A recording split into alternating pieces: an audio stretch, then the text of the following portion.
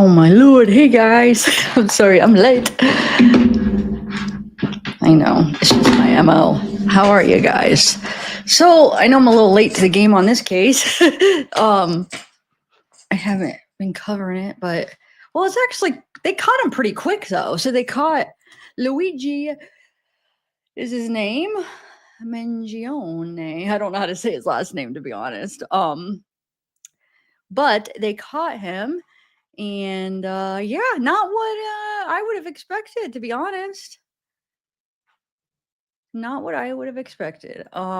So I have a question though, guys. I know a lot of you guys probably already watched the press conference. So no, he didn't. He peed his pants. I'm muted. You're lying, America Justice. I haven't. You can't hear me?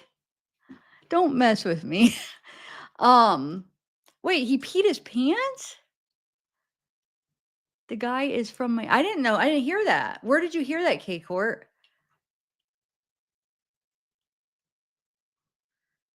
Yeah, so I was wondering, should you guys? Well, there's not really a perp walk. There's the video where they take him out of the car. It's just really quick, but we will watch that.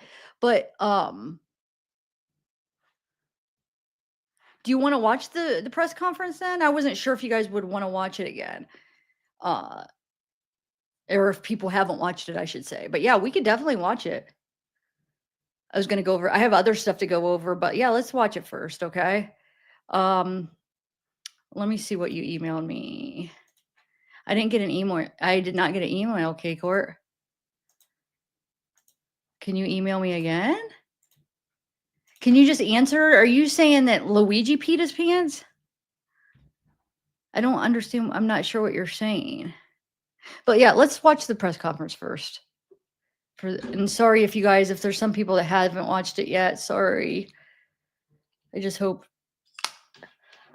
Oh, I think I just got your email. Hold on one second. Let me see what you're talking about, because I have no idea what you're talking about on somebody peeing their pants. Oh, I have that picture. I use that picture on the thumbnail. I wasn't even looking at like you, Peter. I was looking at like, you know how sometimes jeans have that. Yeah, maybe. I mean, maybe he did. I didn't even notice that when I. Or were people talking about it?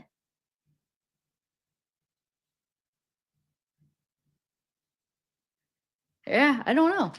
I have that picture though. I used it on a thumbnail. All right, yeah, let's just start this real quick. But American Justice, why did you say I was muted though? I don't understand why you said that, because I'm not. Just curious. I mean, okay, so yeah, let's watch the press conference first, and then we'll go on to watch the other stuff.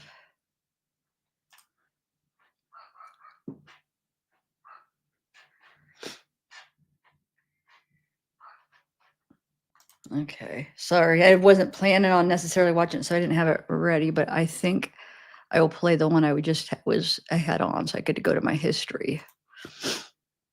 Okay, we'll do this one from Philadelphia. Okay, this is a good enough one. All right, so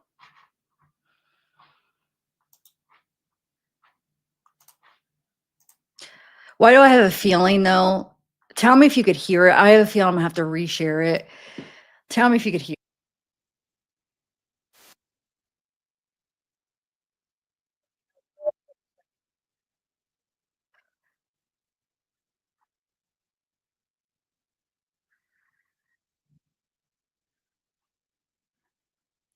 Oh, real quick, while I'm playing this, I'll put up some pictures of him, because we don't need to see the people, right? I mean, it's not like you need to see the guy talking. So those of you that maybe aren't as familiar with the case, I'll put up some pictures I found of him. You can't? Okay. I knew it. I knew it. I knew I was gonna have to reshare it. So stupid. Is you know why? It's because I shared my screen before I put my headphones in my ear. That's how stupid it is. But I didn't get a sign that said, "Oh, you have to," like the audio's gone. Didn't get anything, but Good thing now I like if I could remember to ask you guys, but sometimes I like get into it and I'm so like into what I'm doing that I forget to ask and I don't look at the chat and then all of a sudden 10 minutes later you're like, muted me. We can't hear. It's like, oh shoot. Okay. So now you should be able to hear. Right? This is ABC. This isn't Fox. Good afternoon, everybody. My name is Deputy Chief Derek Swope of the Altoona Police Department. Today we're going to go through an incident that occurred in the city of Altoona. Okay. This morning at approximately 9:14 a.m., Altoona police officers received a call of a suspicious male at a local restaurant. It was reported that the male matched the description of United Healthcare murderer in New York City. When officers arrived, they made contact with the male who had a face mask on.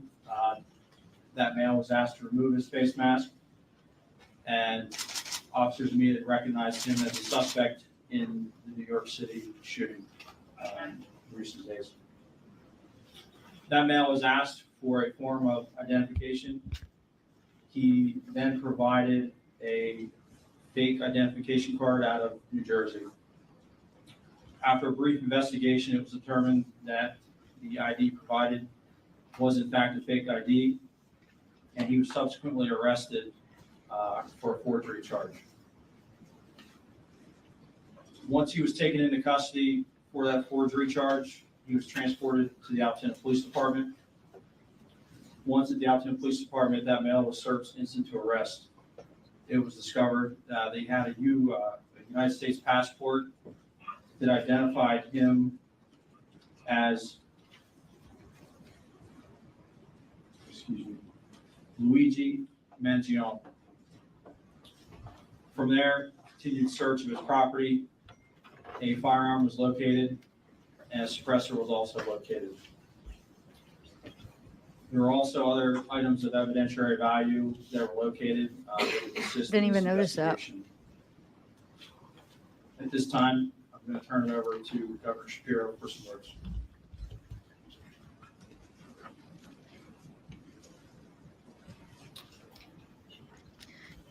Thank you, Deputy Chief Swope, and let me acknowledge and thank the law enforcement who I'm joined with today, beginning with Lieutenant Colonel Bivens of the Pennsylvania State Police. I want to thank Senior Special Supervisory Agent Zabo from the FBI, and acknowledge NYPD Commissioner Daughtry and the women and men of the NYPD who join us here today.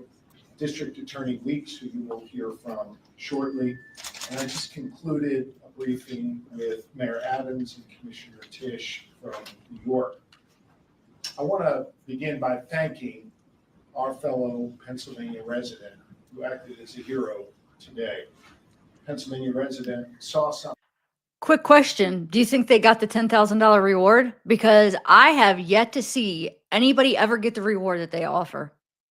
It's like they offer it, then when it happens, it's like, oh, well, and they never get it. There was a $10,000 reward up for information for it to catch him. Well, does anybody know? Because, I mean, maybe they are going to give it to him, but I do think that the person that called should get the reward, right? Oh, it was 50,000? I didn't know. Whoa, I thought it was 10,000. Are they going to get it, Anita? They better, because I'm telling you, people never end up getting it. There's always some freaking excuse or reason, and it makes me really mad. It's almost like it's not real. Hold on one second.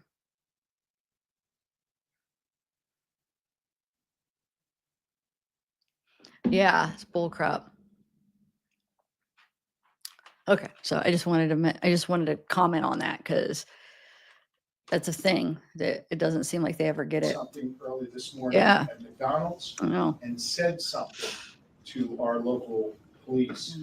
Our local police here in Altoona acted swiftly. I want to say a special thanks to Officer Tyler Fry of the Altoona Police Department. Officer Fry is about 6 months into his time serving his fellow people here in Pennsylvania, and he acted swiftly. he acted with smarts, and he acted with calm. You know, safety often turns on the strength of the relationship between the community and law enforcement. We have that strong relationship here in Altoona, and it was proven here today. I want to ask all of our fellow Pennsylvanians to demonstrate the same type of thoughtfulness and courage and smarts as the individual at McDonald's did this morning, and help law enforcement here in Pennsylvania as we continue with our investigation. You'll see photos of the suspect who was here. And you should know that this suspect traveled between Philadelphia and Pittsburgh, making stops in between, obviously here in Altoona. I want to ask all of our fellow Pennsylvanians to help us with any tips that they might have by contacting us at 800-4PA-TIPS. Again, that number is 800-4PA-TIPS. The suspect was just arraigned here in the courthouse, and presumably New York will file charges very, very soon. That process will continue to play out, and justice will be delivered in this case. This case is hinged on attention. In fact, the attention in this case and the killing of Ryan Thompson was helpful, no doubt, in allowing us to capture this killer, in alerting that individual at McDonald's this morning, and then having that individual contact the police. Some attention in this case, especially online, has been deeply disturbing. Did you see that? Some have looked to celebrate instead of condemning this killer. Ryan Thompson was a father to two. He was a husband, and he was a friend to many. And yes, he was the CEO of a health insurance company. In America, we do not kill people in cold blood to resolve policy differences or express a viewpoint. I understand people have real frustration with our healthcare system, and I have worked to address that throughout my career. But I have no tolerance, nor should anyone, for one man using an illegal ghost gun to murder someone because he thinks his opinion matters most. In a civil society, we are all less safe when ideologues engage in vigilante justice. In some dark corners, this killer is being hailed as a hero. Hear me on this. He is no hero. The real hero in this story is the person who called 911 at McDonald's this morning.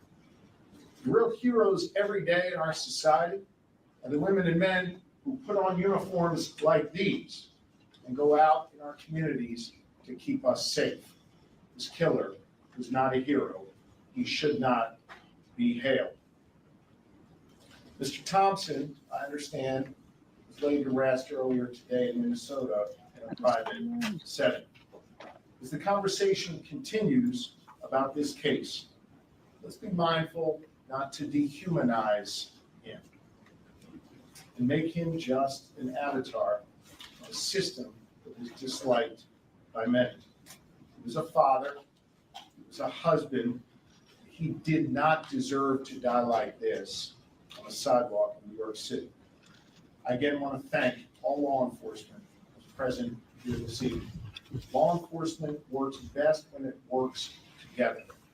In this case, you have the New York Police Department working together with the Altoona Police Department, working together with our Pennsylvania State Police and our partners at the federal level as well. Everyone came together to solve this case and keep the public safe. I again want to ask my fellow Pennsylvanians, if you have any information regarding this suspect or his travels throughout Pennsylvania, please share those tips with us immediately. And with that, I want to thank District Attorney Weeks for his important work today and invite him to the microphone to say a few words. Thank you, Governor Chair. Good evening, everyone.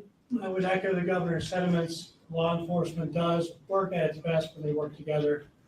I'd also like to thank District Attorney Seidel. He and his staff came down from the Manhattan District Attorney's Office today in record time to assist us at the Altoona Police Department.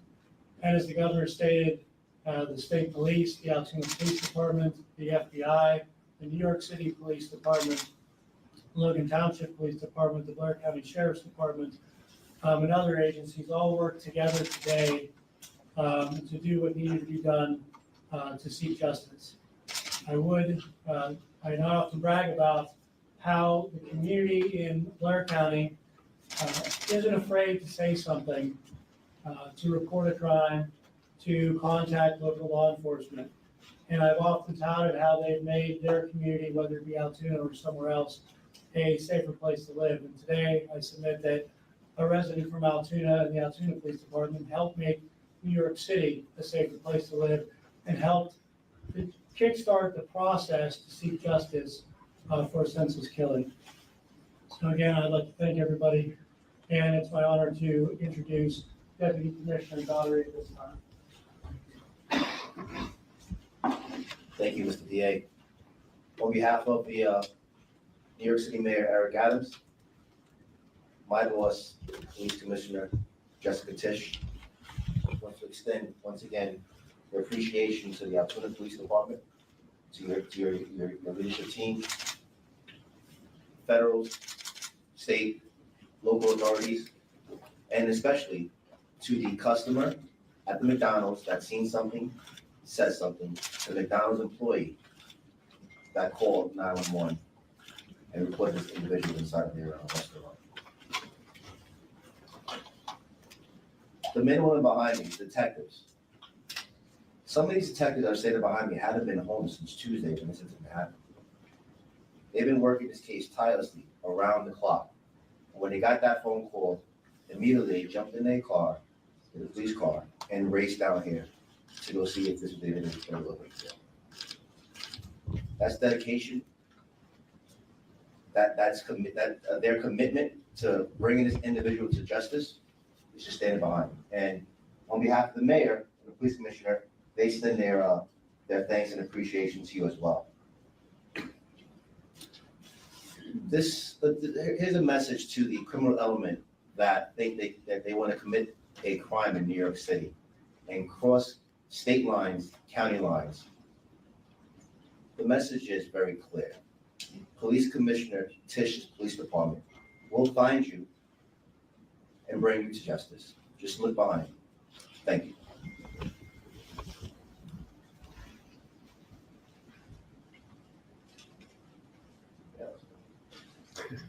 I think with that, I'll be happy to try and take a few questions. Governor, question, I guess maybe for the local law enforcement about the arrest specifically today.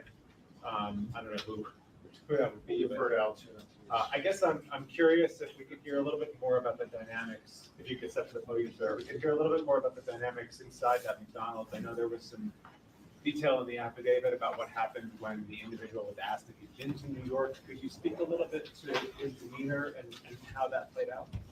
Sure. So it was a peaceful arrest, first and foremost. The officer quickly recognized the male as the suspect from the shooting. And within several minutes, seconds of the first contact, he had asked the suspect if he had been in New York City recently. And that really invoked a physical reaction from the suspect. He became visibly nervous, kind of shaking at that question. And he didn't really answer it directly. So that statement alone really said a lot. And the suspect didn't have to say a lot after that question to show that, he was very nervous at that point.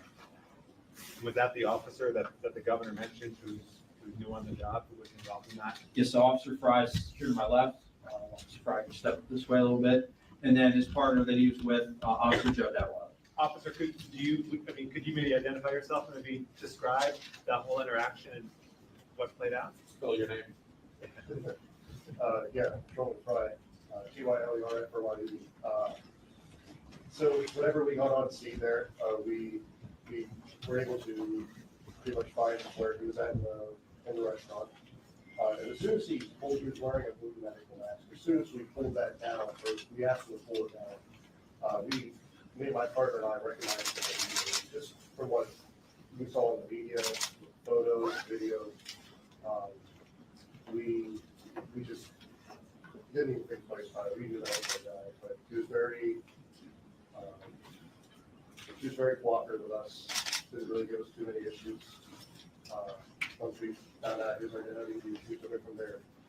How does it feel with 6 months on the job as a law enforcement officer to be part of, to make this arrest? I can't say I was expecting it by any means, but it feels good to get a guy like that off the street, especially starting my career this way. It feels great. So upon his arrest, has he made any statements since his arrest? Has he asked for a lawyer yet? To my knowledge, he hasn't made any statements. You guys How are long was saying, he staying in Altoona, and where was he staying, and then was the gun on himself, or was he in another car somewhere? We are still investigating how long he's been in Altoona. There's still a lot of follow-up to do on this case. Again, the men and women behind me are assisting with that. Can you So tell we're us- still looking into it. I'm going to ask Lieutenant Colonel Bivens of the Pennsylvania State Police to address the question you just raised. So there are a lot of things that need to be followed up yet in this investigation. Certainly, there were a number of items that were found on his person, in his backpack, that have been inventoried. And we've begun to do an analysis of some of those. There were written documents. There are electronic devices that are in the process of being downloaded. Search warrants are obtained.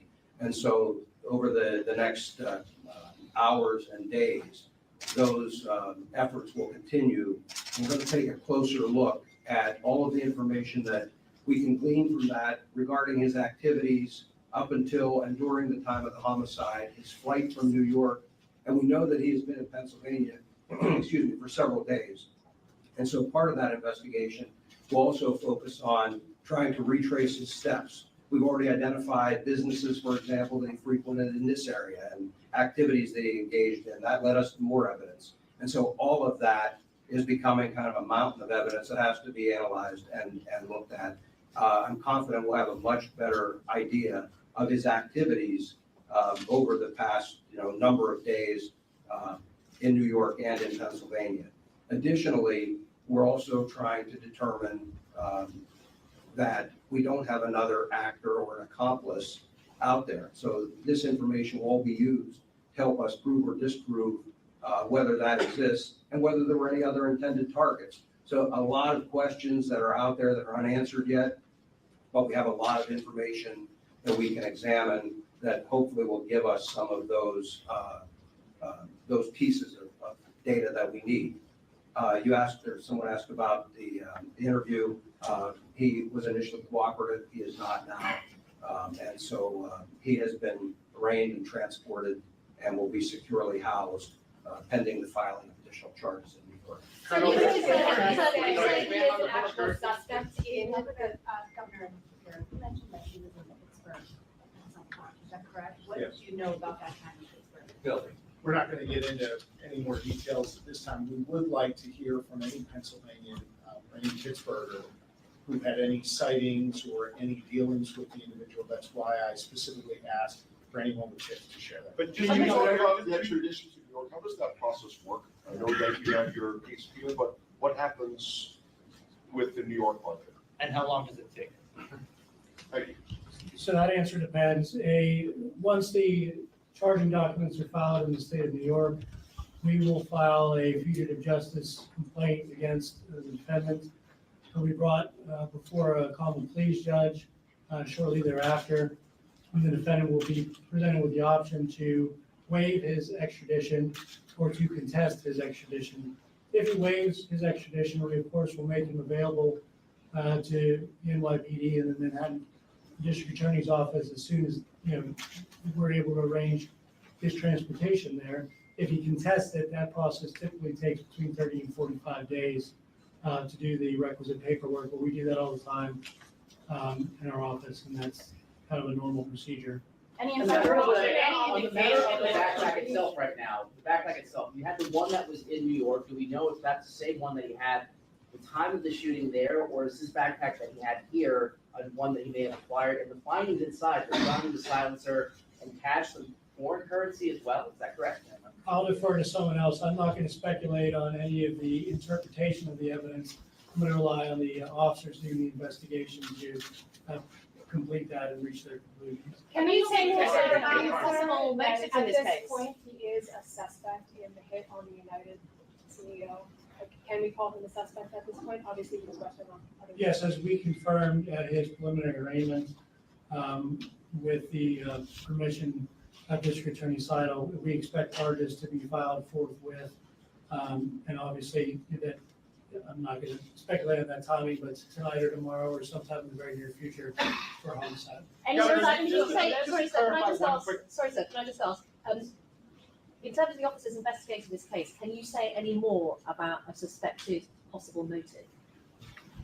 So at this point, we're not going to comment on that. I mentioned that there is a lot of information to go through. Certainly, everything has been or will be shared with NYPD, but there is other information that really doesn't even pertain to that investigation. It, again, focuses more on his activities here in Pennsylvania and other travels. So all of that hopefully will shine more light on it. There is some information that gives us some insight into his thinking, but again, all part of the ongoing investigation, way too early. to Can you say discuss anything more about the document that was found, the handwritten document?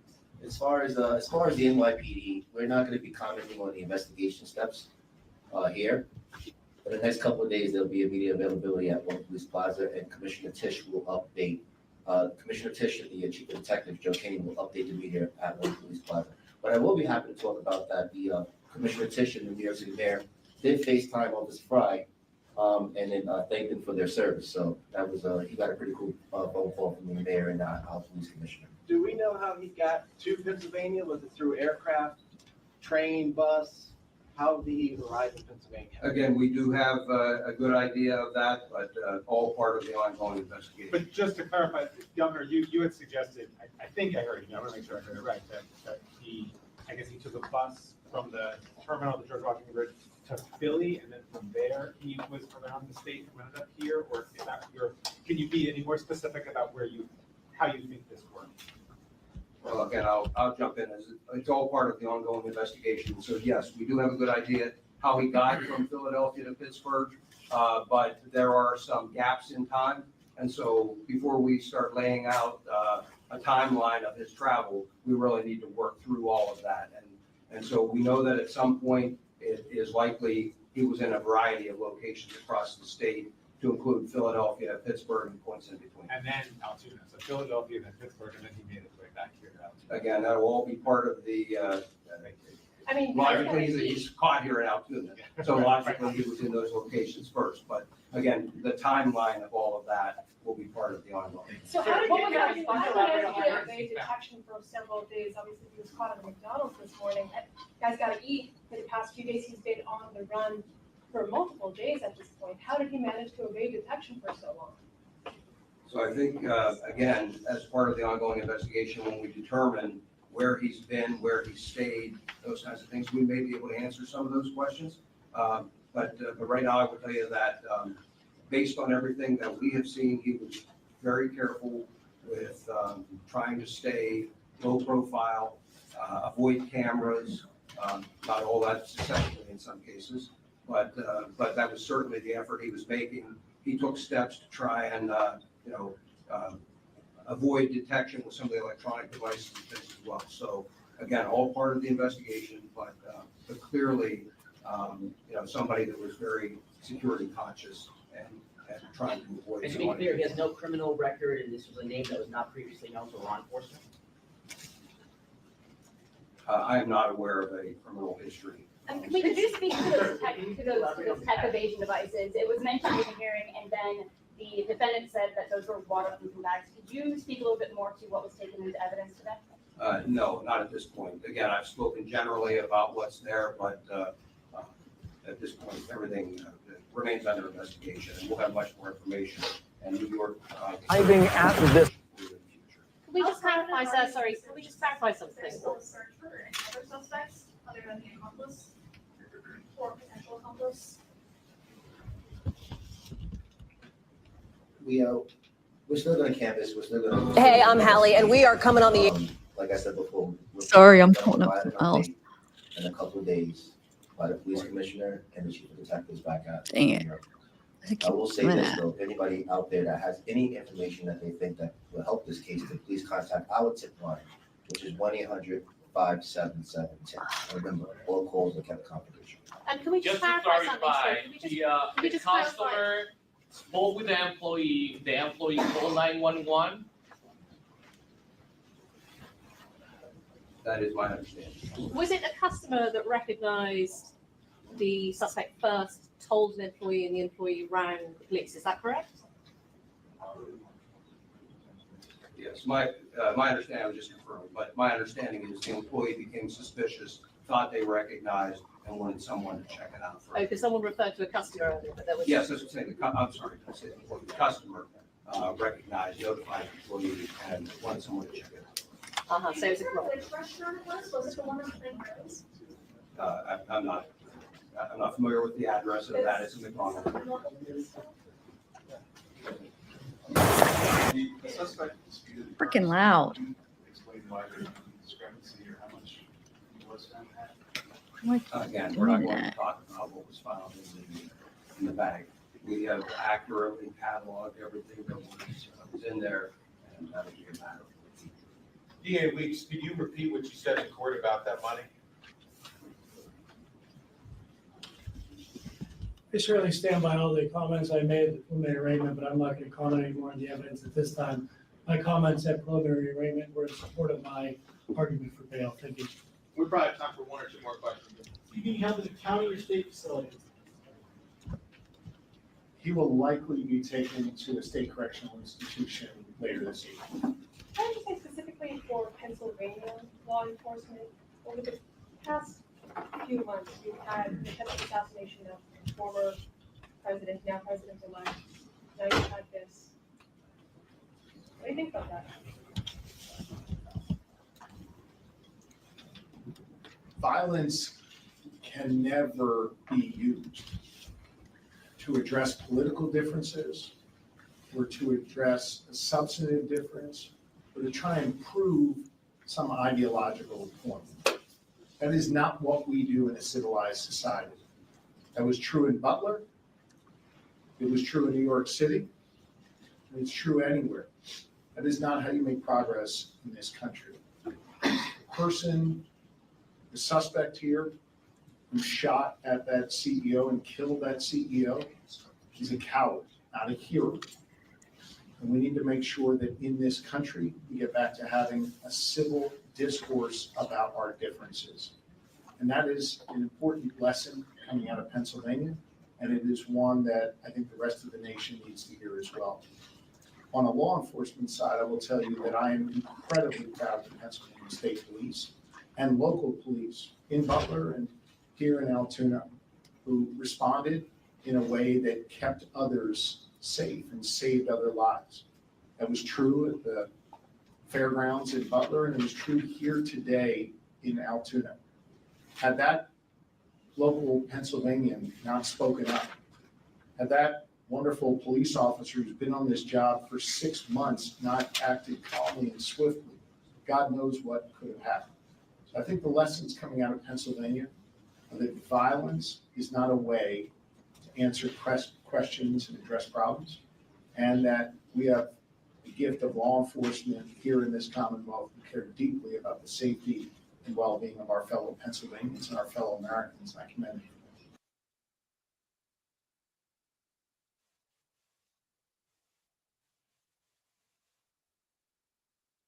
Okay, so that's that.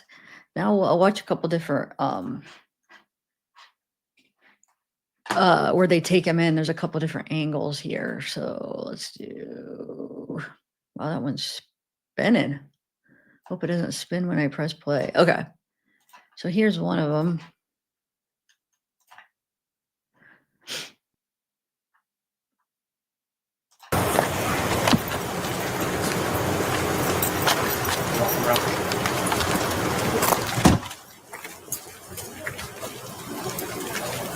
Wait, let me look at his pants there. Hold on. Now that I gotta see if we could see.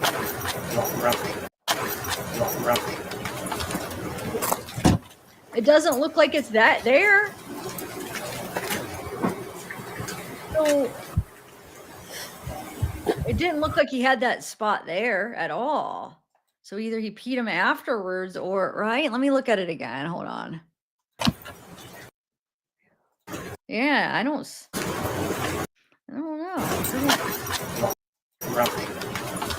Like, look, no.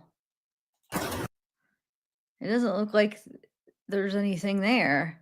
I know we don't get to see much, but I think I see enough where, I don't think so. I don't know.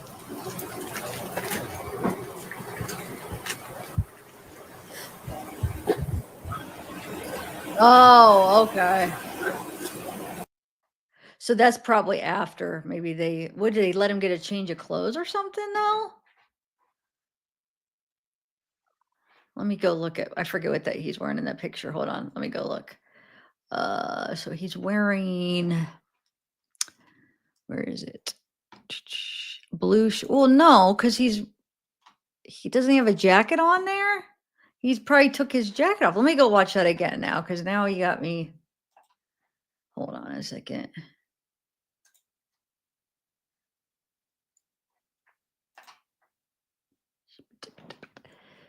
Give me 1 minute. No, he's wearing the same thing. He's wearing the exact same thing. Look. Yeah, I'm glad I looked, because sometimes I just take people's word for it and I don't look, but I'm glad I did, which is fine. I mean, I make mistakes all the time too, but it's definitely the same shirt. Look, what? It's the same. Just coloring, sometimes coloring's off because, lighting and stuff. It's definitely the same outfit. So yeah, it is the same. So I wonder, did they freak him out afterwards that made him pee his pants, or did he just spill something on himself while he was waiting in the custody? You know what I'm saying? Maybe he spilled something, or maybe he did. Maybe they wouldn't let him go to the bathroom or something and he peed. But I would think, my whole point is I would think if he peed because he was scared, he would have already have done it here. You know what I'm saying? He would already have done it by this time. It would have probably happened like when he got caught. So I'm wondering if, I don't know. Yeah, he probably spilled something. Or like I said, where he had to pee so bad and they wouldn't let him use the bathroom. But as far as that theory about him being scared and peeing his pants, I think that goes out the window, because it would have happened before this. You would think that would be weird to be scared after. I mean, if you're going to freak out, you'd be like, when you get caught, you're like, oh, or, but yeah, shoot. All right, let me watch. There's a different angle here with a part of a video on this one. Let's watch this one here. It's been spinning though. Hold on. Oh, there we go. On the air, just seconds away from the arraignment, apparently in Western Pennsylvania, Central Pennsylvania. Wonder if the arraignment's going to be on. Of interest in that CEO killing. You see him there. This is the music. They got music on there. Image that we're getting of Luigi Mangione. Look at this. Our teams outside court just got this. So this is him walking in, ready to be arraigned. Taking a moment here. The first time that we are seeing this person since that 5 or 6 day manhunt ended. After that shocking, targeted killing of Brian Thompson in Midtown Manhattan last week, the CEO of United Healthcare, Luigi Mangione. And we are coming on for this looking in. CEO killing. You see him there. This is the first image that we're getting of Luigi Mangione. Look at this. Our teams outside court just got this. So this is him walking in, ready to be arraigned. Taking a moment here. The first time that we are seeing this person since that 5 or 6 day manhunt ended.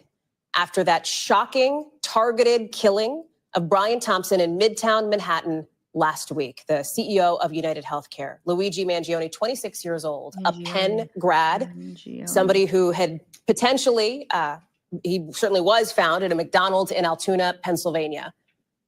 He was found, police say, by an employee who recognized him, who called police saying that he was acting suspicious. And police found a number of items, they say, in Altoona on his person, in his backpack with him. They found this, the so-called ghost gun, police say, that may have been created using a 3D printer. We don't know who actually created it. Police say it's consistent with the one used to kill Thompson. They found a 3-page handwritten manifesto showing Mangione had what they call ill will toward corporate America. They found multiple fake IDs, including this one from New Jersey with the name Mark Rosario on it, obviously a fake name, according to police.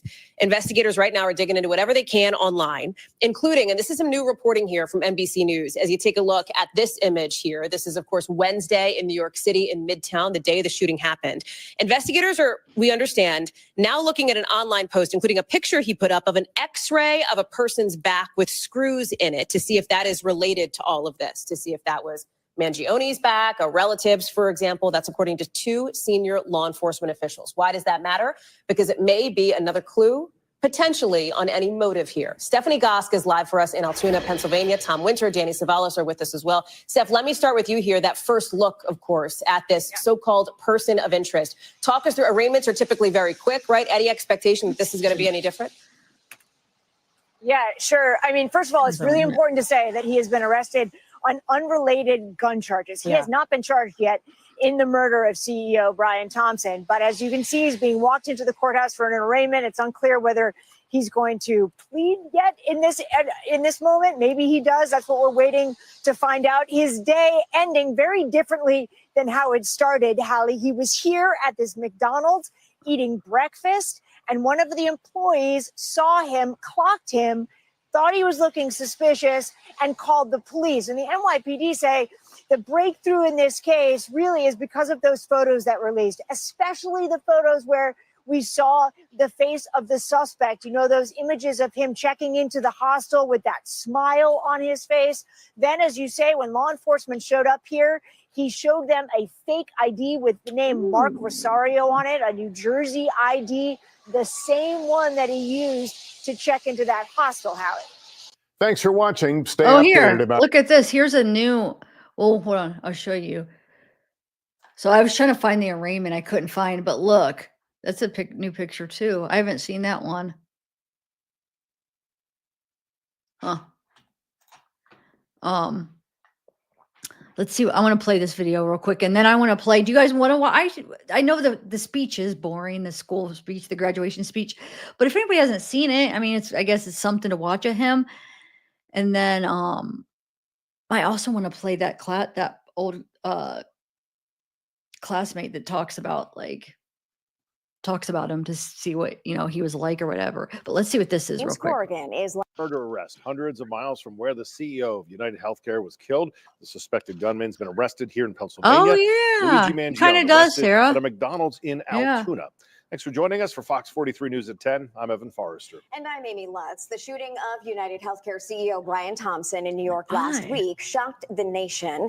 Fox 43's James Corrigan is live in Altoona now, where law enforcement gave an update not long ago on the case. James.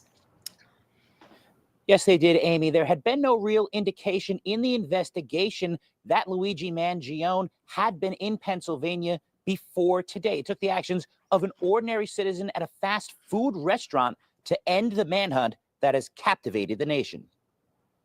Altoona police officers received a call of a suspicious male at a local restaurant. That restaurant was a local McDonald's, where a customer recognized a man whose face had been plastered on TVs and phones across the country as the suspected killer of United Healthcare CEO Brian Thompson in New York City last Wednesday. That male was asked to remove his face mask, and officers immediately recognized him as a suspect in the New York City shooting. He was arrested and identified as 26-year-old Luigi Mangione, originally of Maryland.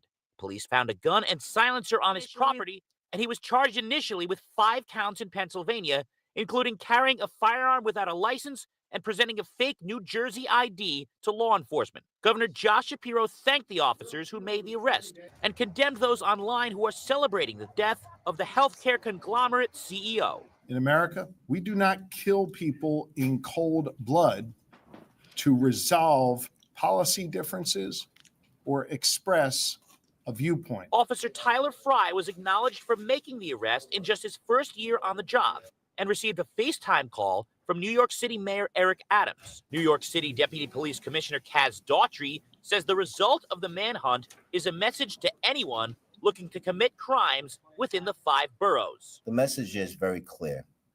Police Commissioner Tish's police department will find you and bring you to justice. Just look behind me.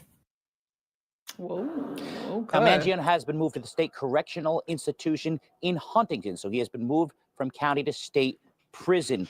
He is yet to be charged with any crimes related to the shooting in New York just yet, but NYPD officials say that they expect that to happen by tomorrow. It is believed by officials that he spent a little bit of time in Pennsylvania before today, and Governor Josh Shapiro put out the call for anybody who has seen him at any place in Pennsylvania. He's believed to have been in Philadelphia and Pittsburgh this week.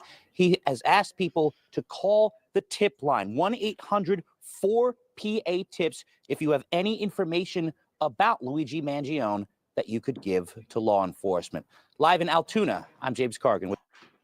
Okay, so, and then look, this just got emailed. I have a bunch of stuff I want to share, but there's new things that keep being popped up. But look, so the family mate released a little statement here. Oh, thanks, Objective Observer. Thank you for joining. Appreciate that. Yay, yay, yay. New member, you got the planet Earth. I like that. I like how it's like, I don't even know the word for it, but okay. So here is Luigi's Mangione's. I already forgot how to say it right. Oh my Lord, I'm bad with names. And they just said it a few times, but now I forget. Mangione? Anyway, the family is shocked by the arrest of Luigi, according to a statement shared on social media late Monday. In a statement, the family said it could not comment on news reports regarding Luigi, a Maryland native who was arrested on gun charges in Pennsylvania on Monday morning and is a person of interest in the shooting death of United Healthcare CEO Brian Thompson. We only know what we have read in the media. Our family is shocked and devastated by Luigi's arrest. Oh, here's the actual thing right here.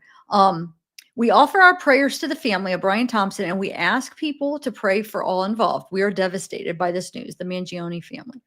So that's Nino.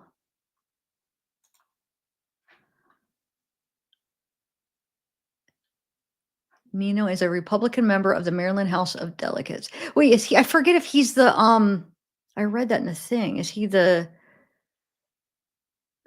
brother or the uncle? Hold on, let me see here.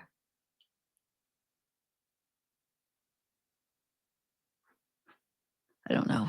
I'll probably read it in the thing. All right, so I want to read a quick article because this seems like a pretty good one, and then I'm gonna play. Hold on one second. Let me get my other video ready to play too. No, not that one. Hold on. I think it's this one. Yeah. Yeah, that'll be a good one after. Okay, one second. Of the high school. Okay, so let's read this first. So we have. I was gonna say Objective Observer. Oh my God, I was gonna say, but I stopped. For some reason, I was gonna say that sounds like something Randy would call himself. And then you have the Earth, and I would swear to God, I was like, is this Randy? And I stopped myself. I should have went with my first instinct. I knew it because the name, for some reason, the Objective Observer, just it fits something that you would be called. But hey, how are you?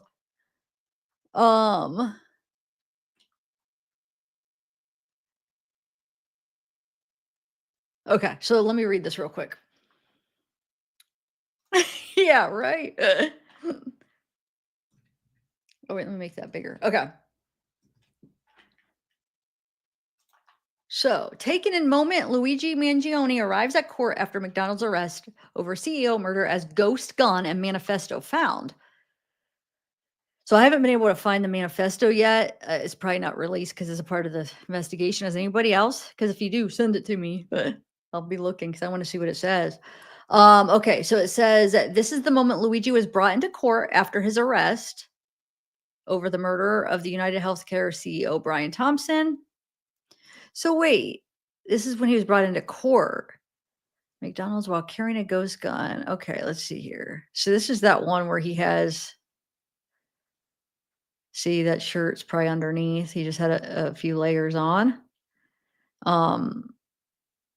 It says this is official mugshot, right?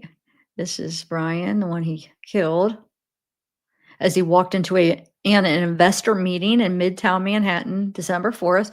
Mangione held a somber expression as he was marched into Blair County Courthouse by cops for a preliminary arraignment on gun charges around 6 p.m. tonight. He has been charged with 5 crimes, including forgery, carrying a gun without a license, false identification to law enforcement authorities, and tampering with records or identification. Mangione was ordered to be held without bail and acknowledged that he understood the charges against him. He was taken into custody in Altoona, Pennsylvania on Monday, 5 days after Thompson, 50, was gunned down at a hotel in Midtown Manhattan. A McDonald's employee called the cops on the suspect who was sitting there eating. New York Police Department Chief Detective Joseph Kenney said, Mangione had writings that criticized the health insurance industry when he was arrested at the chain restaurant about 280 miles west of Manhattan, NYPD said. We don't think that there's any specific threat to other people mentioned in that document, but it does seem like he has some ill will toward corporate America, Kenney said. The suspect was already arrested with a ghost gun, possibly made on a 3D printer. That was consistent with the weapon used to shoot down Thompson. So Thompson was ruthlessly murdered at 6:45 a.m. on Wednesday as he walked across the street from his hotel and into an investor conference at the Hilton Hotel on West 54th Street. What we know, a person of interest was arrested at McDonald's with a ghost gun, silencer, and the same fake ID used by the killer at the New York hostel. He had a handwritten manifesto on him that slammed healthcare companies for putting profits above care, sources says. The arrest came after police found the assassin's backpack at Central Park and discovered Monopoly money inside. Photos showed the suspected killer smiling as he pulled down his face mask to flirt with a hostile receptionist. An expert said the killer's gun malfunction may have been for show and linked to a secret message on bullets. The shooter milled around the entrance for minutes before sneaking up behind the CEO and unloading a barrage of bullets into his back and leg, eerie surveillance revealed. The shooter walked around the entrance for minutes before sneaking up behind the CEO and unloading a barrage of bullets into his backpack or into his back and leg. Eerie. Oh, why did I just say that twice? Okay. After the brazen and targeted crime, the killer jumped on an e-bike pedaling uptown before zooming into Central Park and later exiting around 77th Street. Surveillance footage later revealed he walked to 86th Street and Columbus Avenue, where he took a taxi to Port Authority bus terminal. Let's see if this will play. This is the video. The suspected assassin of healthcare CEO Brian Thompson pulled down his mask to reveal his face while flirting with a hotel receptionist. Cops have released a new image of the alleged shooter talking to a desk clerk in the high New York City hostel before the brazen execution in Midtown Manhattan. Officers are hunting the suspected gunman, whose face was carefully masked in almost every shot captured by CCTV.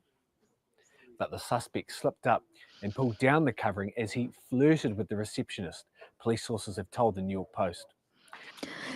I'm a little bit confused, and somebody had pointed this out in a group, and I noticed it too, but I was just thinking it was a different day or different time. But was this supposed to be the same time? Because why doesn't that look like the same coat? I was just thinking it was like, oh, a different day. He had a different coat on. Because look, unless if maybe we just can't see the pockets here. I'm not even talking about the color, because I know the coloring could be off if people try to lighten up photos or the lighting and where they're at, but it doesn't look like there's pockets right there like this one does. I'm a little bit confused about that. And there's another picture that shows the backpack, and the backpack straps look like black on another one. So I don't know. I just chalked it up when I was originally like looking at it the other day. I know I just said it a few times already, but I just thought it must have been a different day. But now that I'm looking into it, I feel like are they saying it's the same day?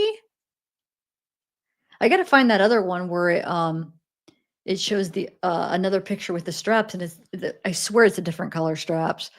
It's one of a number of images released by police on Thursday from the hostel the suspect stayed at in a Starbucks he visited. It might be a prior to the different day, shooting, right? As they desperately tried to track him down. NYPD and FBI agents searched the Look, hostel right on there. Amsterdam Avenue and found Look, the major clue. That's a different. That's like darker straps.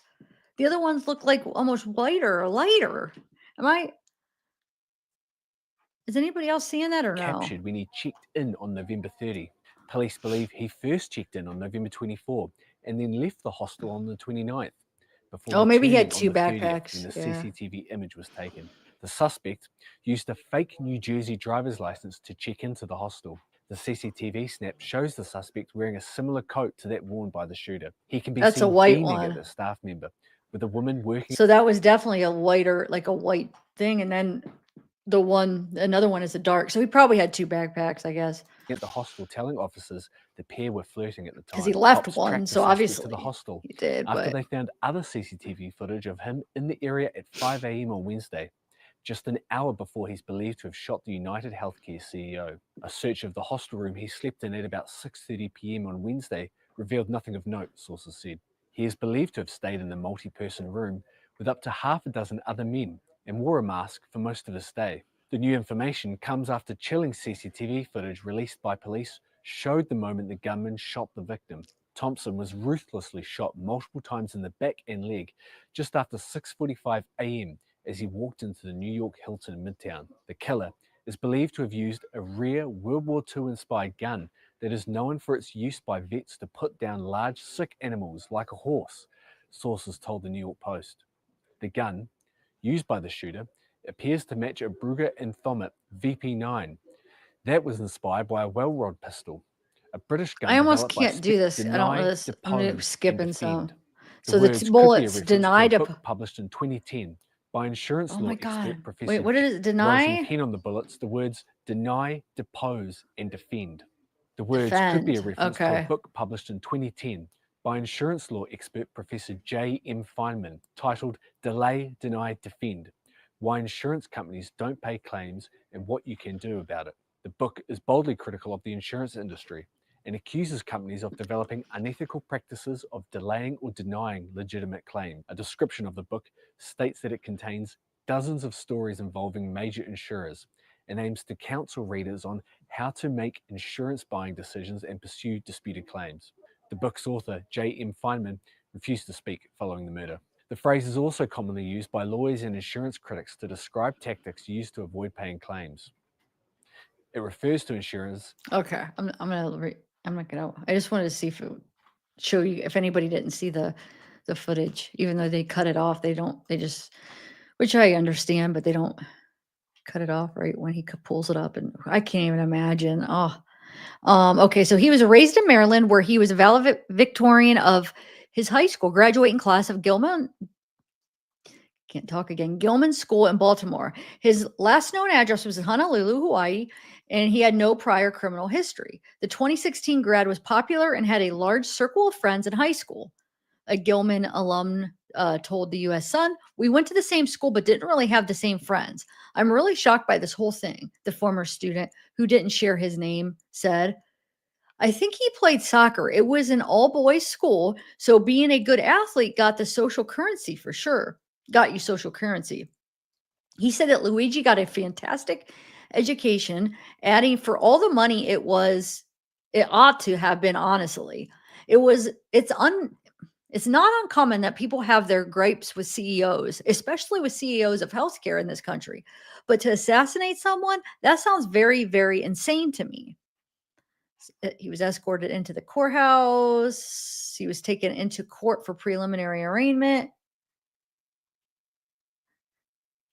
So, but with that, now that we understand what that footage was, that's when he was going in the courthouse when we were watching it. So it is possible that if he did pee his pants, they might have gave him a change. I don't know where they would have got him. Gene. Yeah. Maybe would he have had some, like maybe a change in his bag or something? It's a possibility. I just don't see if he would have. Yeah, because if he was traveling, maybe he had them, and maybe for court, if let's say he did, and they didn't want to wear like jeans with pee all over him, like maybe they let him. I don't know. I guess we'll find out, or he might have just spilled something afterwards. So, I'm just trying to like think of different possibilities now that we know that was him going into court. Okay, so the suspect who allegedly killed. Oh yeah, we already saw this a bunch, and then we have here's the gun, the ghost gun. I already did. Oh, I already looked up his background, and yes, I was thinking that because no, but Honolulu. If that was okay, I'd have to go in a different one. I went into the Maui one, but yeah, I'll go to that for sure. I did a general background search, and he actually has one charge in Hawaii for trespassing, which we'll get to. I was going to get to that, but got me sidetracked. No, thanks. I will though. I'll look up the county too. Okay, so after high school, Mangione graduated cum laude from the University of Pennsylvania. But is it Summa or Magna? I don't know, but where he studied computer and information science, according to his LinkedIn profile. He also got his master's from the Ivy League school. Mangione was reportedly a data engineer at a car company in California. So wait, did it say what he got his master's in? Okay. He studied computer and information science. Okay. A spokesperson for True Car shared with The Sun, while we generally don't comment on personnel matters, we can confirm that Luigi Mangione has not been an employee of our company since 2023. In the note found on Mangione when he was arrested, he reportedly admitted that he acted alone and was self-funded. Cops who saw the document told CNN, "These parasites had it coming," the manifesto said, along with, "I do apologize for any strife and trauma, but it had to be done," according to reports. Backtracking his steps, Mangione's path from New York City to Altoona isn't entirely clear. Well, we'll be backtracking his steps from New York to Altoona, Pennsylvania, Kenny said. Here's the fake ID, which is obviously his picture, but it's a different name. Made himself the same age. Okay, so yeah. There he is. It's a nice looking guy. That doesn't mean anything. I'm just saying. This is him in Honolulu right here. Police released more surveillance footage on December 6th that showed the suspect walking to 86th Street and Columbus Avenue before getting into a taxi to Port Authority bus terminal near 178th Street and Broadway. On December 7th, investigators released 2 additional photos of the alleged assassin in the backseat of a taxi on the day of the shooting. The accused killer was pictured in the vehicle's backseat with a blue surgical mask, a dark hat, and a black hood. I was curious, since I wasn't following this case prior. I was trying to looked into it yesterday, I think, or maybe the day before. How that photo of him in the taxi, where did that come from? Was there like a dash cam? Is there a whole video? Or I was just curious, did the guy suspect it and take a picture of it or what? Anyway, where are we at? On December 7th, investigators released 2 additional photos of the alleged assassin in the back seat of the taxi on the day of the shooting. Oh, wait, this might explain it. Or I just read that. Never mind. Oh, my Lord, I'm just rereading it. We don't think that there's any specific threat to other people mentioned in that document, but it does seem he has some ill will toward corporate America, which we already read that. Yeah, he was pictured as a blue surgical mask, dark hat, black hood. The second image captured the man walking on the sidewalk near the taxi. Yeah, here, let me find that. I'll show you what the 2 pictures they are talking about.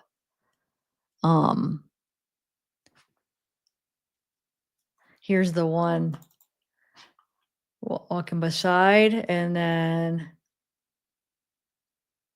here's the one. Yeah, that looks like probably like from a dash, like a camera on a car, right? It's kind of creepy though. Just like he's looking through, like what? Okay.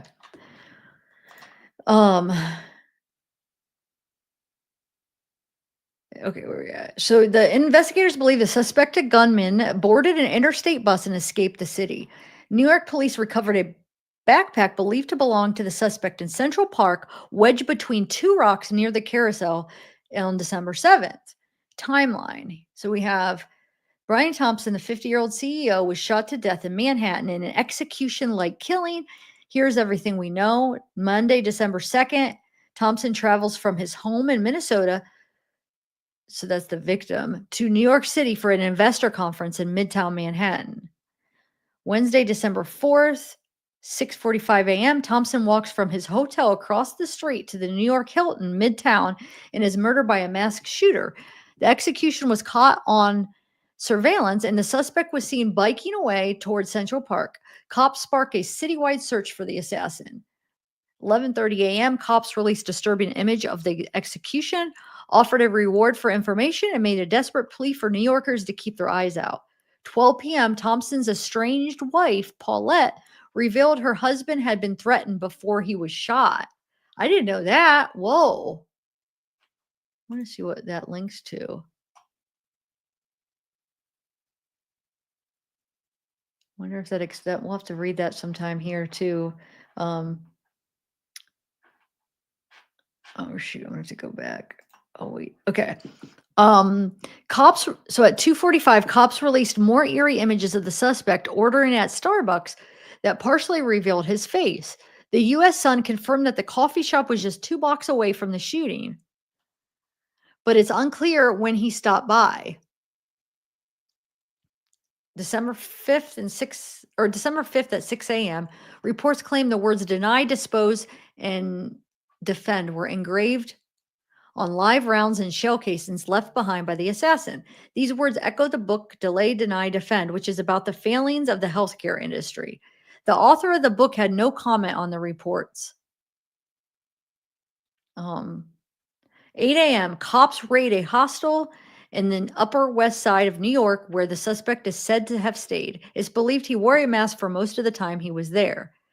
At 11 a.m., a person of interest, Thompson's murderer, is pictured. And a person of interest in Thompson's murder is pictured. He's wearing a hood in the photo, but his full face could be seen breaking into a beaming grin. Still, no arrests have been made in the investigation. Afternoon, law enforcement confirms a suspect arrived in New York City on a Greyhound bus on November 24th. It's also confirmed that the suspect dropped a burner cell phone near the scene of the shooting. December 6th, 3 p.m., police announced they believe the killer has left New York City via interstate bus. They released more surveillance footage that shows him taking a taxi to the George Washington Bridge bus station. And then December 9th, Luigi is arrested as a strong person of interest at McDonald's. And then he was carrying 3-page manifesto, IDs, and a gun similar to the one used. Inside the Peak design backpack, found a Tommy Hilfiger jacket and Monopoly money. Flirtatious assassin. Hours after the fatal shooting in Midtown, authorities released 2 images of the suspect. All right, this is going to be some of the same stuff. Okay. Another bizarre image of a person of interest grinning, a sly smile while reportedly flirting with the receptionist. He evaded the police by using a fake ID and wearing a mask. The bullets. Okay. Says United Healthcare CEO Brian Thompson was shot and killed as he was leaving New York. Okay, wait here. I thought that was saying something else. Okay, so parent company United Healthcare Group released the following statement. We are deeply saddened and shocked at the passing of our dear friend and colleague, Brian, the CEO of United Healthcare. Brian was a highly respected colleague and friend to all who work with him. We are working closely with the New York Police Department and ask for your patience and understanding during this difficult time. Our hearts go out to Brian's family and all who were close to him. Let's see. Military experts predicted the hooded shooter was a professional hitman. DNA evidence was sent to a lab, but it's unclear exactly what the detectives got their hands on. It says before the killer visited a Starbucks, where he bought coffee, water, and 2 energy bars, paying in cash. Oh, before the shooting, he did. The water was left at the coffee shop, and police nabbed the DNA to start a profile. This is him as he ordered at Starbucks before the shooting, just 2 blocks from the Manhattan Hotel. So this is him right before the shooting. Dang it. And this is him who went to the University of Pennsylvania, it says. This is him. Where is it? What does it say? Holding a McDonald's Happy Meal in 2019.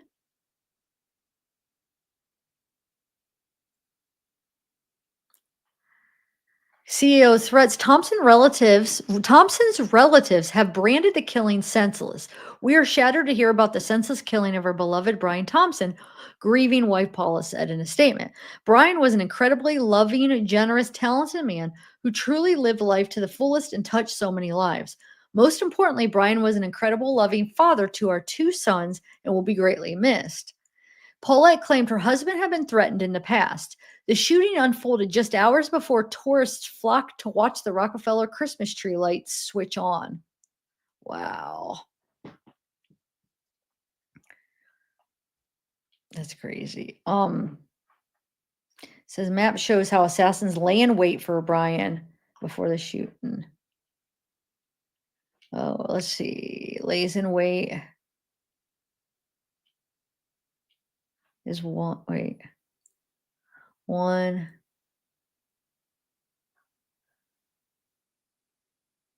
I don't know. Crept up behind him and opened fire. Dang. It's just riding his bike away. There he is. Okay. So I want to play. Or hold on. I want to click on that one in case if might get to it, might not, but if it might have something interesting. Hold on 1 second. Where is it? I think it might be down here. Yeah. Okay. All right. So I am going to play this, see what she has to say. I haven't watched this right now, but it's supposedly a former classmate of Luigi. It's an interview. So let's see what she has to say.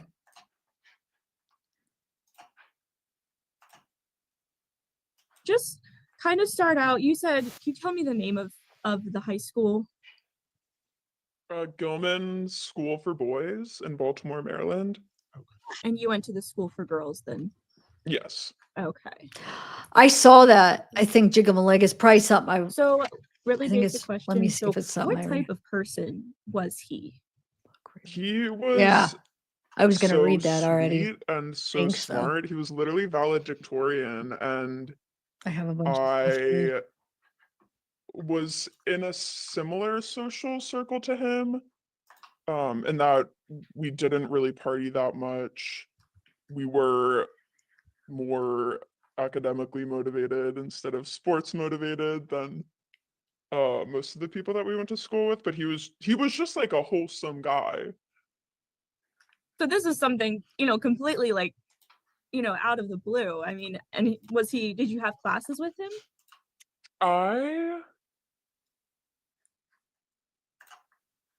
I don't think I did because he was always in the highest level classes, but I went to a few like pre-dance parties or after party type things with him, and he played baseball with my younger brother.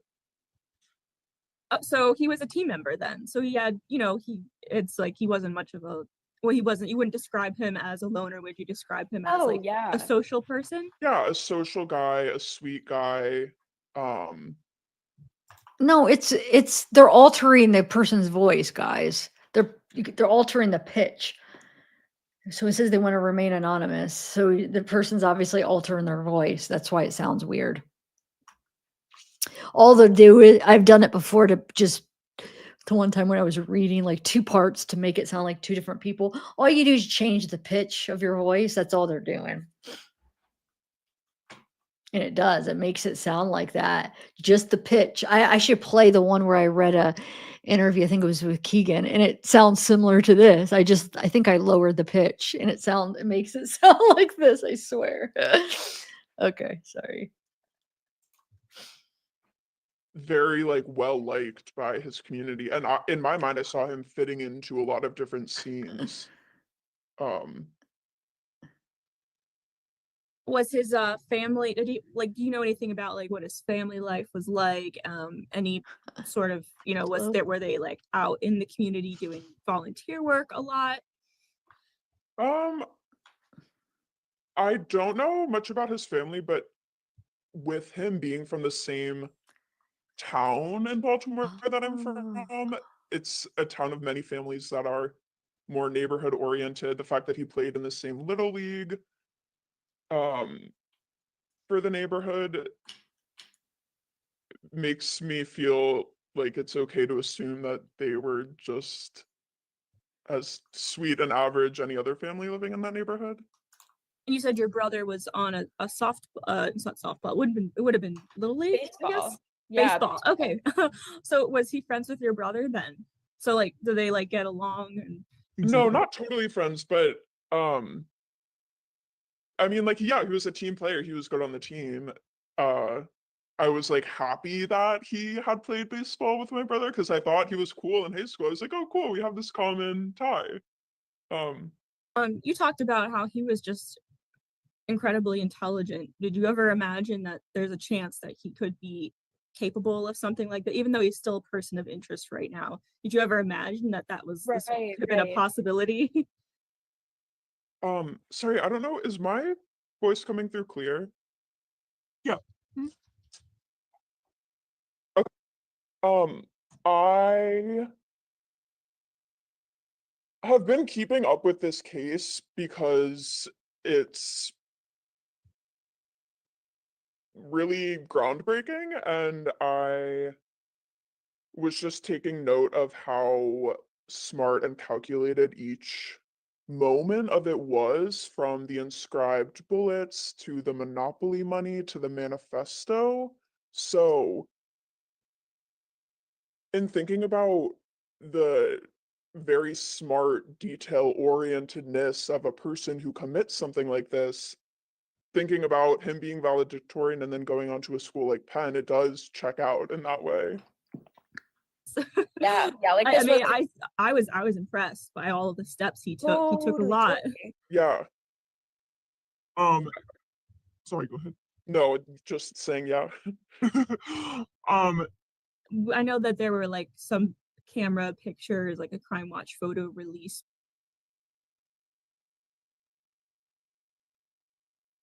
Sorry, mute. It's funny because when she's talking and you could hear this person, it's regular voice talking because they're kind of responding to her. It's so weird because it's like, oh, who's this other person in it? But it's the actual person she's interviewing, but they're not altering the voice. Did you guys catch that? Because she's responding a little bit, like having reaction when she's talking. So you could kind of hear the real voice. I mean, it's still hard. You'd have to like zone in, like separate it. But do you guys notice that? At first I'm like, why? Who's all in the room? But that's what's going on when they go back to her.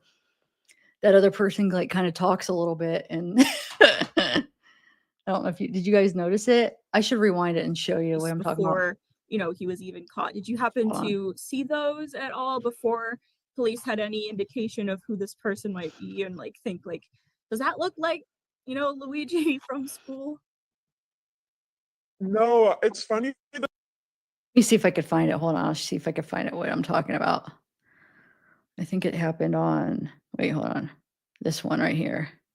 It happened on both 2 different times. I think it happened on this right here. Listen. And it does check out in that way. Yeah, like I was impressed. Did you hear the voice come in? By all of the steps he took. He took a lot. Yeah. Do you hear it? That's the voice unaltered. So it is a girl, but obviously Jane Doe. You see what I'm talking about? Or no?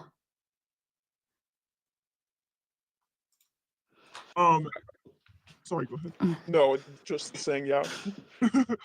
I know that there were like some camera pictures, like a Crime Watch photo release before, he was even caught. Did you happen to see those at all before police had any indication of who this person might be and like think like, does that look like, Luigi from school?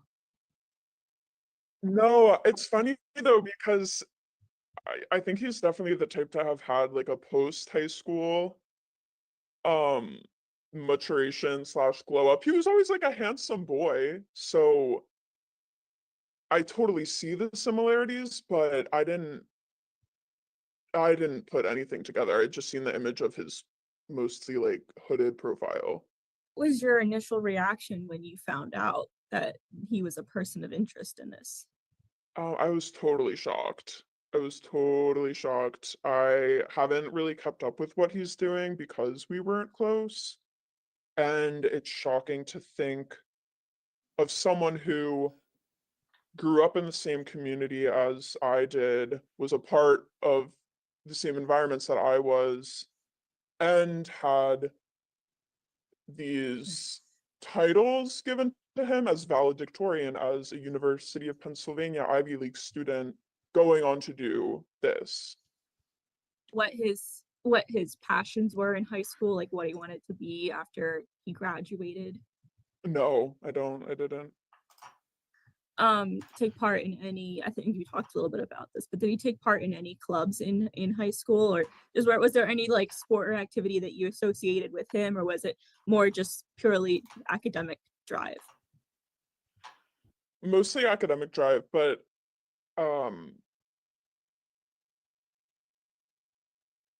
yeah, mostly academic drive. And how long did you know him for? Like, was it from elementary all the way through?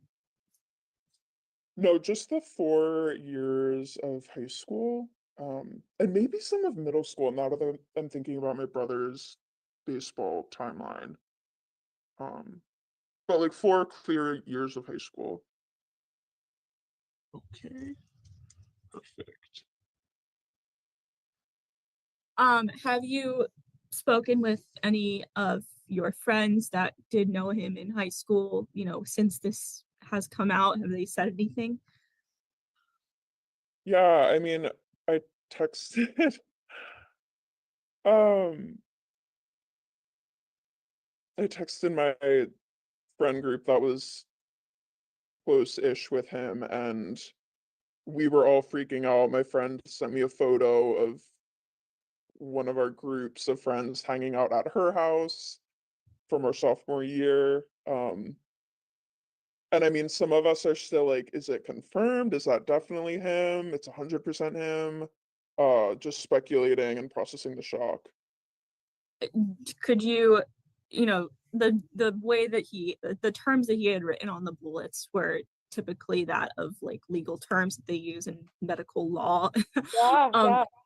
Do you know if there was like any indication or reason like why he might have done this if he ends up being the accused?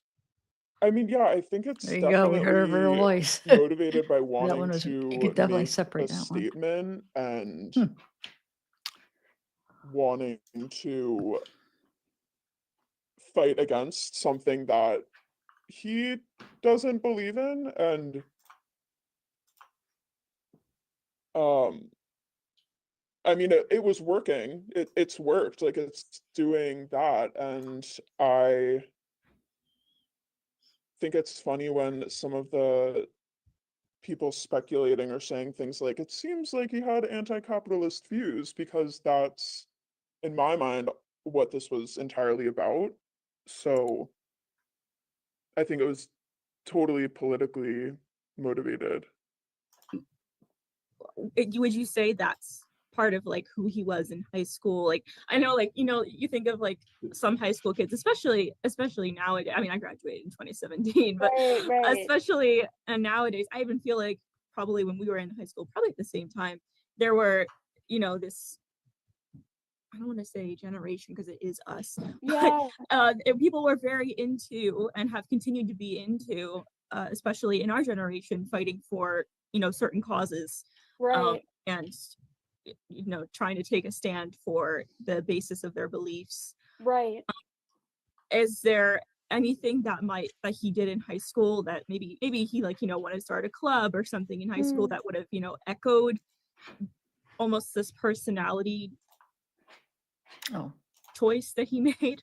Yeah, no, that's a crazy question, and I don't know of anything. He wasn't always the most outspoken, center of attention, obnoxiously out there valedictorian type. So I'm processing all of this and imagining him as the more quietly intellectual and less aggressively political guy. I don't know. I mean, like, I'm sure there's stuff out there from people that know him better, but there were people in his grade and in the schools around us who were doing more radical political things, but he wasn't one that I remember. Oh, okay. So what could you describe his personality at all in maybe just a couple of words? Like what traits would you associate him with?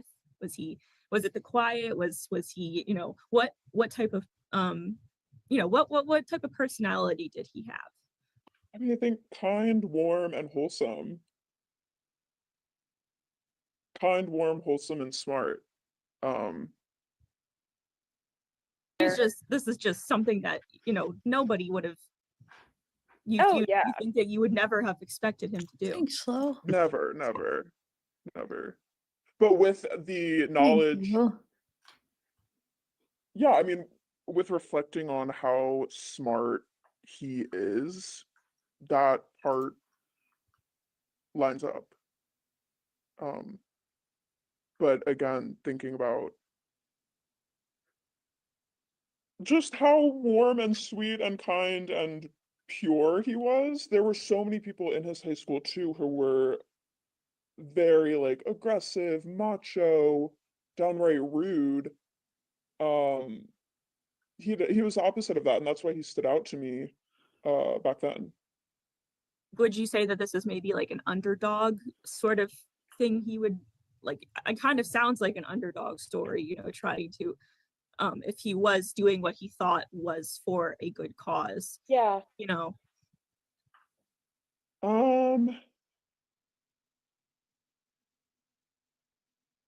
Not necessarily, because he had the platforms, like being the top of his class, going to an Ivy League, to then maybe take more power or take more action in those worlds, in those designations, but he didn't.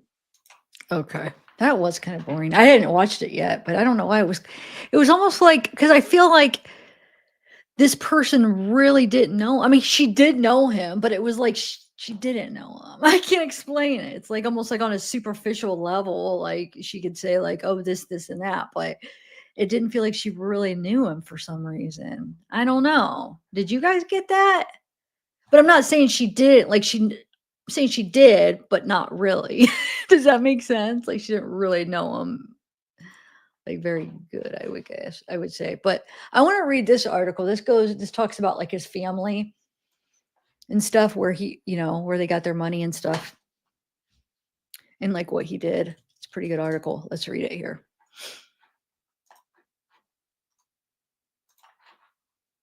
Okay.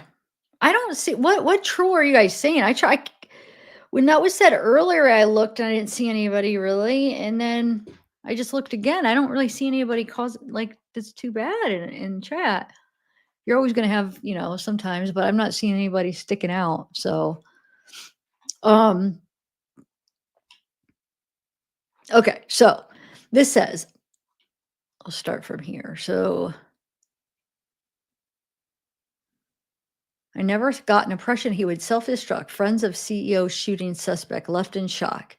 Months before police identified Luigi as the man they suspected gunned down a top health insurance CEO and then seemingly vanished from Midtown Manhattan, another disappearing act worried his friends and family. The 26-year-old scion of a wealthy Baltimore family who was a high school valedictorian and an Ivy League graduate, Mangione had maintained an active social media presence for years, posting smiling photos from his travels, sharing his weightlifting routine, and discussing health challenges he faced. He publicly kept track of nearly 300 books he had read or wanted to read, even posting a favorable review of the Unabomber Manifesto on a book website, which we will end up reading that. It's in my screenshots that I have. We still got to go through those. But then during the summer, Mangione appeared to stop posting online, prompting worried messages from some of his friends. Nobody has heard from you in months, and apparently your family is looking for you. One user posted on X in October, tagging an account belonging to Mangione. I don't know if you are okay, another posted.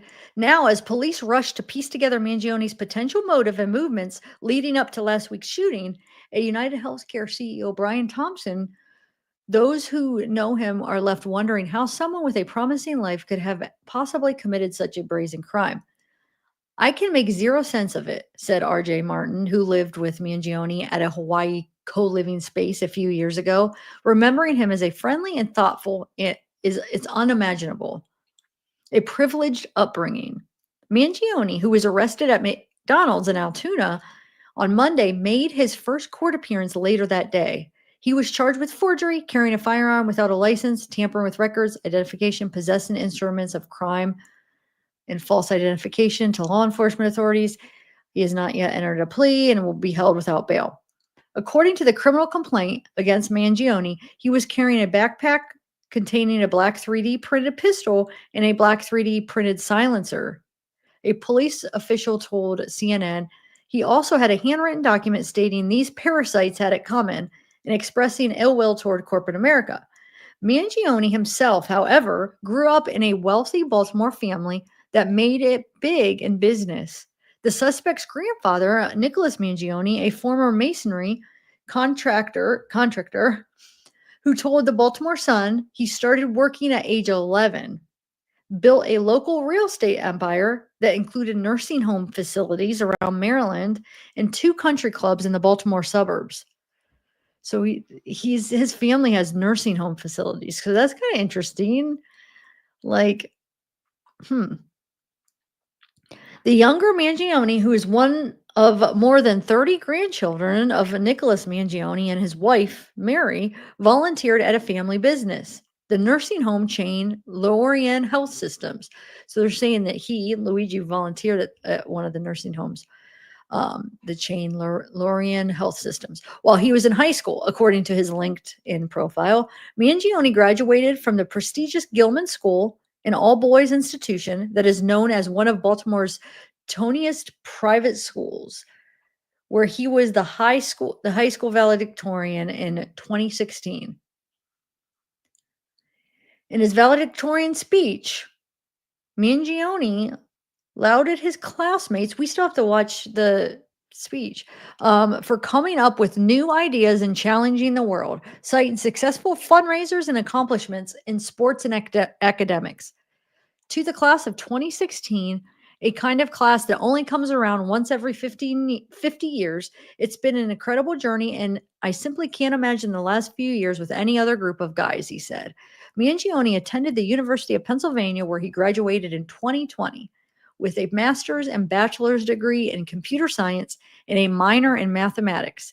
A university spokesperson told CNN he was a member of the Phi Kappa Psi fraternity. Social media photos show. In an interview for a university blog post, Mangione talked about how he had started a video game development.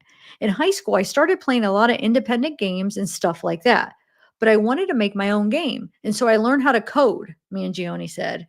In my freshman and sophomore years of high school, I learned on my own how to program, and that's why I'm a computer science major now. That's how I got into it. I just really wanted to make games. A former colleague, Mangione, who worked with him as a counselor at a Stanford University summer program during his college years, described him as outgoing and socially charming. I am flabbergasted, the colleague said. asking not to be named because of the sensitivity of the news. I never got the impression he would self-destruct. After graduating, Mangione worked as a software engineer for the online car sales company TrueCar, according to his LinkedIn page. His most recent address was in Hawaii. Mangione is registered to vote at his family's address in Cockeysville, Maryland, a Baltimore suburb, and is registered as unaffiliated with a political party, according to the state's voter registration lookup website. He is the cousin of Maryland State Delegate there we go, Nino Mangione, a Republican. The state lawmaker's office confirmed to local media. The Mangione family also run a family foundation that has nearly $4.5 million in assets and were longtime benefactors of Loyola University in Maryland, which named its aquatic center after them. Wow. Private security guards were blocking access to the family's house on a golf club Monday afternoon. In a statement released by Nino Mangione's office, the family said that they were shocked and devastated by Luigi's arrest. We offer our prayers to the family of Brian Thompson, and we ask people to pray for all involved, the statement said. This is very important, the next thing, but I wanted to play, because they talked about the home, I just want to play just a real quick, I'll just have it playing over top, hold on, the chopper over the family house, because they were just talking about the family house. So here is, I'll mute it, but this is the family house, I guess. It says chopper over homes related to Luigi Mangione. Let's put this up here. Okay.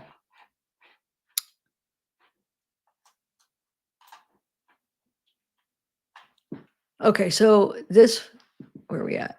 Health struggles. In recent years, Mangione suffered from troubling back pain and underwent surgery to treat it, according to a friend in online postings.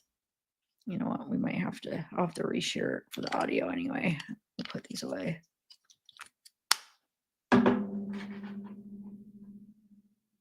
Where we at? Okay, so troubling back pain and underwent surgery to treat it, according to a friend online. And I think that was this right here, because he has this up on his profile. Where is it at? I have a couple pictures of it, but I'm trying to find the one where it, hold on, has all three of the ones he has up. Where did I put it? Oh, okay.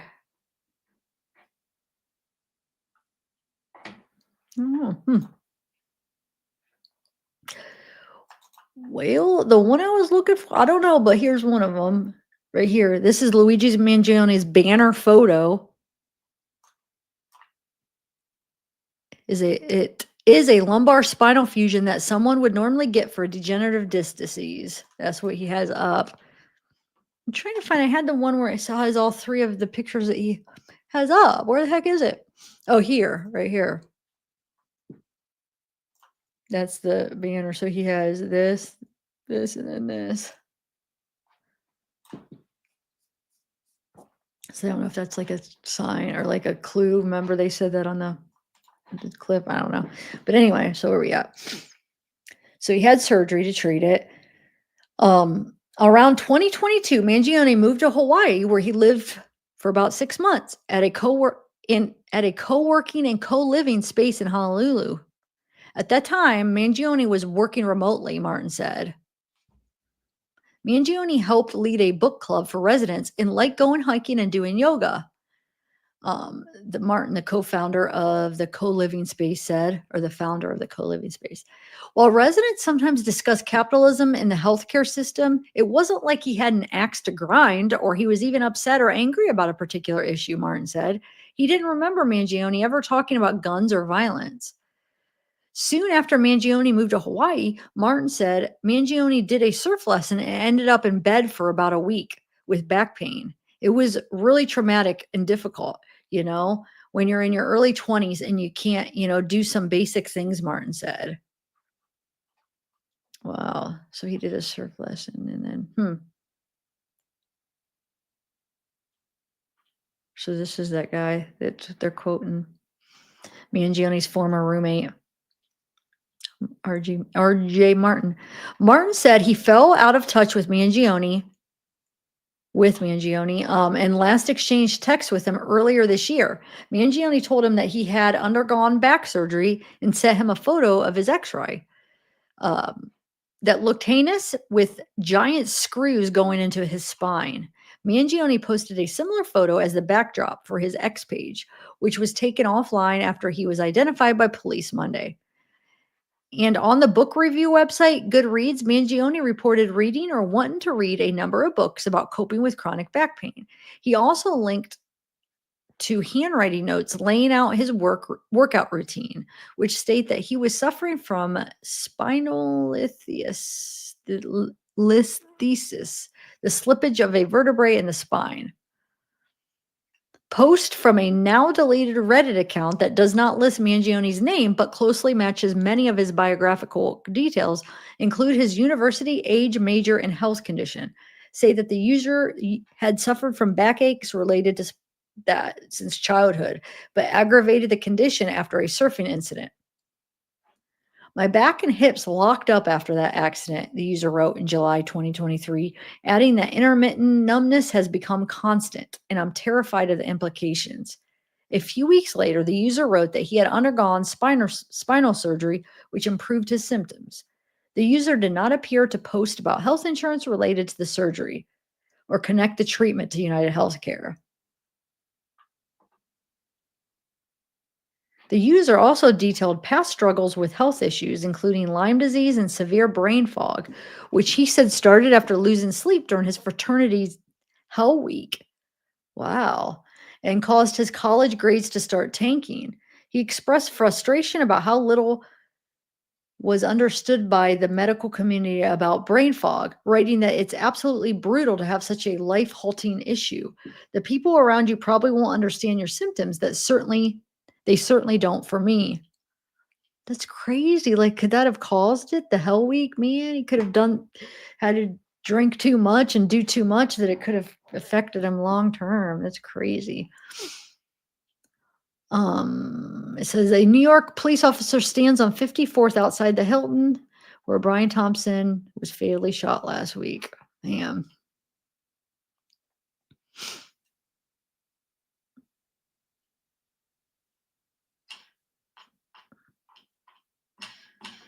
Whoa, it was on a different page. Okay. Mangione's Goodreads profile also sheds more light on his thinking about political violence. Earlier this year, he reported having read the 1995 anti-technology manifesto written by Unabomber Ted Kaczynski, the infamous domestic terrorist and mathematician known for sending deadly bombs through the mail. It's easy to quickly and thoughtlessly write this off as the manifesto of a lunatic in order to avoid facing some uncomfortable problems it identifies. But it's simply impossible to ignore how prescient many of the predictions about modern society turned out.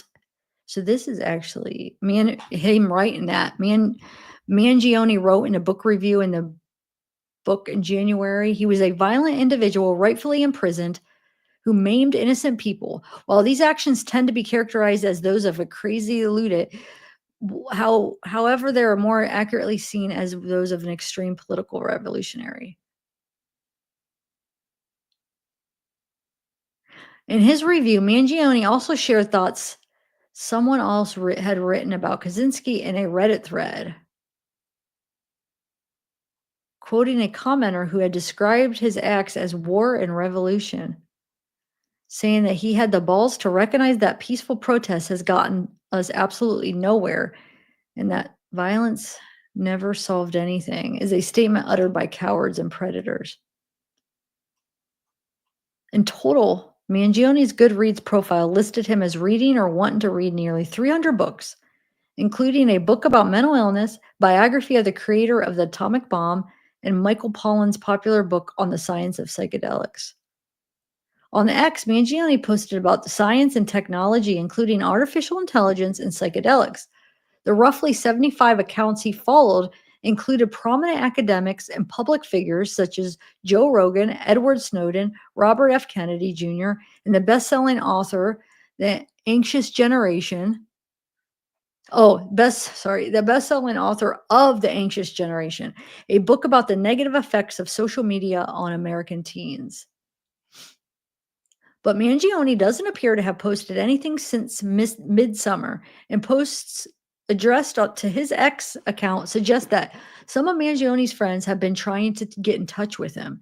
In July, one user tweeted at Mangione, "I haven't heard from you in months," urging him to let him know if Mangione could honor the commitments he had made for the user's wedding. In late November, just weeks before the shooting, another user posted at Mangione's, "Thinking of you in prayers every day in your name. Know you are missed." That's actually a really good article right there. That gave a lot of information. I like it. Very informational. Oh, cool, Slow. All right, thank you for all, you're always super chatting me. It's very generous. Thank you. Get some sleep. Okay, so let me actually, before I play the speech, let me go through some of the screenshots. Hold on. So let me exit out of this. Exit out of this. This is his ex right here, which we'll go through that in a little bit. Yeah, that one we gotta go. What is this? Wow, look, he's just walking right. I can't even imagine. All right, let me bring up my screenshots. Hold on.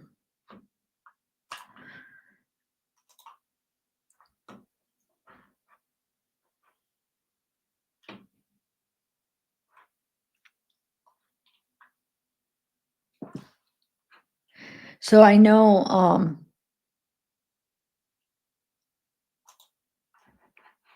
like I shared some of these pictures. So but there's some screenshots I want to read. So I'll just kind of go through these really quick here. There's that driver's license. There's him with the, I don't know if that's his parents, maybe. I don't know. I haven't even looked up his parents. I will, though. Luigi. He's like doing the same. That's his name. So this is, what a yearbook says. "Dear Luigi, you continue to astound us with your passion for knowledge, your genuine respect for others, and your courage and strength to be true to yourself. We love you. Tanti Agaru, Mom and Dad." And it says, "Luigi, we are so lucky to have you, such a talented, hardworking, accomplished brother who always makes us laugh and brings so much fun and love into our lives. Happy graduation. Maria, Santa, and Lucia." These must be his two sisters, I bet, huh? They look just like him. They all, oh my God, they all look alike. Especially the two sisters look alike. Oh, there we go. That was his parents then, huh? That's all of them right there. Dang. He looks like his dad and his mom. I could see both, and they all definitely are related. They definitely have strong genes. But yeah, so here's some pictures. Oh my God.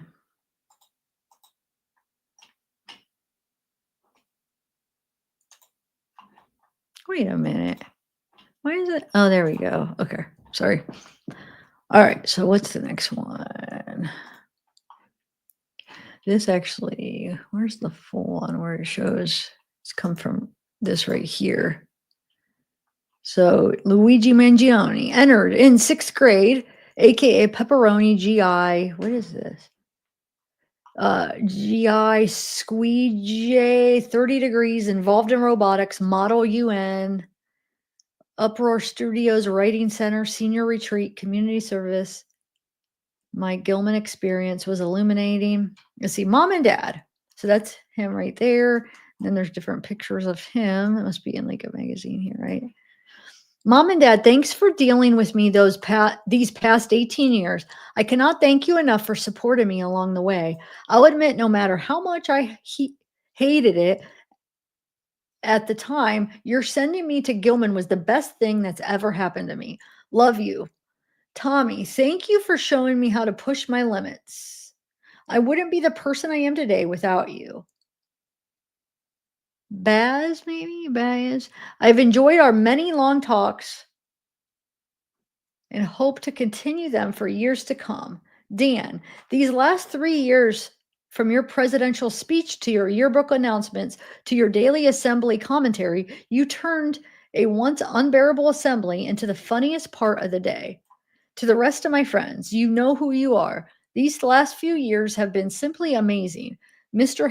Hastings, thank you for always having faith in me, even when I didn't. I truly could not have asked for a better advisor. Special thanks to Dr. Salcido, Dr. Kelly, Mr. Just a bunch of Dr. Kraft, Dr. Moe, Dr. Fitzgibbon, Memories, MS Recess, Soccer, Daddy Long Legs Lives, I don't know, like something Wars and CT20, Fresh Sophomore Soccer, Kelly Smash, something, the Robotics Engineering Journal, Uproar, Football, Scooby Snacks at Retreat. Take a sip of water real quick.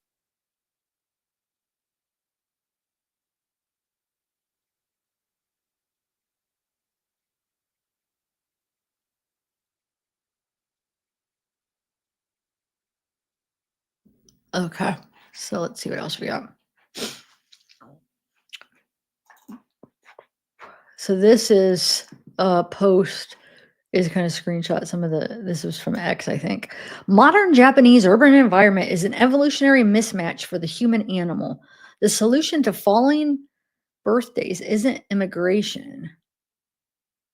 It's cultural. Encourage natural human interaction, sex, physical fitness, and spirituality. Ban Tanga, fleshlights in Japan Railhole, custom porn star pocket. What? Replace, because I didn't even read some of this. Replace conveyor belt sushi and restaurant vending machine ordering with actual human interaction with a waiter.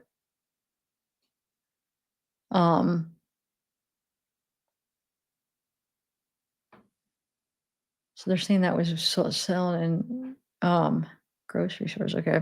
Replace 24/7 esports cafes where young males earn false fitness signals via Tekken fighting and Overwatch shooting games with athletics in school. Heavily stigmatized maid cafes where lonely salarymen pay young girls to dress as anime characters and perform anime dances for them. Revitalize traditional Japanese culture. Okay. Alrighty, and then got a picture of him and somebody, I don't know who.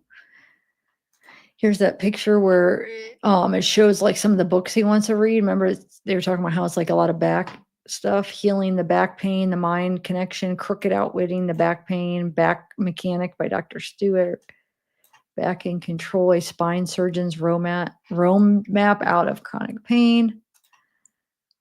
And then these are some of the posts, like I said, on X. This is, do any of you have a PhD? I have questions. And that's how he responds.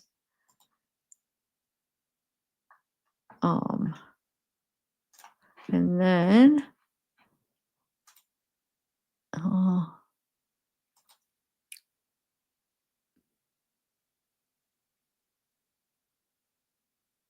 here's that, is this, hold on. I'm trying to, this is what they've been talking about, but is this a,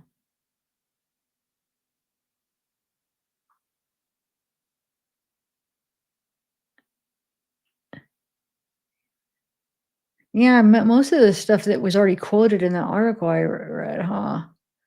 That's what I was trying to see. When I was reading that article, I'm like, is it quoting some? Yeah, it is. Well, I could read it again. because I didn't read it all. So this is a book, The Industrial Society and Its Future. Theodore John Kaczynski.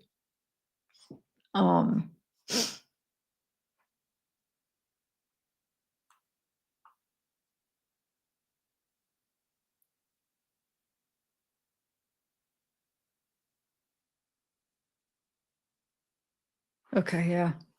Let me read it if you guys want. Clearly written by a mathematics prodigy. So he's like doing a review of it, right? I'm thinking is this him, right? And that's another thing I was trying to figure out, right? That's what it is. So it was on at the Goodreads. Or is it just a review of them describing it? I think it's he wrote it, right, guys?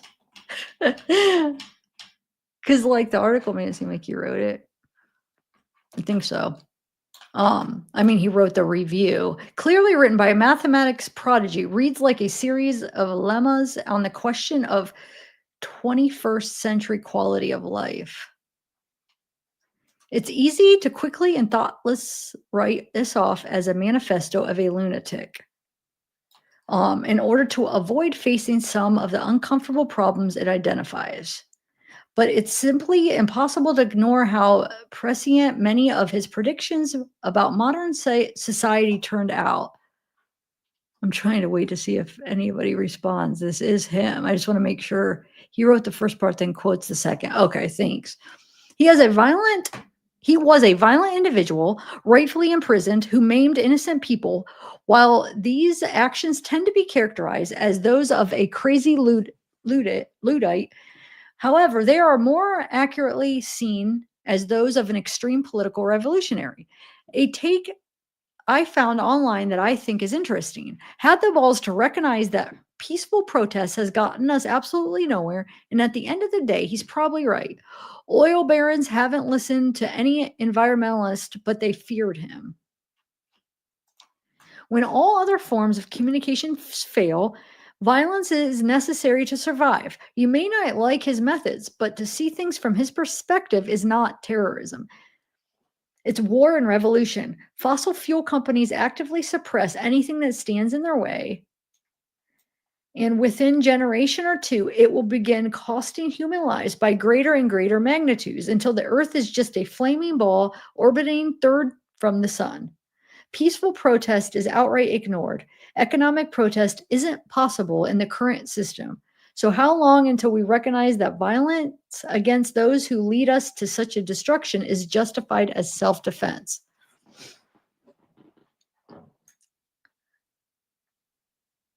Huh. Interesting. It is. I like that quote in a way, like to recognize that violence against those who lead us to self-destruction or such destruction, is justified as self-defense. Yeah, it's true. These companies don't care about you or your kids or your grandkids. They have zero qualms about burning down the planet for a buck. So why should we have any qualms about burning them down to survive?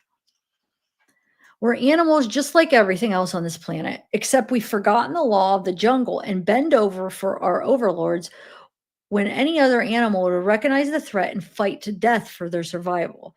Violence never solved anything is a statement uttered by cowards and predators.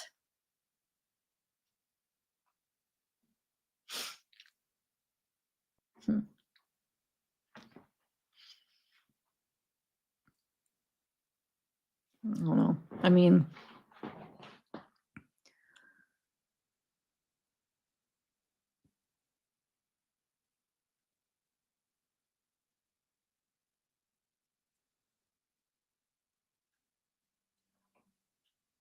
alrighty.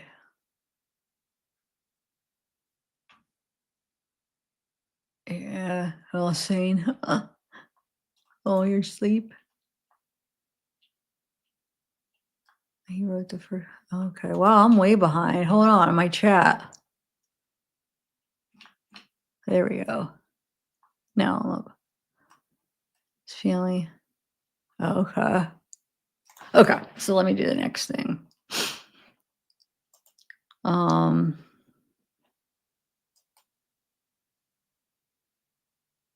Here's some of the pictures of him. Did anybody else see the shooting? Since it was like right outside, was anybody else there? Actually saw it happen? I don't even know the answer to that. I'm sure you guys do if you've been following it. Well, you think that they would freaking jump on him and stop him, but like, oh, I guess if he had a gun, they might just be like, I could see like just freezing, like, what the heck is happening, I can't imagine. Okay, what's this? So here's another one. But I don't want comfort. I want God. I want poetry. I want real danger. I want freedom. I want goodness. I want sin. Aldous Huxley, Brave New World. But I like the inconveniences. We don't, said the controller. We prefer to do things comfortably. But I don't want comfort. I want God. I want poetry. I want real danger. I want freedom. I want goodness. I want sin. In fact, said Mustafa Mond, you're claiming the right to be unhappy. All right then, said the savage defiantly. I'm claiming the right to be unhappy, not to mention the right to grow old and ugly and impotent, the right to have syphilis and cancer, the right to have too little to eat, the right to be lousy, the right to live in the constant apprehension of what may happen tomorrow, the right to catch typhoid, the right to be tortured by unspeakable pains of every kind. There was a long silence. I claim them all, said the savage at last. Mustafa Mond shrugged his shoulders. You're welcome, he said.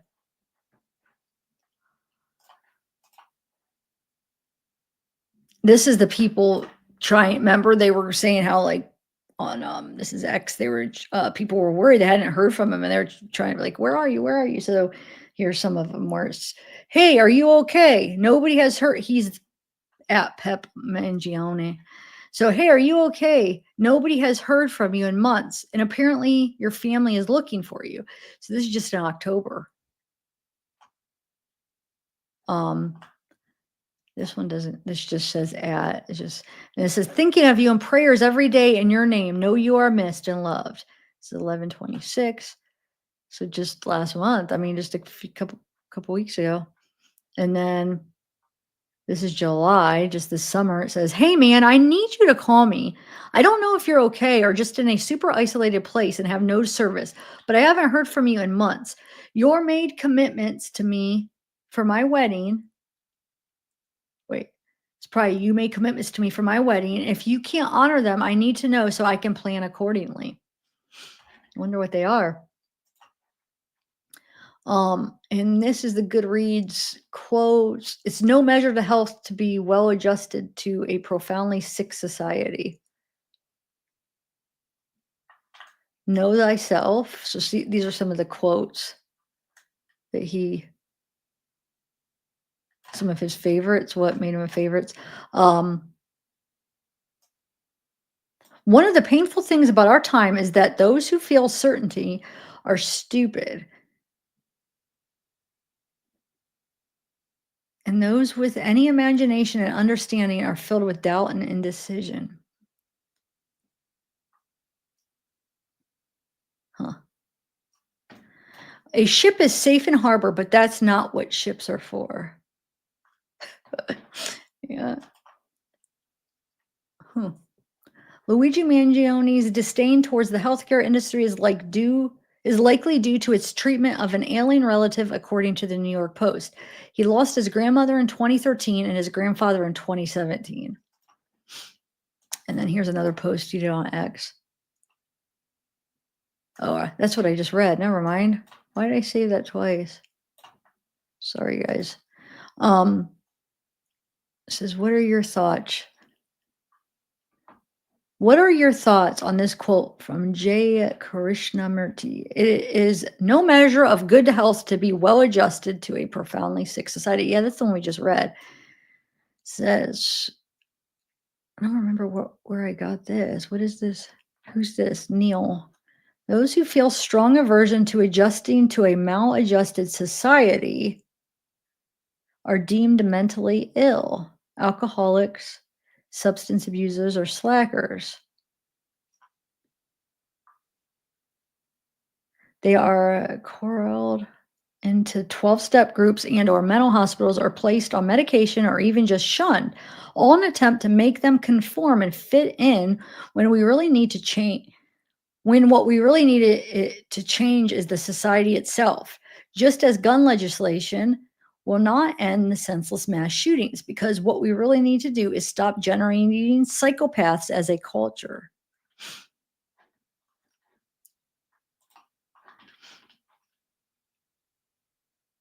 Here's the famous pee pants. But I think, yeah, I mean, who knows? He could have, because I mean, if he would spill, if like he's at a table and has a drink, that's where something would spill too. But who knows? Maybe he did. I mean, I'm sure we will definitely find out, right? Oh, whoever, Kate Quarter, you still in chat, or whoever said they saw the news clip? Can you send me where somebody said that Fox said about him peeing his pants or something? I'd like to see that. I haven't seen that yet.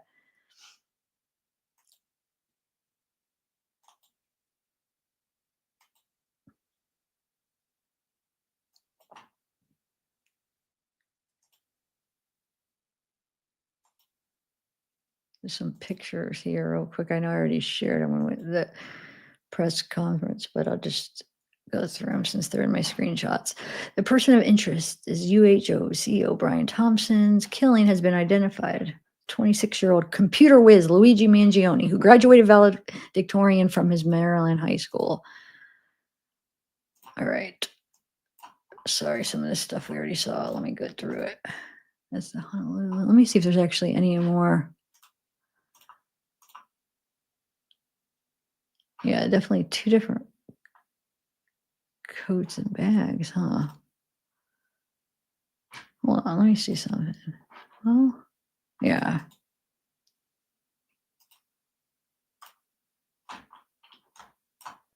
It's him right there.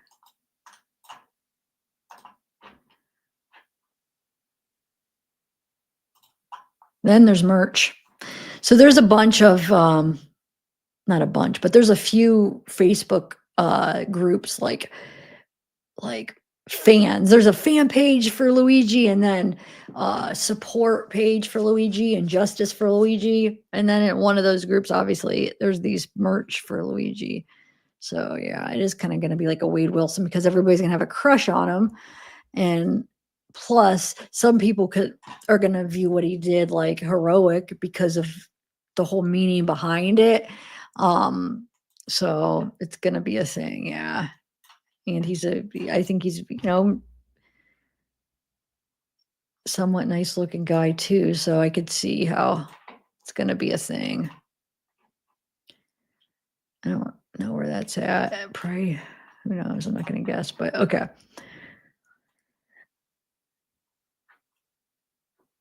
Yeah, we already went over that because the two different jackets anyway. Some of these pictures we already went over.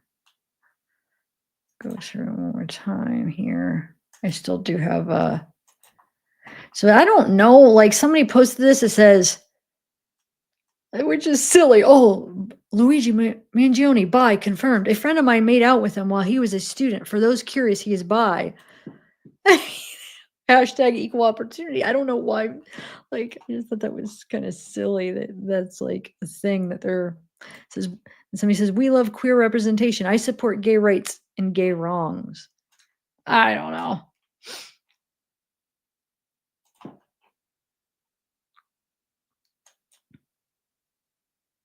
This is that one I shared with, like, I guess it was in some magazine, huh? With his, I don't know if it was.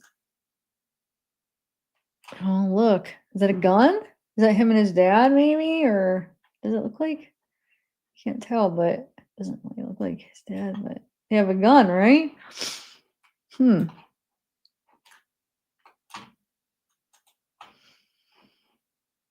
Luigi from Fiji, stunning backdrop of El Arco, takes photo in portrait mode. Arco de Cabo San Lucas.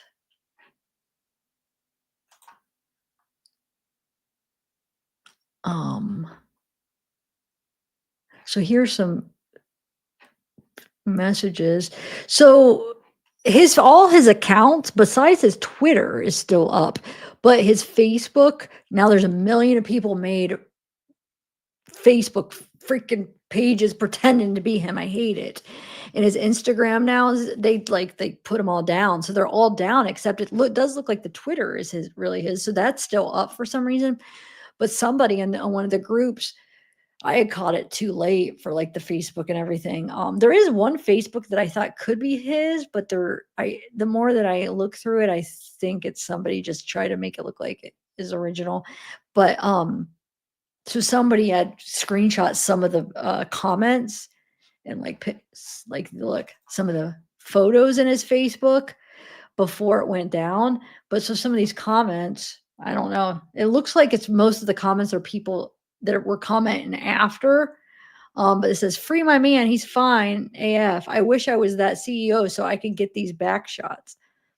Wow, it's pretty sad to see people showing support to a man that just took the life of an innocent person, all because they don't make as much as the deceased person did.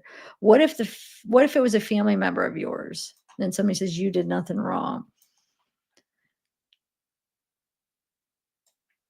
And then it says you were too fine to be gay. And it says here CEOs should be effing scared when they're killing thousands for profit, hiding behind the veil of a corporate legitimacy. We all know something is wrong and there needs to be a radical change in order for us to break out of this old dusty system that stopped working for us decades ago. Capitalism breeds predatory insurance companies like this now. It's out of control. Thanks for doing God's work. We all love you for awakening class consciousness and people at the cost of what? One of the dirtiest and scummiest leeches to the society. We are better off now because of Luigi. Thank you, thank you, thank you. People, conservatives, no shade. Say Kyle Rittenhouse was heroic. If that was heroic, it wasn't. But then what people believe you did is beyond heroic. Find the McDonald's worker. Free my... Robin Hood is hot too. I love you, hero. Free Luigi. He's our hero icon. Free Luigi. ASAP. My goat. Bless up. Bro took matters in his own hands. I'm pouring honey on you, goat. You are fooling me. Free him. Oh, these comments fresh. Free you. You're a hero. I'll donate to your legal fund. Move over, Menendez. You hot pal. Wow. Who's the CEO of McDonald's? You are our hero. Free you. Wow. Baby, no. Elon Musk is next. Collab with Jack Callis. Free my homie Luigi. He ain't do nothing wrong. Hi, Luigi. Louder than anyone else. You killed my dad. This is, look, United Healthcare HQ. You killed my dad. Free Jit Bro. Front runner of White Boy of the Year. King. You sexy mate. Free slime. And then, all right. So let me, oh yeah, I want to show you this. Luigi's YouTube page features a new video titled The Truth, teasing a reveal on December 11th. All is scheduled. Be patient. Bye for now. So there's, oh look, he posted, no, one of my fishies got sucked into the filter. That was January 17th in 2010. So he would have been, wait, so he's 26, right? Wait.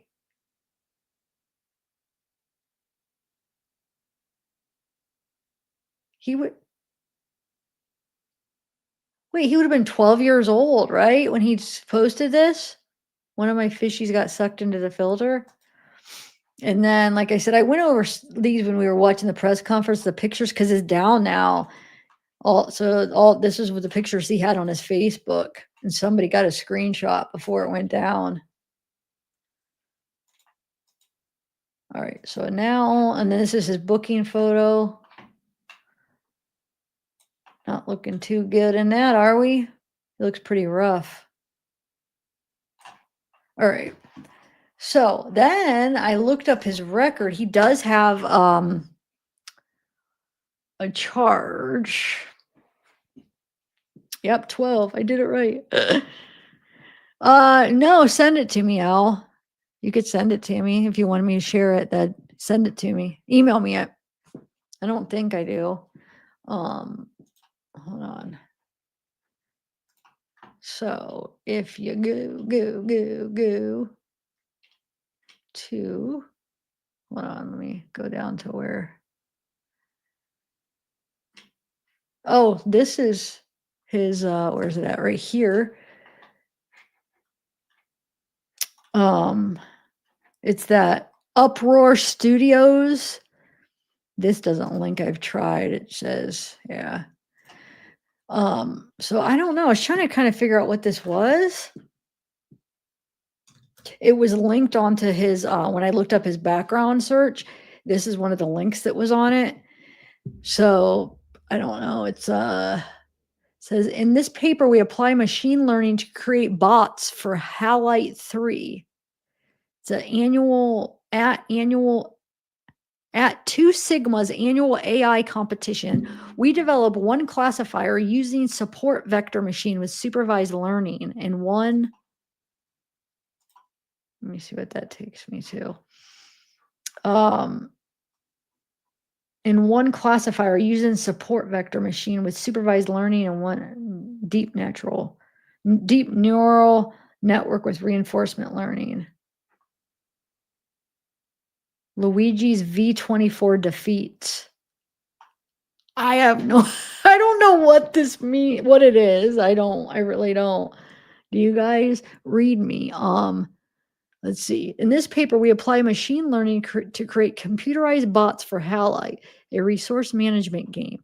We focus on a single layer, single ship game, develop 2 classifiers, one using support vector machine with supervised learning and using deep neural networks with reinforcement learning. We evaluate the performance of each of these bots against 2 benchmark bots, one simple rule-based bot and one genetically tuned rule-based bot. We find that machine and learning bots successfully learn gameplay and performing at a level between the 2 benchmarks. Halite is an annual open source artificial intelligence challenge created by 2 Sigma. This year's competition, Halite 3, is a resource management game in which players must program a bot that builds and commands ships to explore the game map and collect Halite. An energy resource that can be found scattered across the map. Ships use a Halite as an energy resource, and the player with the most Halite at the end of the game is the winner. So I guess he created this. Game rules. Each player begins a game with Halite 3 with a shipyard where ships spawn and Halite is stored. Players spend Halite to build a ship and move a ship and to convert a ship to a drop-off. Players can interact by seeking inspiring competition or colliding ships to send both to the bottom of the sea. Wow.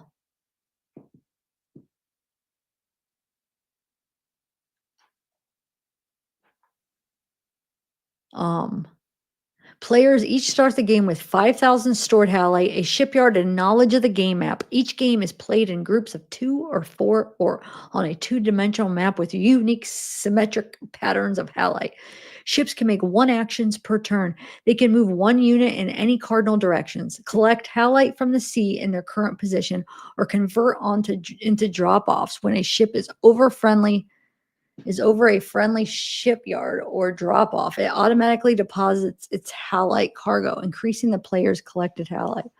Each turn, the game engine sends the players, the positions of all ships and drop-offs. In an updated game map, players have up to 2 seconds to issue their command for the turn. The game engine will parse and execute the commands, calculating each player's resulting Halite score and resolving the movement. The game continues for 400 to 500 turns, depending on the game. Whatever. I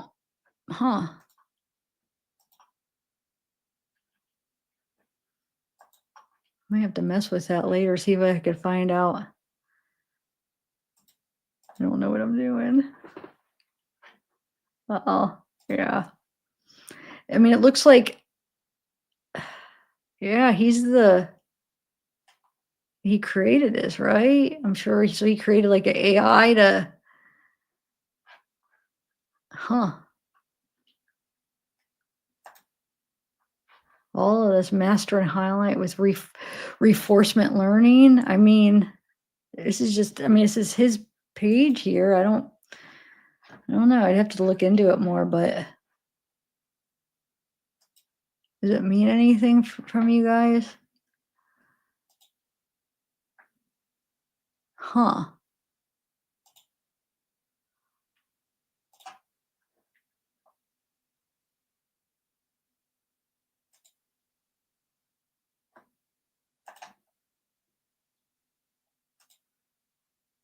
Yeah.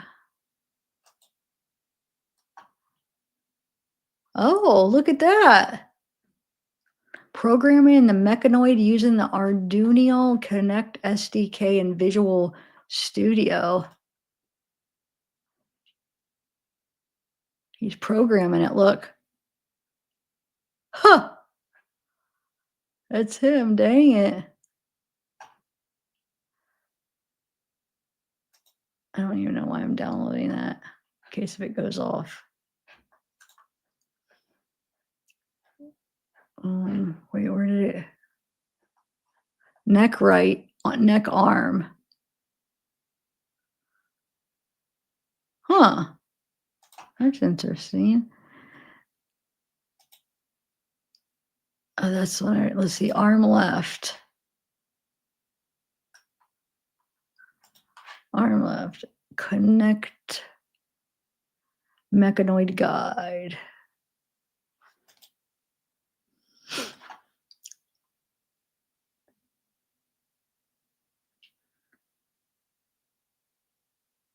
I'm not gonna.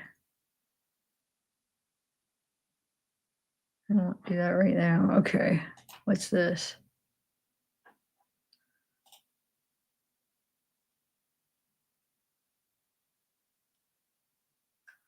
I don't know what I'm doing here, you guys. Am I going to be doing?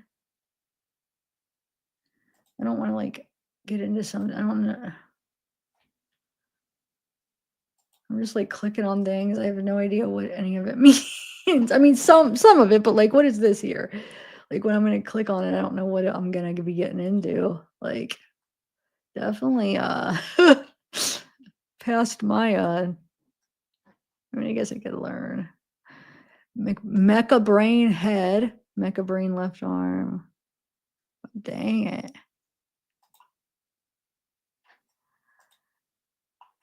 Hold on. Let's see, what's this? Oh, wait, what is that? Hold on a second.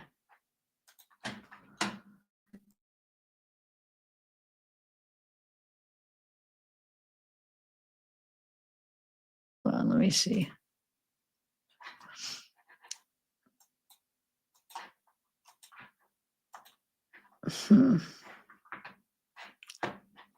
Yeah, that's not gonna, it won't open up. Well, let me try to open up with something else. Whatever I just whatever I did. No, I don't think, I'm just gonna pass on that. Whatever that just downloaded. Yeah, we're not gonna, that's, there's so much. I don't know. I'm trying to find, maybe there's something else interesting. Let's see.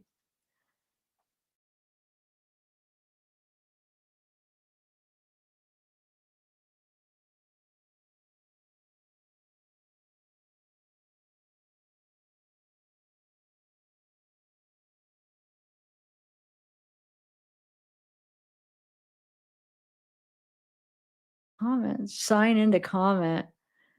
No, GitHub. It's on GitHub. All right, hold on. 8 hours ago.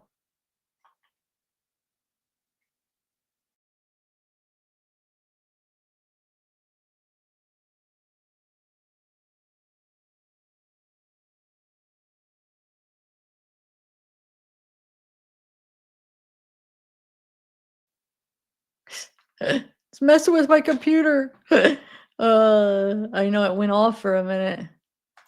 Let's just see real quick. Hold on. Projects. Just want to go through. I just want to make sure there's not anything cool that we're missing. Insights.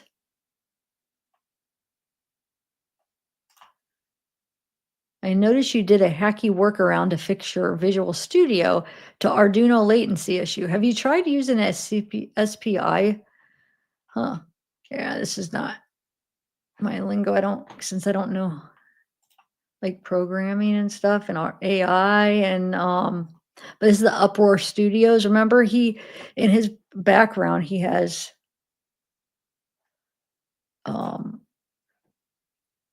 that. Let's see, hold on.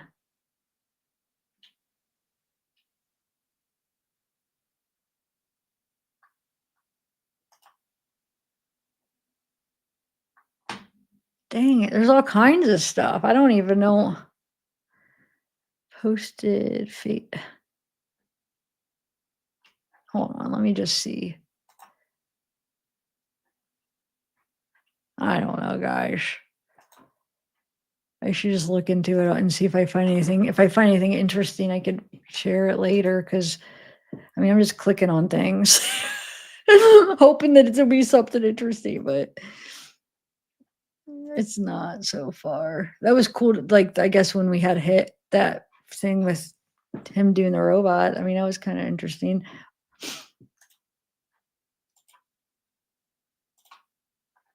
Yeah, anyway.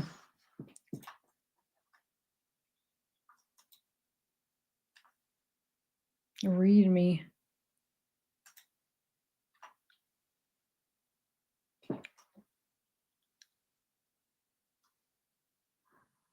Huh. All right. Okay. It's hard. I just want, since I haven't clicked on everything, it's like I want to keep trying to find something, but I know I got to move because public archive. Is there any?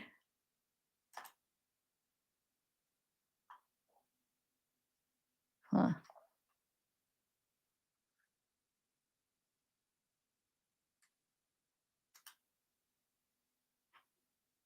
Cal Kestis.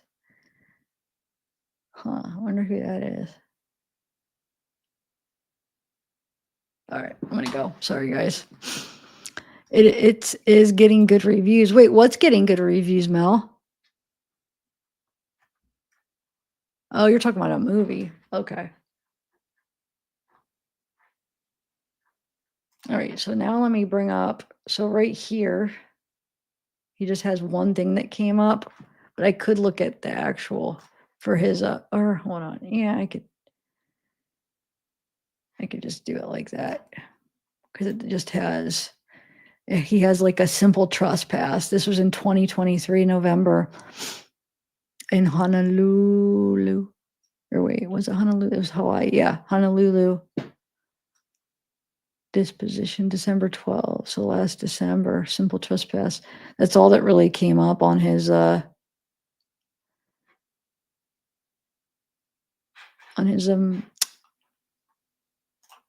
background. Yeah.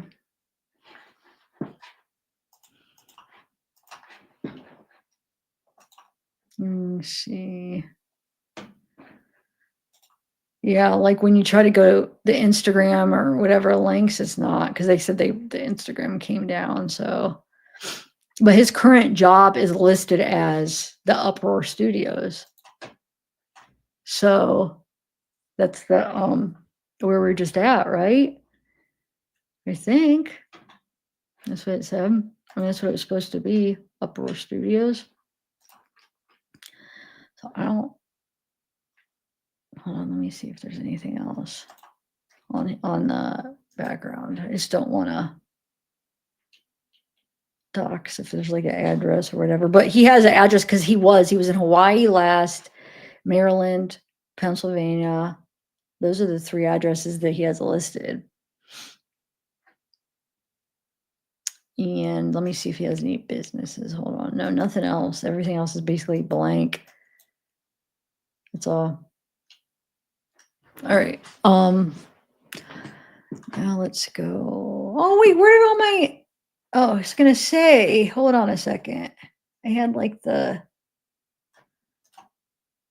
There we go. So here is his. No, that's not it. Hold on. I accidentally eggs out everything. Hold on a second. I had all that stuff up that I was gonna go over next. Wonder if it. Oh, here it is. I was gonna say. Wonder if that thing exited out. Yeah, here he is. I need some water. I'm getting kind of shaky. I had this energy drink. I shouldn't do that with all this coffee. I didn't finish it yet, but so yeah, this is his actual ex though. That's still up. Isn't that weird? Like everything else got pulled down, which I don't know why it got pulled down. Like what I mean is I don't know if he did or if like the platforms did, right? But what was also interesting though is I don't know if this is this is him. I really don't. It could just be somebody messing with everything, but there's 4 YouTube channels that all have the exact same thing. Let me find it here. Where is it at? Hold on. This. Well, no, that's somebody just. Oh yeah, that is it. So you have this one. Hold on. Wait, it had him. Why is it set up like that? I had them where you could see the actual right here. Look, this one is 368. So they're all different ones. This one says 1, 2, there was 4, 3, 4, and they all have this thing right here. Oh, they removed it. It had this thing. Let's see if they removed them all. They removed them all. Whoa. Well, earlier it was this tree. It didn't make any, it was this. It makes no sense though. It's called The Truth and it's like, I don't know. I think it's stupid. It's like, if you see this, I'm already under arrest, The Truth, and it counts down and then it counts down from 60. But the thing is it was uploaded. When I looked at it, it said like 2 or 4 hours ago. I can't remember now. You just said uploaded either 2 or 4 hours ago, which he would already been in custody, right?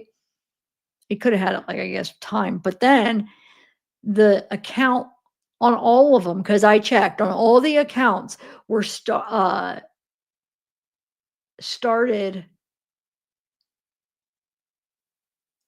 Wait, now I forget. Shoot, I think it was started today. I think it was open today, I think, if I'm remembering right. I think I screen recorded me going through them just in case if they removed them. But I think they were all started today. They all uploaded the video at the same time. It all said like either 2 or 4 hours ago when I looked at it, all 4 of them. And they all were opened. They basically started their YouTube channel the same day, everything. It was all recent though. So I was like, is this just some kind of trolls or something?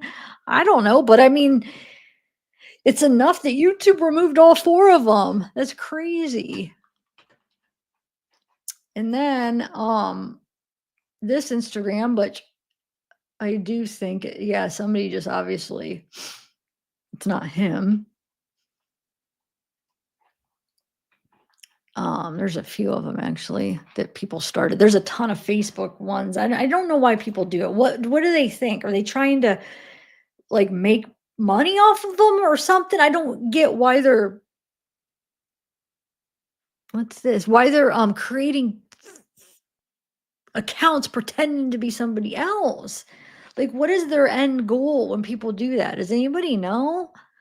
Like, just to mess with people, or are they trying to like make something off of it? You know, it makes me kind of mad though. It's like, and they jump on it like it's so freaking quick. It's like as soon as the freaking person's knowing, they must just hurry up and, oh, I gotta create accounts. Let me create a Facebook. Let me create an Instagram. Like, it's like, why?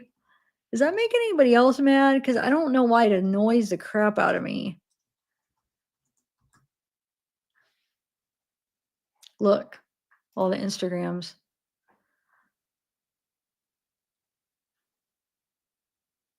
I mean, I guess there's only a few, but still, what the heck? I mean, come on.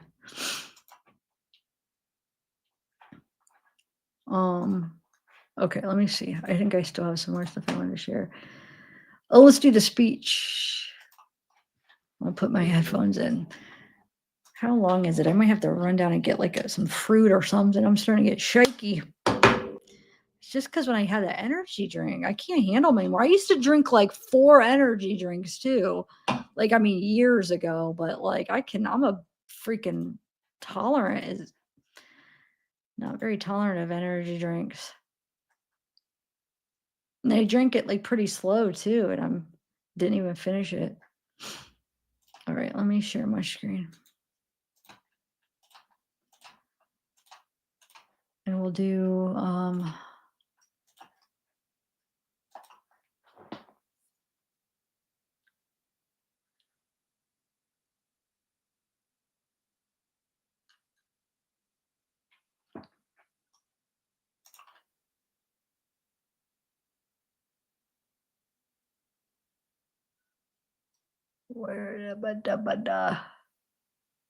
where's that? I just had it.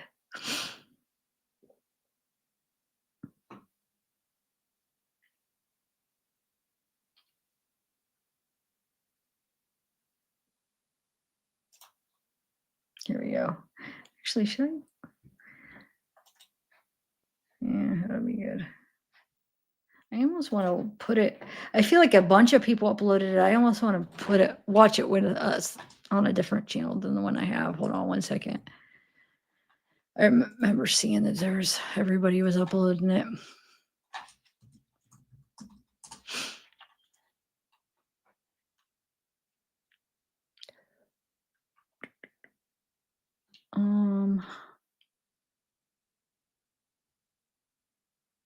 You know what? Oh, look, here's another one. Hold on a second. Here's another person that knew him. Look. Let's do this first. A former classmate, and he actually showing his face. Cool.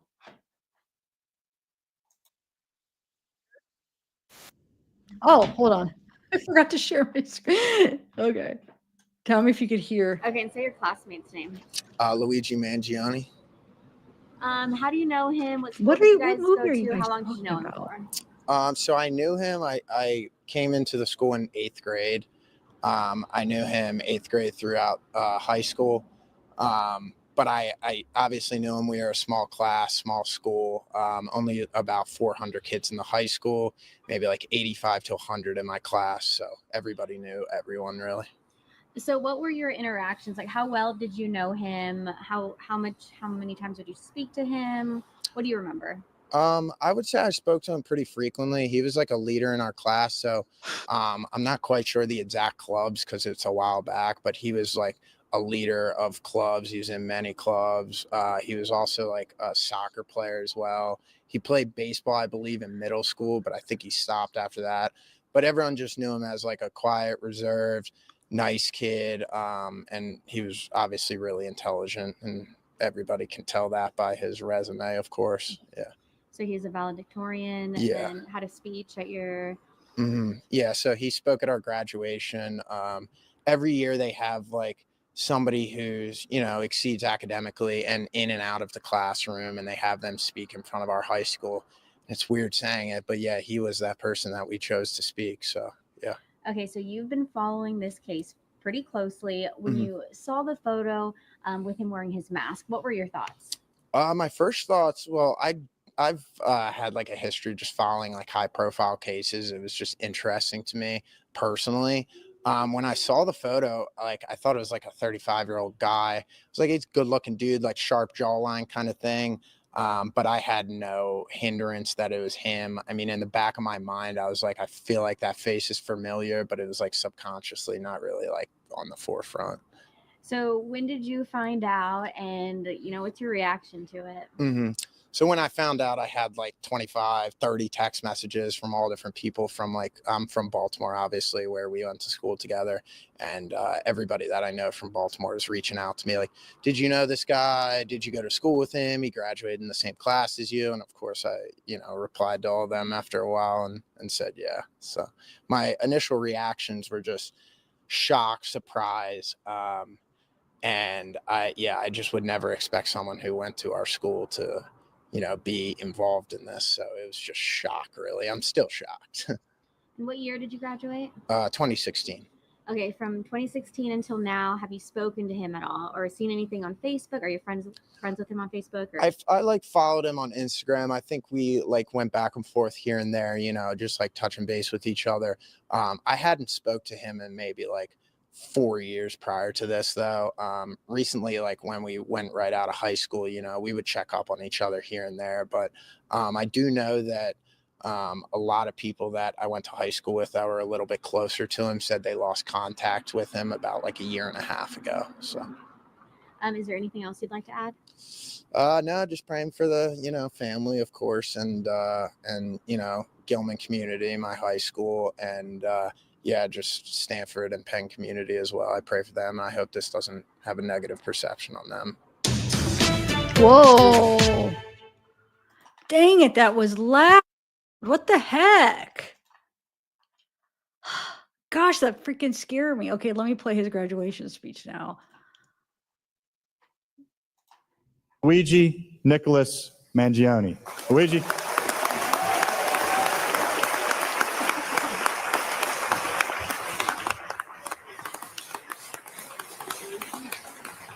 Well set. Congratulations. Thank you.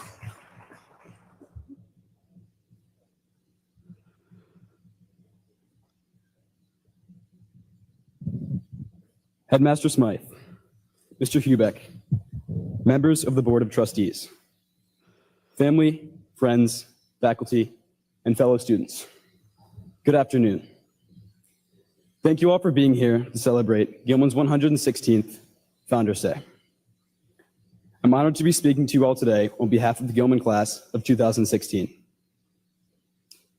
When I started writing the speech, I talked with several students and teachers and asked how they would describe the class of 2016. Many of the students characterized our class as inventive, in both imagination and initiative. At the same time, several teachers reminded me of our class's commitment to Gilman and its traditions. I came to realize that both views are correct. The class of 2016 is truly defined by its inventive, pioneering mentality that accompanies a strong commitment to Gilman tradition.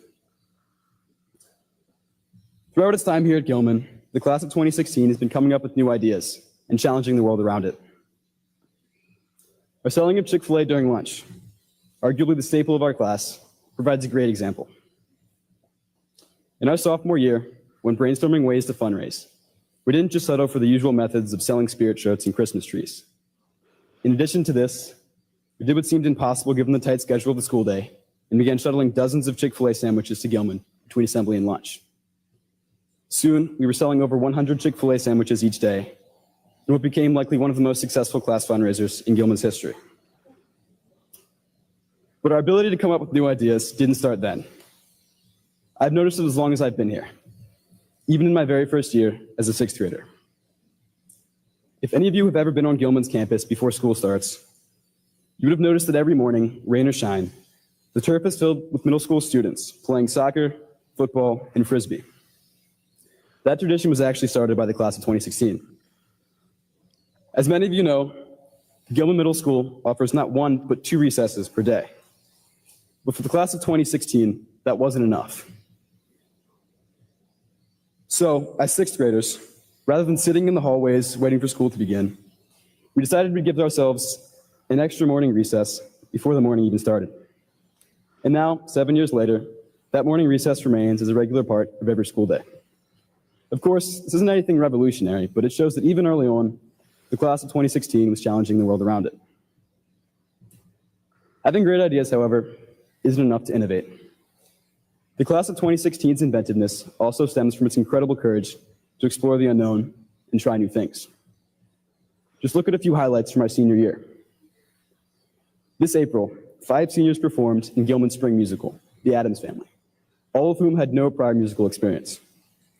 3 seniors, Jeremy Booth, Gus Meny, and Jake Goodwin, landed lead roles, while Tommy Morey and Chris Wolf helped put on the show that I doubt any of us will forget.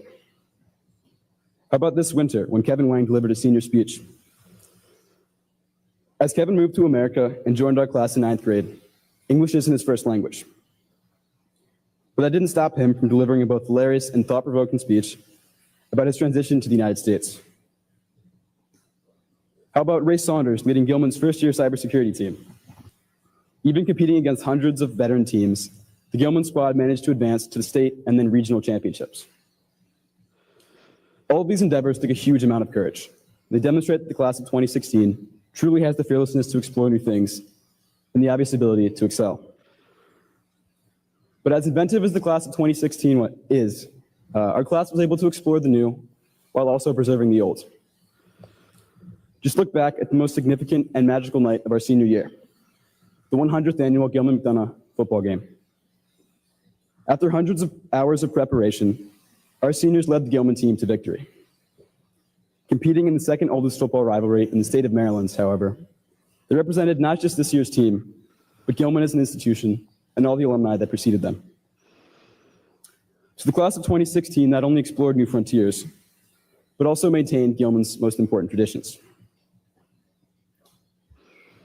I think this combination of preservation and exploration is what Gilman is all about. Gilman maintains its classic core values by cultivating minds, body, and spirit in its students, but also champions an environment of acceptance and diversity, while excelling in its technological endeavors. This fusion is such a strong part of Gilman, it's even evident in its physical geography. Just look to the construction outside Gilman, or outside. Gilman is actively rebuilding itself, but its brand new fields sit next to classic buildings like Cary Hall. Further, these new constructions, for example, Sotier Stadium, bear with them Gilman's rich history in their names. So it's no surprise that the class of 2016 picked up this ability to explore both new and old. And it's no surprise they were able to achieve all they did this year, these last few years as well. But it wasn't just Gilman as an institution that shaped our experience here. The people in our lives, especially our parents and teachers, had such huge roles as well. The parents here today, first off, sending us to Gilman was far from a small financial investment. I'd like to personally thank each of you for sending your sons here, as I can't imagine the class of 2016 without any one of these men on stage. Further, thank you for all the time and love you've put into our lives. You've instilled values in us, fed and clothed us, and simply been there for us every step of the way. I'd also like to thank every Gilman teacher and faculty member here today throughout all 3 divisions of the school. While the events and accomplishments I've mentioned in the speech were meant to highlight the imagination and courage of the class of 2016, these occurrences also drew heavily from your efforts. Our imagination draws from your inspiration, and our courage largely depends on your encouragement in the classroom, on the fields, and on the stage. So parents and faculty, thank you for all you have done for us. Today is as much an achievement for you as it is for us. As I conclude my speech, I have to remember that a valedictory, by definition, is a farewell. You seniors have been hiding from it all year, and I've even been avoiding it in my speech. But now it's time to face the truth. Our time as Gilman students has come to an end. It seems like just yesterday that we were freshmen, having tie wars and playing computer games in CT20, but now we're moving on. Just like we've done these past few years, we'll be exploring the unknown, whether that be attending colleges across the country, traveling the world during gap years, or fulfilling military service in foreign countries. As we embrace the new, however, we won't forget the old. Our friendships, values, and memories from Gilman will always stay with us. So, to the class of 2016, a kind of class that only comes around once every 50 years. It's been an incredible journey, and I simply can't imagine the last few years with any other group of guys. Thank you.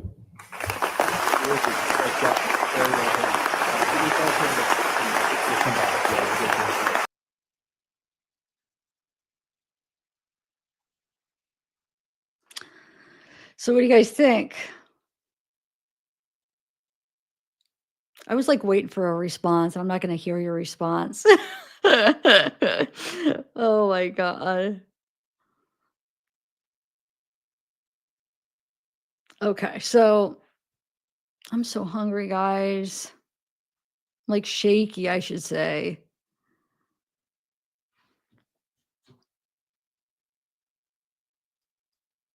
Okay.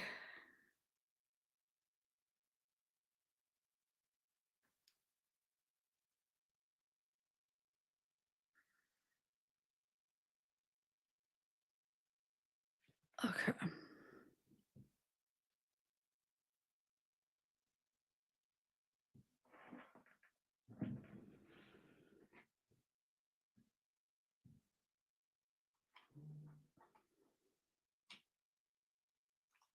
Oh, thanks, Al. You sent me the dating profile. Okay, let me see. Oh, real quick.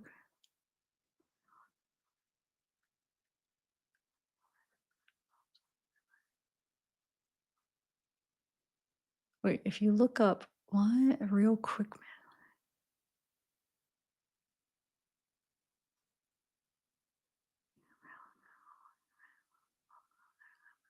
Okay, hold on. I'm confused. What? Hold on, guys. Give me a minute. I just read an email trying to figure out what it's saying.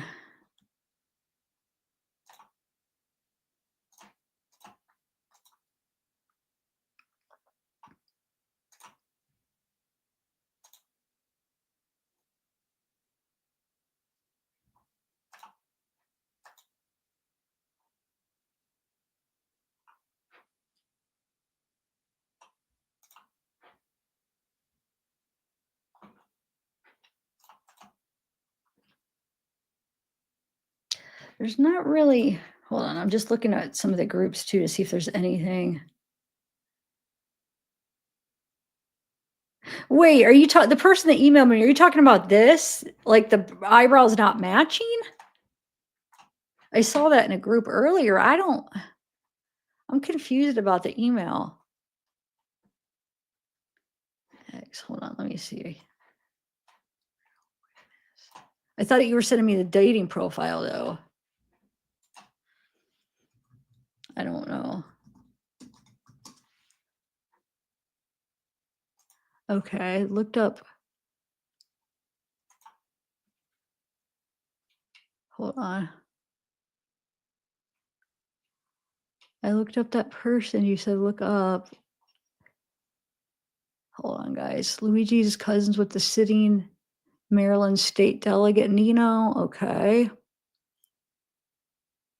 Uproar Studios. Oh, Uproar Studios. They actually even have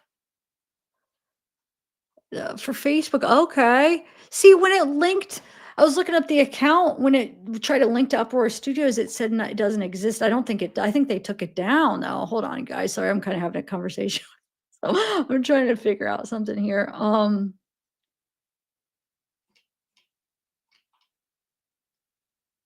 Accounts links to Facebook account name Uproar Studios, his GitHub account. I swear that's what I was just on. Hold on a second. It didn't link for me. Look. Hold on, guys. Give me 1 minute. I want to see if that'll link for me. And then it's making me wonder why. I might have you guys try.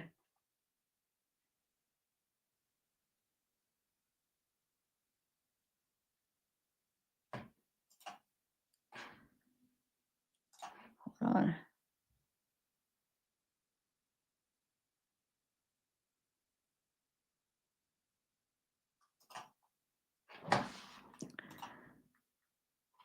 Yeah, because look, hold on, guys.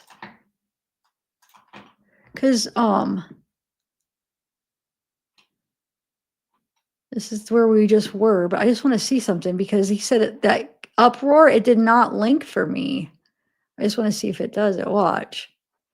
Okay. Well, oh, is this didn't link the yeah, look. Why does mine do that? That one person on Twitter was able to link it. I don't know. Maybe it just went down. Let me hold on, you guys. Let me try to look up Uproar Studios. I just want to see what's on it. And why is it not linking for me and other people could do it? Uproar Studios.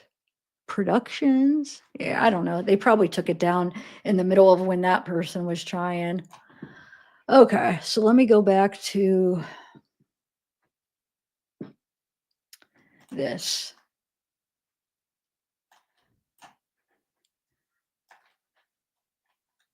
I don't know. What do you guys make it? What do you guys think of that? I feel like it just could be the lighting though, because obviously that photo of him in the taxi is for sure him with the eyebrows. I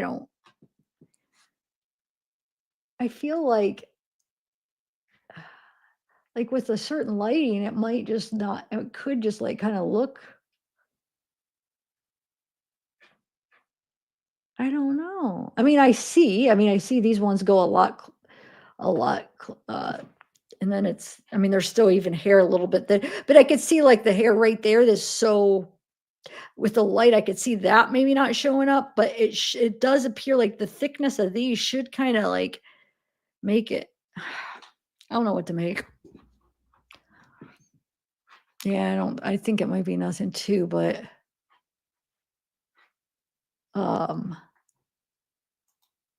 let me go back to what you were telling me to do, the email, because I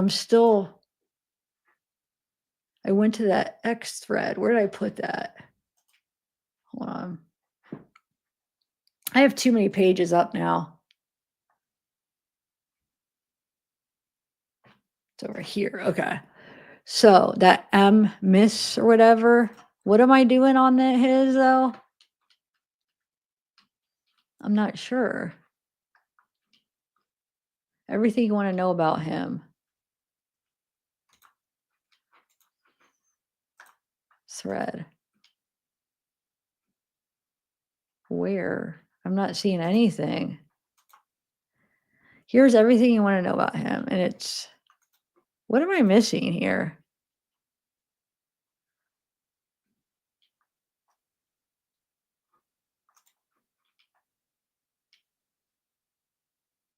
I don't.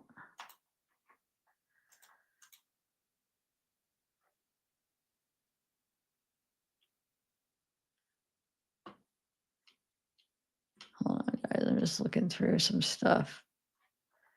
I guess I could just look through it with you. I don't know, Elle. I'm really confused what you're having. I know. I didn't mean. I knew you guys couldn't see it at that time. I was just trying to. Somebody emailed me, and I was trying to figure out what she wanted me to show. Because I'm sorry, I'm a little grumpy because I'm shaky from this, but I don't. And then I'm kind of getting annoyed because look, watch. Says everything. Where is it? A timeline, but I don't see a timeline. A thread, right? What am I missing here?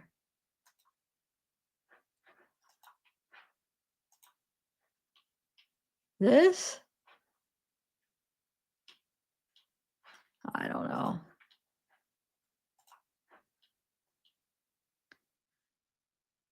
I don't know, guys. I feel like that one article though gave a lot. It gave a timeline, it gave his family history. But I'm just missing what you want me to see here. That's all. Maybe write me an email and kind of explain, because you said it's labeled his dating profile. I had that guy up. Where'd he go? That Mick person you told me to type in. That's what led me to this. It led me to this right here. Real Mick Quick Miss. That's what happened. Real. Right? It led me right to this. And then I clicked on that. It's like, what am I missing here? Tinder. Oh, right here. Oh, is this that you wanted me to? Okay. I was like, what the heck? He just wanted me to. I thought it was this first one up here. And I'm like, wait, what? Okay, so here it is. I like how it says we don't snitch. It's just, it's silly. Like, I'm not trying to, it's horrible what he did. He did not have to do that. And no, he's not a hero, in my opinion. I don't feel like that makes him a hero. I disagree. I mean, I get what people are trying to, the point is, but I'm sorry. Like, I don't condone that at all. But still, though, that is kind of funny, though. We don't snitch because McDonald's. Oh, that's horrible. Anyway, so his Tinder account. Yeah, you have it your way, Austin. That's good. Sarah charged him with a murder. I thought he was just associate. Oh, they have? I'm starving. I need to eat something real quick, guys, or I need to end this. But I'm like, I'm seriously like shaking for some reason because of this thing. And I still have this much left. That's how much of a, but I had like coffee on top of it. So I can't handle the energy drinks with the coffee. Okay, so yeah, here's the Tinder. Is this Tinder still up though, I wonder?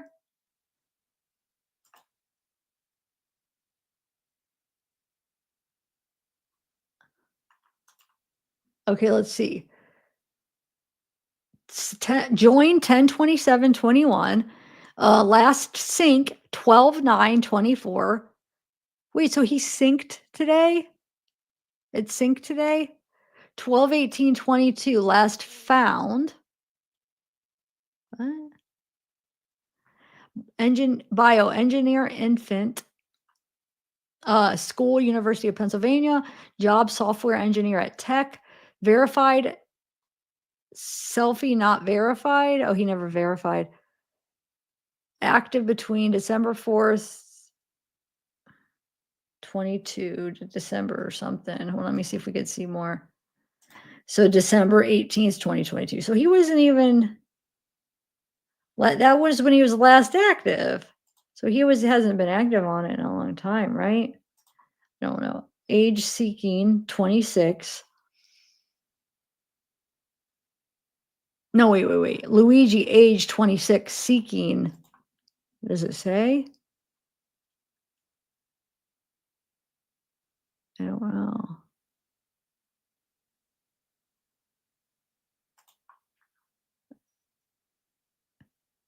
Seeking what? What does that stand for? I don't even know. I'm stupid. What does this mean right here? He says age seeking. I don't know. Huh. Yeah. Thanks. So Al, no, sorry if I didn't mean to get grumpy, but yeah, there's some new pictures. That's interesting. Yeah. I was just confused at first for some reason what I was looking at. I was confused because it's like thread and everything you want to know about him, but it's not. Where? What am I missing? That's where it got me. And then it takes you to like Goodread, or wait, where's that at? Wait, somehow it took me to that Goodread somewhere. I can't remember how I got to it or where I got it. Where did I get to it at? I'm just stupid, I guess, when it comes to X, because I don't see what he's talking about. Even when I was able to get to the Goodread where it said everything you want to know, it wasn't though. There wasn't anything there. It was 2 pictures.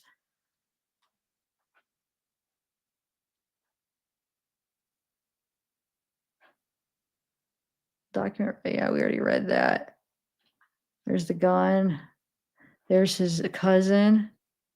There's that uproar. That's what I was talking about. I was saying. It says that his GitHub, which that's what we were just on, account links to a Facebook account named Uproar Studios. Well, remember I linked to it. It said it couldn't find it, but maybe it went down because this was 5 hours ago. So has a PhD. Do you have any? Oh yeah, I almost It almost tricked me into saying that, and I would never live that down, even if I was reading it. Luigi Mangione had $8,000 USD, $2,000 in foreign cash, and they sell data blocking bags to prevent tracking. Okay. 10 or friends that went to high school with Luigi said, what keeps coming up is a back surgery that changed everything for him, and he went absolutely crazy. Appears to have scheduled a YouTube video titled The Truth ahead of his arrest. If you see this, I'm already under arrest. All is scheduled. Be patient. Bye for now. Yeah, his account was created. It was the 9th, and all 4 of those accounts, I don't know which one was the original or was all of it him, because it was all the same. Like the video was all posted at the same amount of hours ago. All the accounts were created December 9th, 2024. Did he create all of them? And then all is scheduled. Be patient. Bye for now. And it said something like, if you're reading this, that means wait, how did he word it? That means right there. I'm already under arrest. If you see this, I'm already under arrest. Yep. 4 views. Reviews from the McDonald's. Luigi Mangione was arrested at festering rat den in Police Haven. This McDonald's is full of rats. An hour ago, 27 minutes ago. They're giving him bad reviews because they turned him in. What is wrong with people? Because rats, I mean, I get what they're saying, rats, but if people go like years from now, don't realize that's the McDonald's and what it means, to them it's going to look like the place has rats, like real rat. You know what I'm saying? I can't stop myself from drinking this now, but I need I'm just thirsty. I have no water. I have nothing. I swear I brought up a full bottle of water. I don't know where I put it. So I have nothing to drink. Not even any coffee, but this is the only thing. And this is dangerous. Oh, what's this? Instagram just deleted his account. So here's a video of his post. Oh, cool. This is the Instagram. Cool. Somebody got it before it got down. Let's look. So I guess he does have, I guess that's what the guy meant. All his posts was everything. I thought he meant like on this post, it had everything. Yeah, let's look at this. Hold on. I want to start this over. This was his Instagram before it went down. Okay. Pretty sure this is the volcano where they filmed The Incredibles. That's what he posted, right? Luigi from Fiji. Oh, that's where, okay. Now stuff's making sense. There's that picture where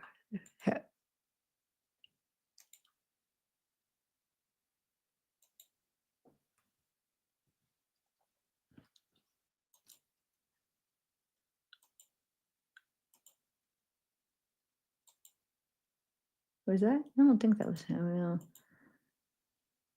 There's that picture. So that was in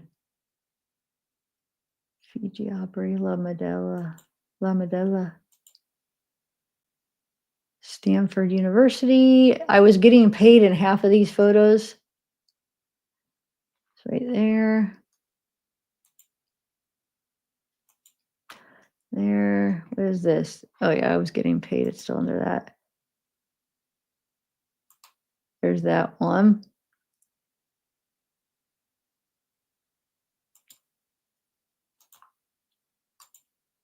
Well, that was a video. He didn't. Oh, I wish he would have.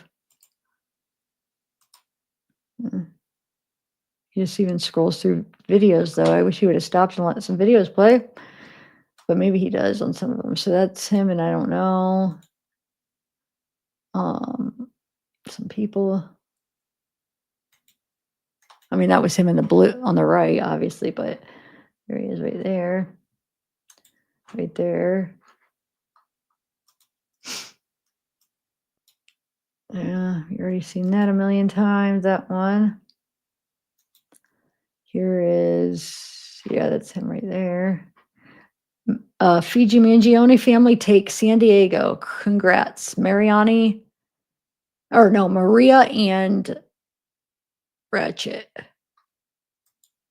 So that's probably his sister, and then maybe they got married or something. I don't know, whoever that is. Yeah, because that's this whole family. Huh. So there they are, his two sisters right there, and then that's him. Don't know who that is. That's him, and I don't know. It says, yeah, it's still the family takes San Diego. Sit, pose, and smile, it says. This says, warning, emits showers of sparks. Do not put in mouth. Light fuse and get away. The live firework in my mouth. Where's he at? Oh, right there. How long? Oh, I've already been 3 hours. That's what I'm gonna, after this, and after this, what, 42 seconds, I think I'm just gonna end it, guys. Because I gotta get some fruit or something, and I don't really have anything else to share. I did have other, I had other stuff on my list, but it looks like they might have all mostly been articles, and I'm sure it's gonna be a lot of the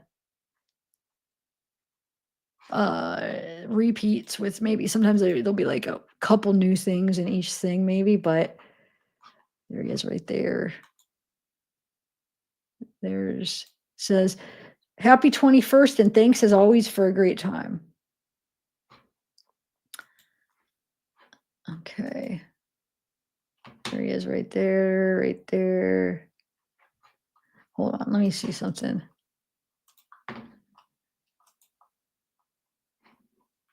All right, I just wanted to see. Everything goes so fast.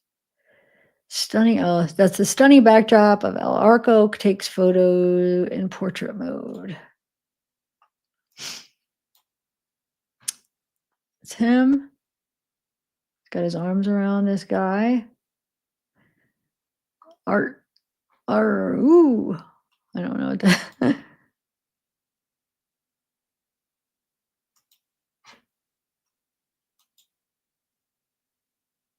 Huh. There he is. It's just crazy. I mean, I'm sure these people that knew him, like, I mean, they're probably all so shocked.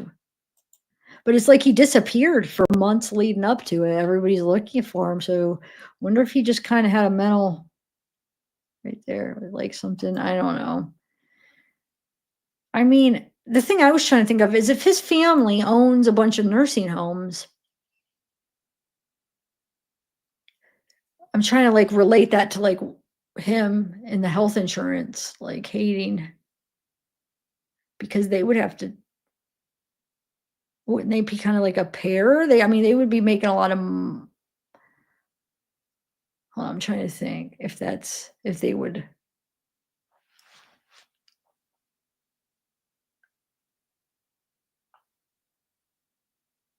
Yeah, I mean, you think that there would be a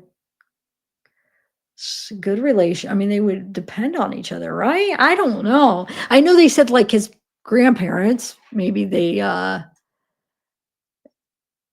didn't get the proper care because of health insurance or something, but I don't, was that even proven?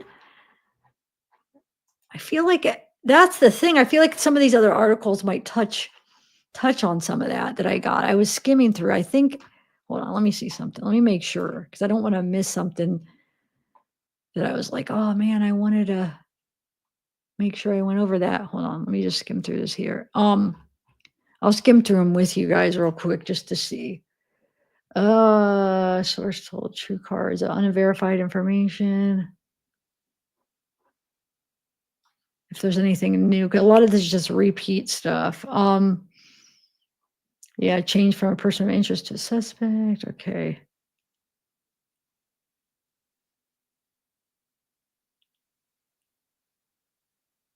But I mean, I guess the manifesto, like, criticize healthcare companies for putting profits above care. Well, I guess, I guess, like, maybe they weren't. Maybe he saw like a lot of, insurance is not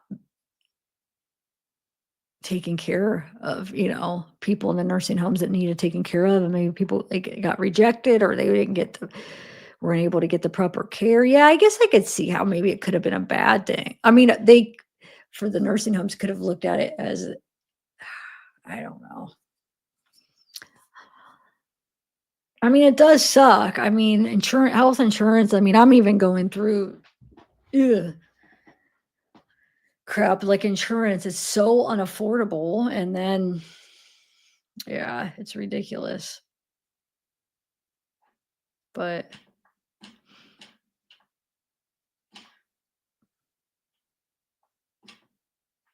right. Let me see. Hold on one more sec. Let me see one more here. I swear there was one of them that said something more about the health, about his grandparents or something.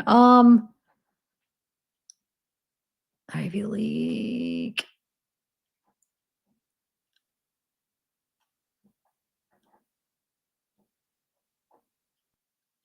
Nope, that doesn't even really say much at all. I don't even know why I saved that one. That's stupid. Huh. Let me see this one.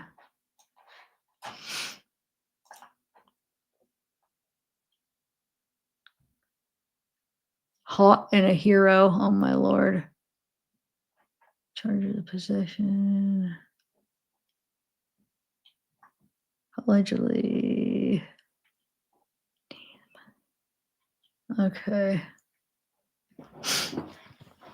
Yeah, look, once he was officially named as the person of interest, those following the case quickly located Mangione's social media pages. Before his name was out there, Mangione had less than 1,000 followers on Instagram. At the time of publishing, he has more than 19,000. On X, he has went from equally low number to more than 43,000 in less than an hour. Both accounts, as well as his Facebook, are still active. Well, they aren't now.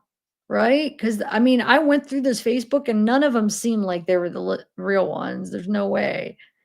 His recent Instagram post from 2021 had been flooded with those admiring him as well, calling him the legend, goat, king, hero.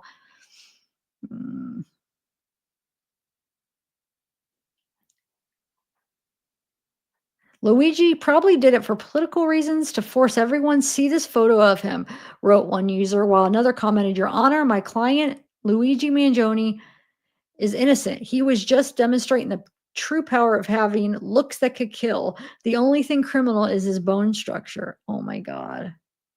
In his house, Luigi is a hero and a story, wrote another. While another popular post read, "The manhunt has now ended with investigators declaring too hot to convict." Yet another free Luigi. Wow. How Franco looks like Mangione. Both Ryan Murphy and Dave Franco's names also began to trend because it says he looks like him. Wow. While others joked, Murphy, the man behind Monsters and True Crime Story, was running towards his typewriter. Oh my God. Wow.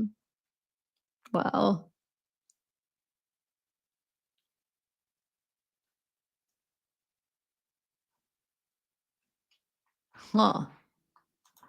Okay.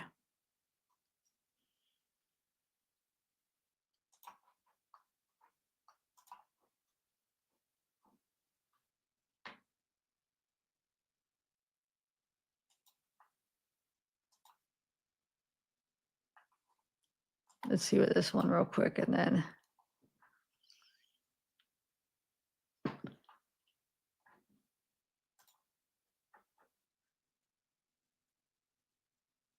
He lived in Hawaii. Marilyn, who recently lived in Hawaii. Yeah, I mean, police say Mangione started to shake when asked if he had been to New York. And they said that on the press conference. Oh, I wanted to look. Hold on. They said he had 45,000. Let me find this one. I want to see what it is now. 256,000. He didn't have barely any at first, right? Wow. Wait, who's he following? Hold on. Ezra Klein, Leopold,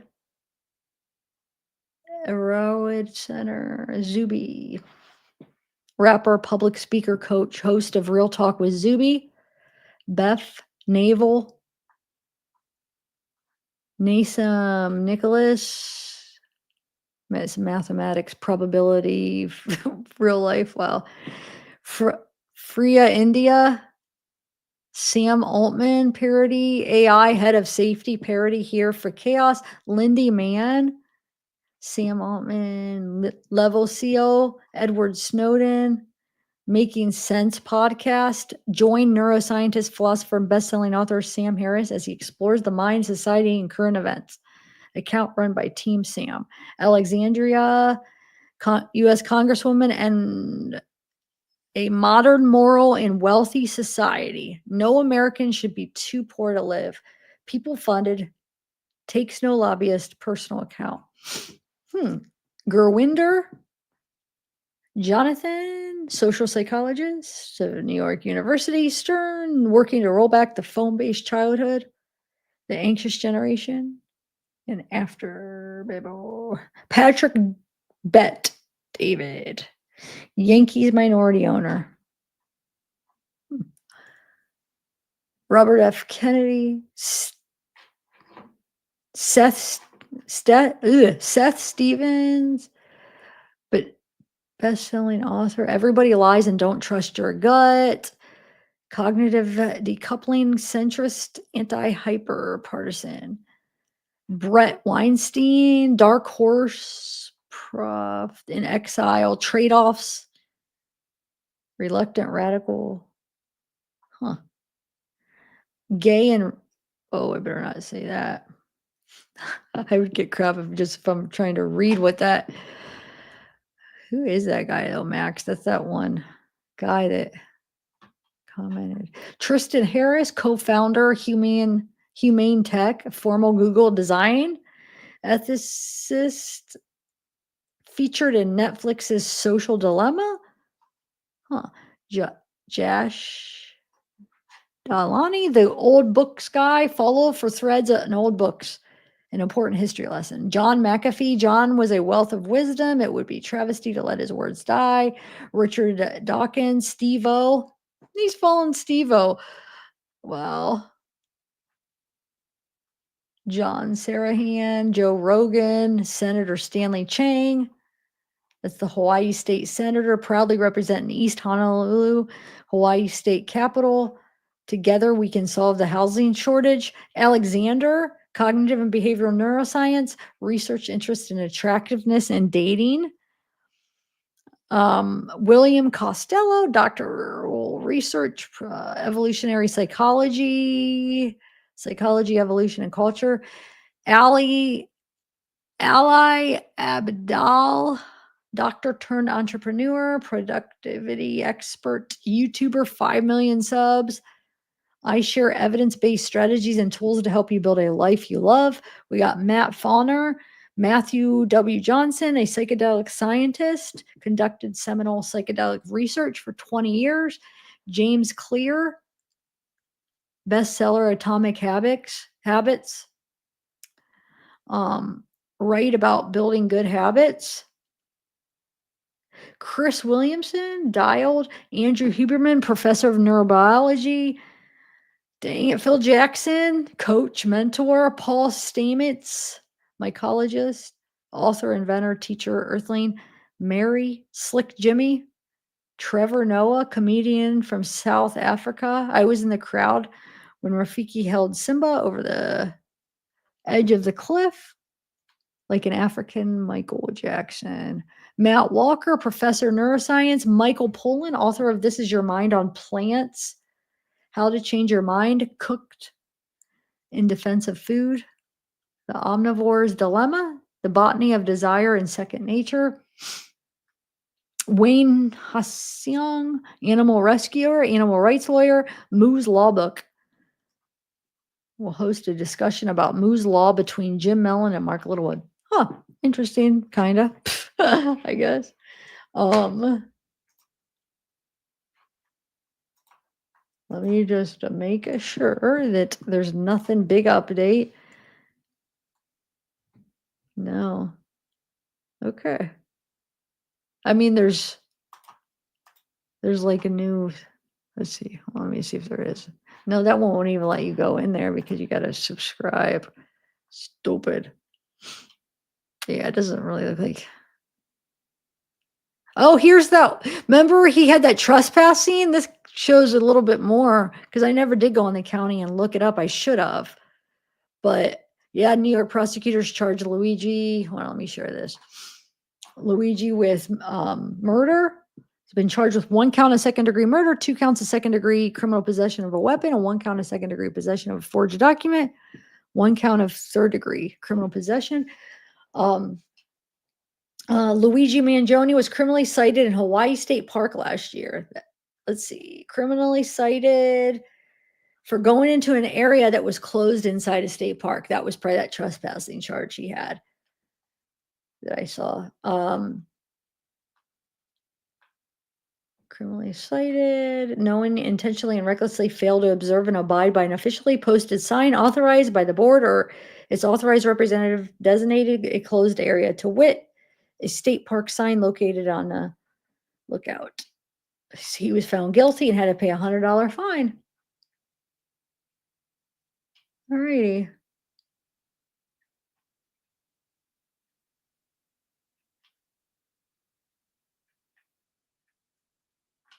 Yeah, that eyebrow, that is weird that that picture made his eyebrows look totally different, but do you think it could just be the lighting? Here's the pee pants. This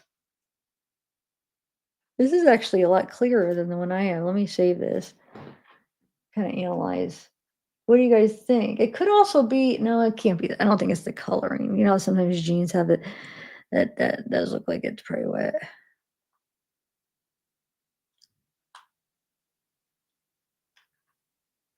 I never did get the video that says that it talks about it.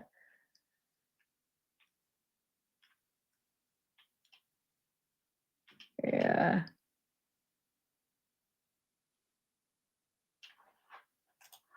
Alrighty, guys. Oh, look. Yep. Okay, look right here. YouTube removed channels belonging to the suspected killer. So I wonder if those 4 channels were all his. There was 4 of them. And they all were the exact same, but had different amount of subscribers and views, but it was the same. Everything else was exactly the same. YouTube, no, there's 4. There was 4. It says YouTube removed 3 channels belonging to Luigi, the suspect in the killing. There was 4, right? I clicked on, I mean, there's definitely 4 because I have a screen record of counting them all somewhere, but when I just went in them to show you guys and clicked on them, didn't I click on 4 that were removed? I swear they, all 4 were removed is my point. Let's see. The suspect in the killing, as well as a channel that was altered Monday to look as if it belonged to him. The suspect in the killing of United Healthcare CEO Brian Thompson, as well as a channel that was altered Monday to look as if it belonged to him, Jack Mellon, Google Policy Communications Manager, confirmed CNN. Mangione's own YouTube channels, which Mellon said had not posted any content for 7 months, were removed under the platform's creator responsibilities guideline. The other channel was removed for violating YouTube's impersonation policies after the channel name and handle were updated on Monday following news of Mangione's arrest to appear as if it belonged to the suspect. That channel on Monday posted a cryptic countdown video that said, "If you see this, I'm already under arrest."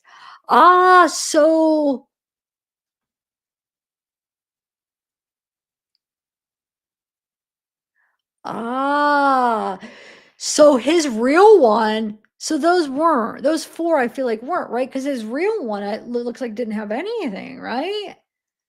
Had not posted any content for 7 months. Unless if they are talking about all 4 of those, but then that one, maybe, okay. But the impersonation, that's why I'm thinking that because there was 4. Huh. Because they're talking about the cryptic countdown. So I don't know. I don't know which ones. Maybe the ones that were his were removed before I looked them.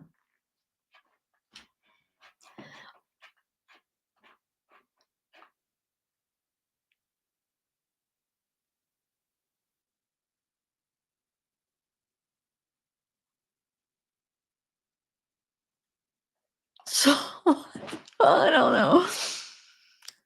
What did I say? Wait, what did I say?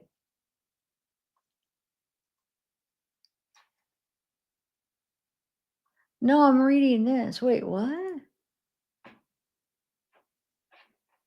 What do you mean? I'm confused. What are you responding? It literally says an imposter's F. An impersonator. No, but it's saying to the suspected killer and an impersonator. What I'm just trying to figure out is which one are they saying is the impersonator? So, because they're saying, look, they're saying channels, his own channels, which there's multiple channels, which, so if those ones were the countdown were impersonators, then, because then they're saying channel for the one that would violated the, impersonation. But there was 4 that were exactly the same.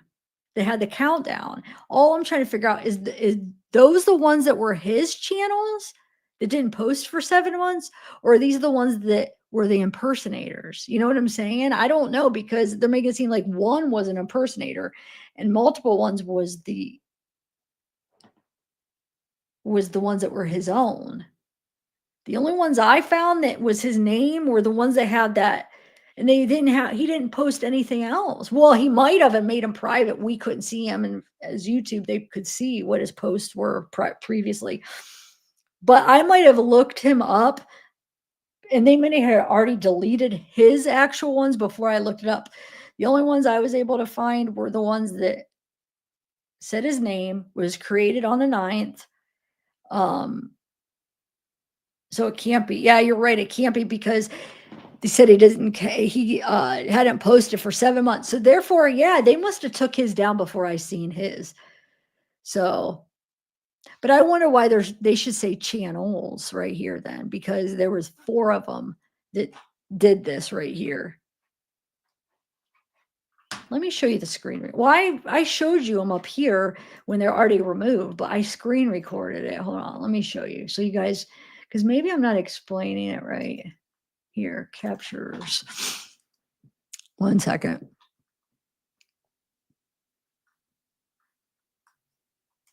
One second. Hold on.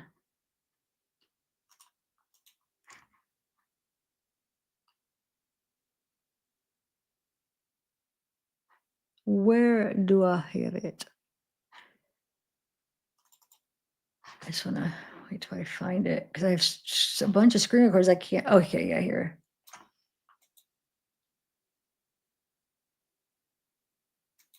Hold on 1 second.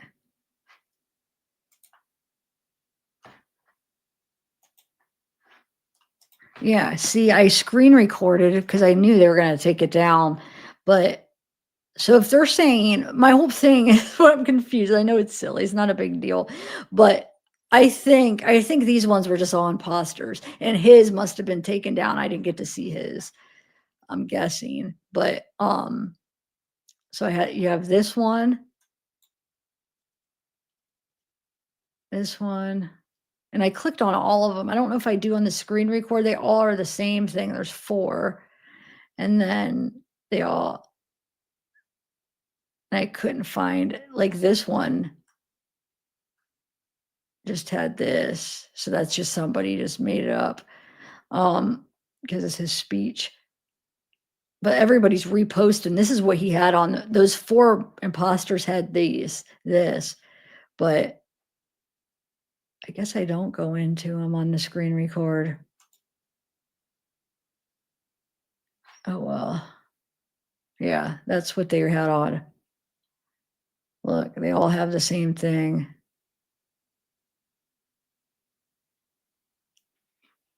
I don't know. So I guess those are the imposters, but they say channel. They should say channels because there's 4 of them, and they did take all 4 down.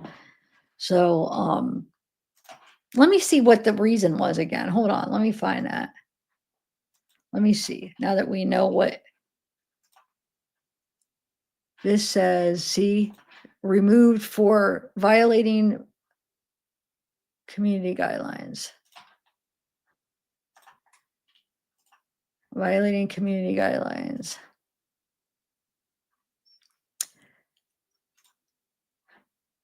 Yeah, so if you go by that, the violating community guidelines was, where did I put that article at now that I was just reading?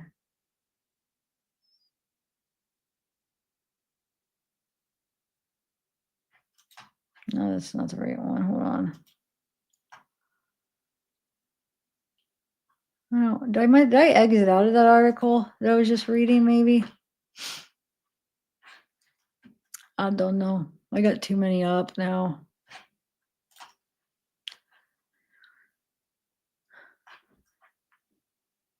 Yeah, I don't know what to do with it. Oh well. It's gonna drive me nuts though. I feel like I gotta find it. Huh. Yeah, I think they're just made up. The reason I care, because I just want to know if he did that or just people just did that. And that's stupid though. Why'd they do that? It has to be the imposter. But now I want to know what was the video that he was putting up 7 months ago. I wonder what kind of content he had. And they took it down because it's him. And then and so the thing is they could, I don't think they would naturally to anybody that didn't upload in 7 months, but because it's him and they have a reason that they can take his channel down under their policy of because he didn't post anything. What did they say that was called? I forget however they word that, just because it was him. And then they could say, well, he's not using it anymore or whatever. But the other ones were, wait, is this?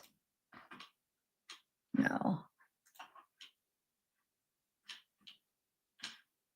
I don't know what I did with that article I was just looking at. It's making me mad. Like, where did it go, guys? Did somebody take it down? Did I exit out of it, I mean? All right, I'm going to go. Oh, they are? Nuh-uh. Where's it been posted? I got too many things up. Hold on. I got to exit out of some of this stuff.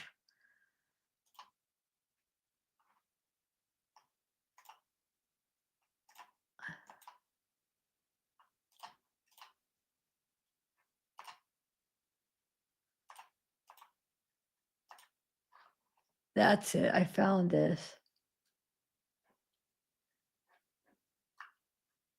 Create a responsibility. Well, wait.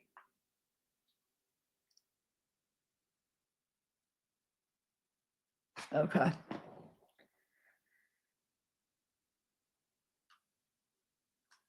I don't know. Yeah, let me look. Sorry.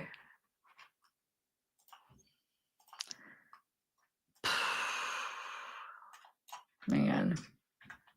I don't know if I got the energy to read it. Now.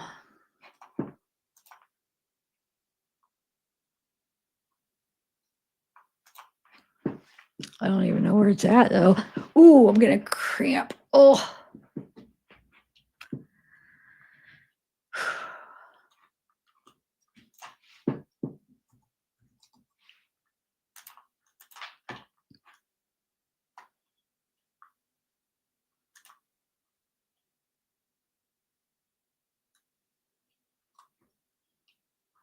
Oh my God, some of these things that people are posting, you gotta be kidding me.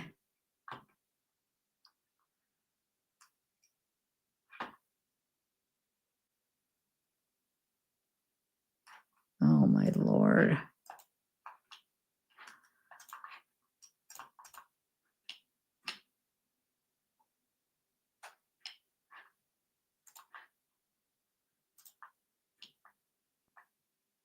Wow.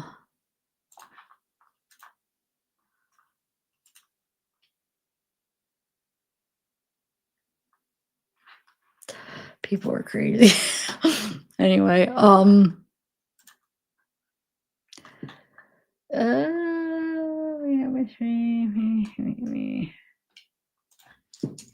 know. I don't see it. Where are we looking at?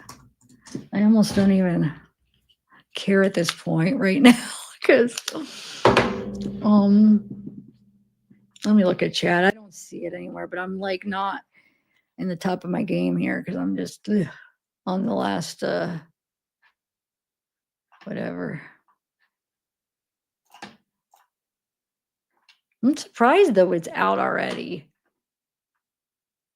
Like, huh. That surprises me.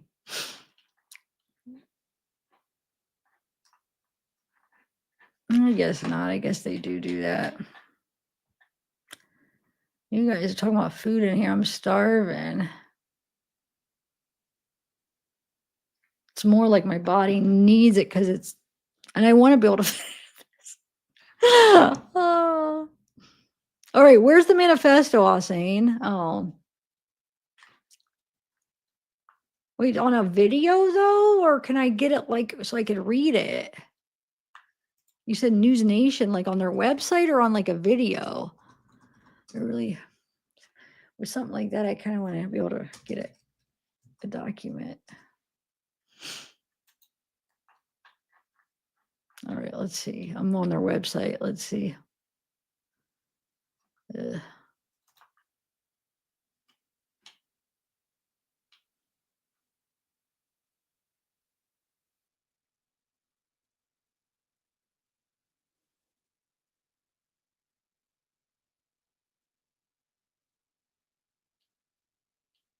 You just want to email me, all saying, because I don't know. I don't have the energy to look for it. I mean, I'm on, unless it might pop up here on News Nation. I'm just looking down, but in case if it doesn't. Oh, what is Luigi's manifesto? It's a 3-page document described. Okay, let's see. Looks like they want me to click on this video. Hold on.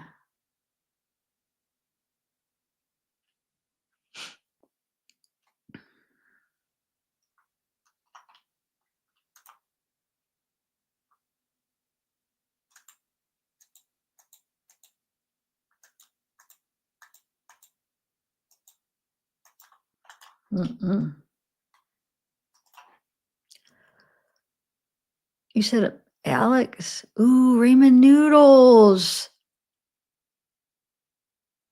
Thank you for reminding me. I forgot I had those. That's what I want.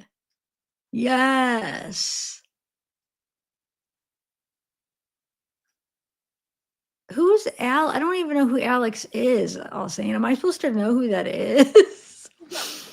That's like, that doesn't mean anything. I know News Nation, but I don't know who Alex. So I guess I'll just type it in. Alex, what? Capriello? Capriello? I don't. Alex Capriello. Let me see. Cap. I was saying, ask the people, whoever's telling you this, is it on a video or can we have,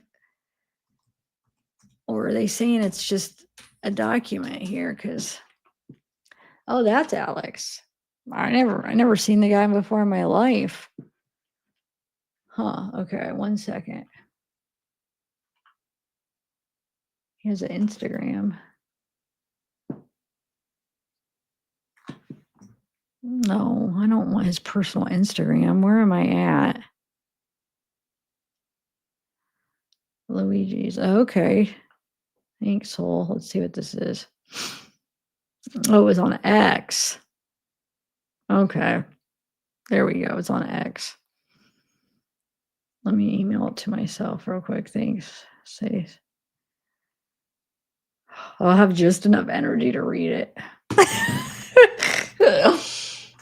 All right. 1 second. I hope it's not like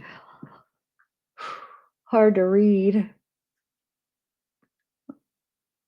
All right, here we go.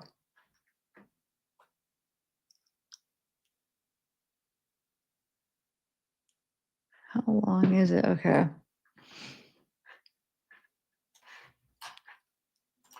Let's do it. I have nothing to hold on. I need to get, I think I have a bottle of water in my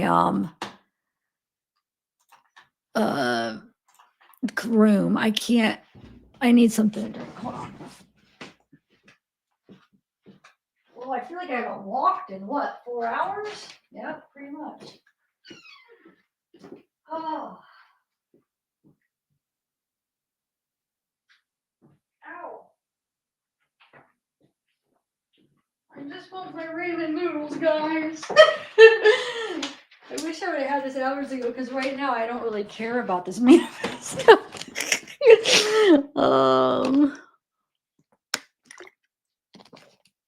It's just, now I'm just gonna want to hurry up and read it for you guys.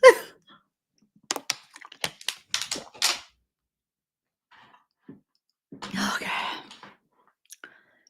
Oh wait. How do you make this bigger? I'm gonna have to save all that. Hold on a second.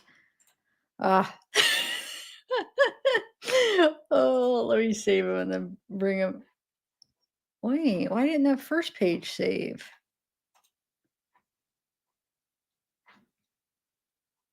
Hold on, I'm gonna save it so then I bring it up and I could zoom in. Because I'm not, X is not my, I don't even know how to, I mean, I'm not very good at getting around in it, it seems like. Unless if it's just sucks. It's 4 pages. Wait, I thought they said it was 3 pages. It's freaking 4 pages, all saying thanks. Oh my Lord. Okay. Let's do this.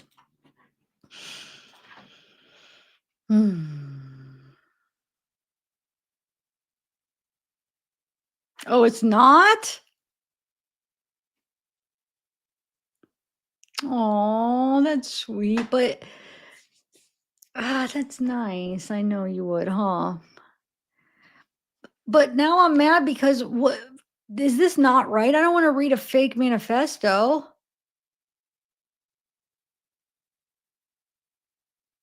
You guys, let me know because I'm not going to play. I can't.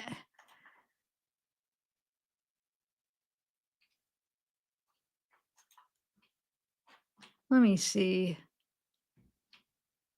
Is it or isn't it? Why does it have to be fake though? No, they even said it was only 3 page long. They didn't, they said the manifesto wasn't supposed to be. Let me just read. Let's start to read it and see what it seems like. It. Hold on. This is supposed to be page 1, right? Hold on. Unless if they did it backwards. No. Okay. This is the first page on it right here. The Second Amendment. Can you guys see? Yeah. Okay. It is.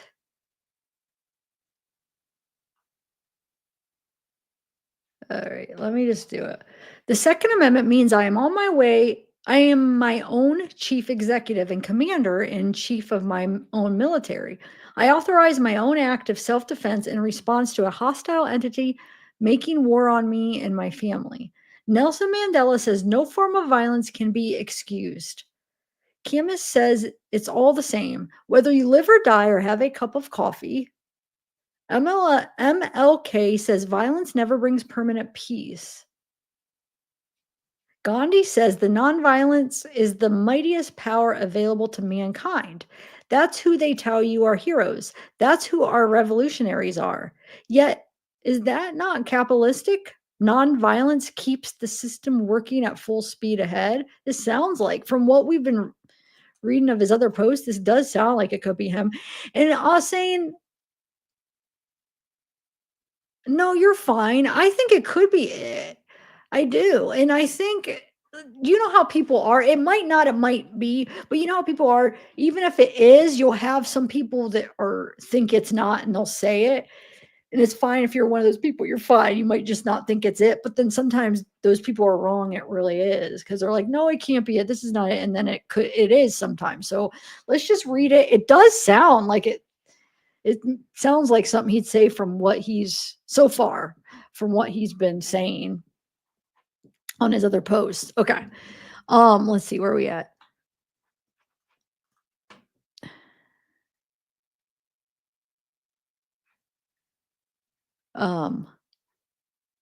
What? Okay, where are we at?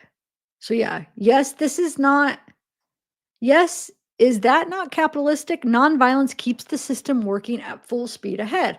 What did it get us? Look in the mirror. They want us to be nonviolent so that they can grow fat off of the blood they take from us.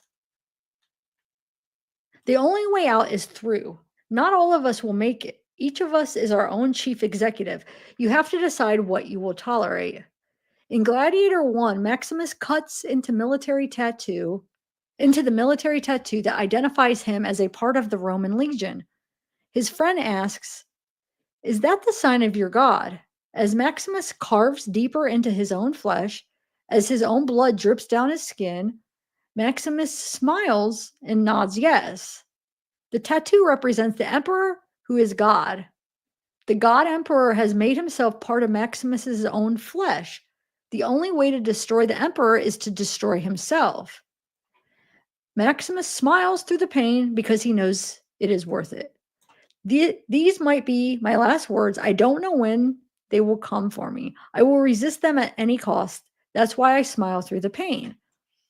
They diagnosed my mother with severe neuropathy when she was 41 years old. She said it started 10 years before that with burning sensations in her feet and occasional sharp stabbing pains. At first, the pain would last a few moments, then fade to tingling, then numbness, then fade to nothing a few days later. The first time the pain came, she ignored it. Then it came a couple times a year and she ignored it. Then every couple months. Then a couple times a month. Then a couple times a week. At that point, by the time the tingling faded to numbness, the pain would start and the discomfort was constant. At that point, even going from the couch to the kitchen to make her own lunch became a major endeavor. She started with ibuprofen until the stomach aches and acid reflux made her switch to acetaminophen. Acetaminophen. Then the headaches and barely sleeping made her switch back to ibuprofen.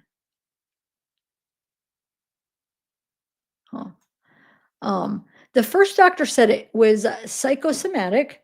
Nothing was wrong. She needed to relax, distress, sleep more. The second doctor said it was a compressed nerve in her spine. She needed back surgery. It would cost $180,000.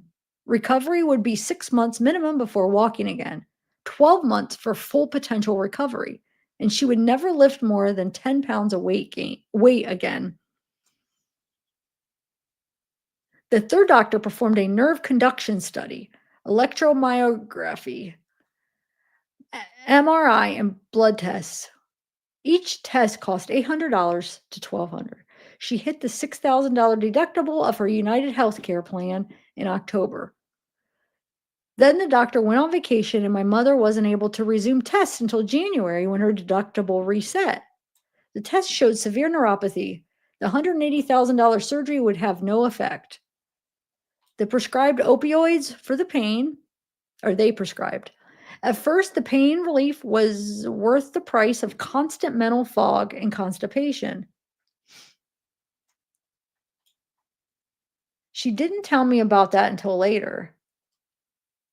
All I remember is we took a trip for the first time in years when she drove me to Monterey to go to the aquarium. I saw an otter in real life, swimming on its back. We left at 7 a.m. and listened to Green Day on the 4-hour car ride.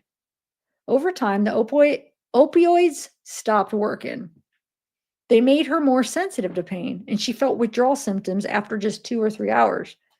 Then gabapentin. By now, the pain was so bad she couldn't exercise, which compounded the weight gain from the slowed metabolic, I can't even say that, rate and the hormonal shifts, and it barely helped pain and made her so fatigued that she would go an entire day without getting out of bed. The corticosteroids, which didn't even work. Yeah, I heard those just like build. Oh yeah. Anyway, the pain was so bad, I would hear my mother wake up in the night screaming in pain. I would run into her room asking if she's okay. Eventually, I stopped getting up. She'd yell out anguished shrieks of wordless pain, or the word F stretched and distended to its limits. I turn over and go back to sleep.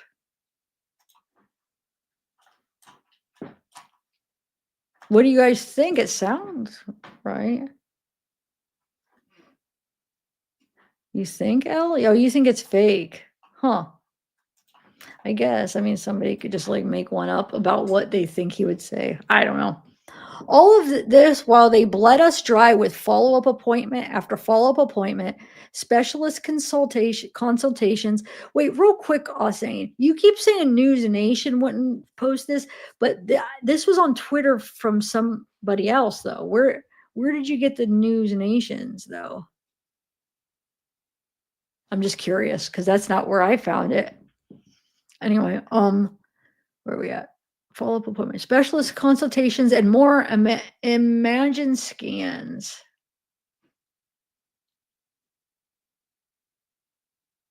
Follow-up appointment special. Okay. Each appointment was promised to be fully covered until the insurance claims were delayed and denied. Huh. Allopathic medicine did nothing to help my mother's suffering, yet it is the foundation of our entire society. My mother told me that on a good day, the nerve pain was like her legs were immersed in ice water.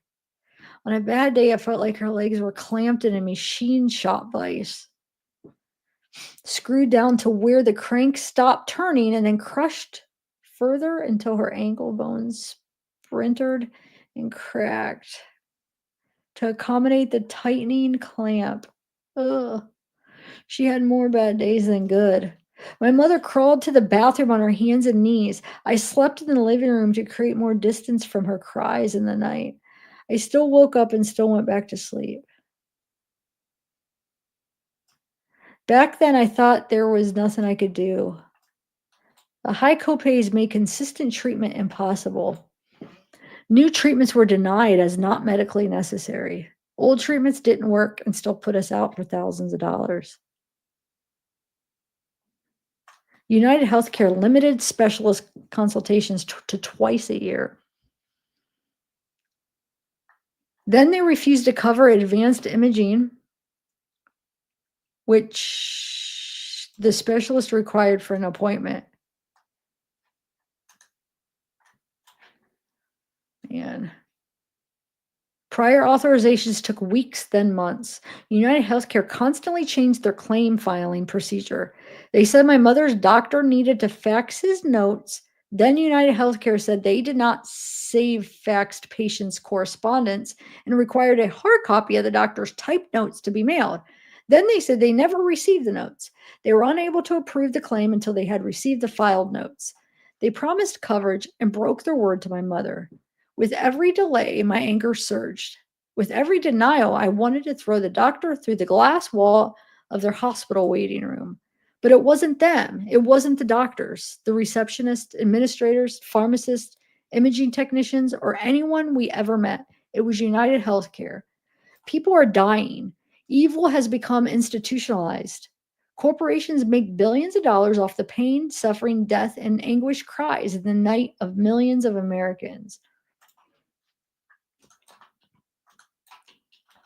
We enter into an agreement for healthcare with a legally binding contract that promised care commensurate with our insurance payments and medical needs.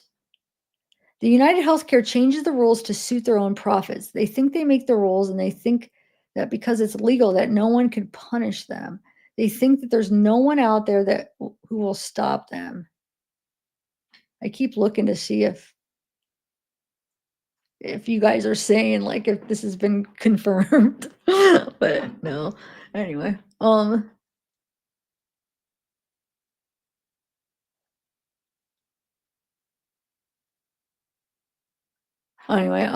they think there's no one out there who will stop them. Oh, sorry, I just read that both twice.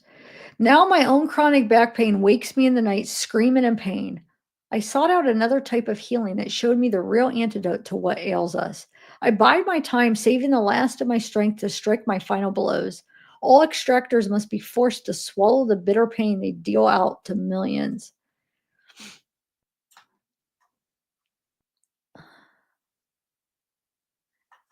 As our own chief executives, it's our obligation to make our own lives better. First and foremost, we must seek to improve our own circumstances and defend ourselves. As we do so, our actions have ripple effects that can improve the lives of others. Rules exist between two individuals in a network that covers the entire earth. Some of these rules are written down. Some of these rules emerge from natural respect between the two individuals. Some of these rules are defined in physical laws, like the properties of gravity, magnetism, or the potential energy stored in the chemical bonds of potassium nitrate.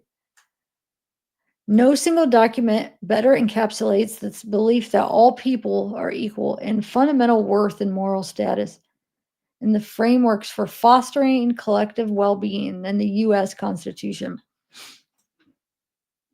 Writing a rule down makes it into law. I don't give a F about the law. Law means nothing. What does matter is following the guidance of our own logic and what we learn from those before us to maximize our own well-being, which will then maximize the well-being of our loved ones and community.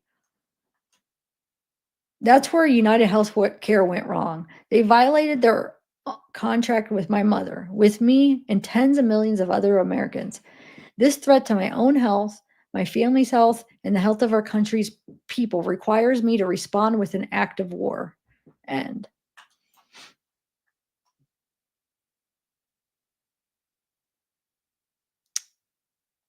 Wow.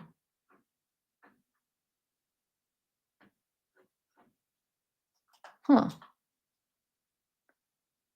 Well,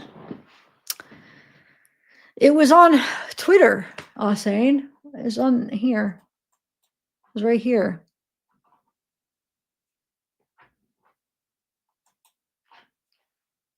I don't know. I didn't find it on News Nation, but I didn't try that hard to look for it on News Nation because I'm starving and shaking.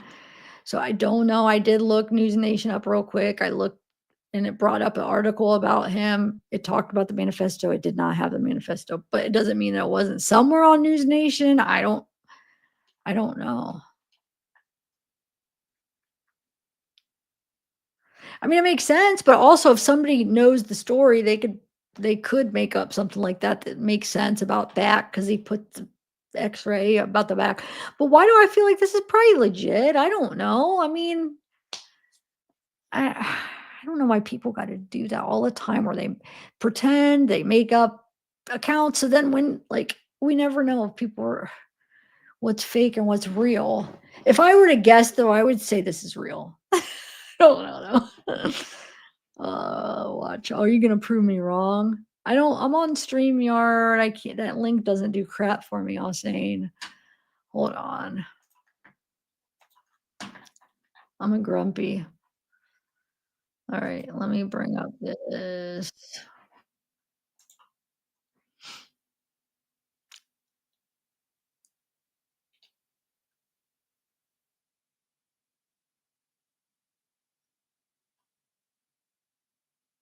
Yeah, I mean, it's quotes. This quotes. This is the whole thing.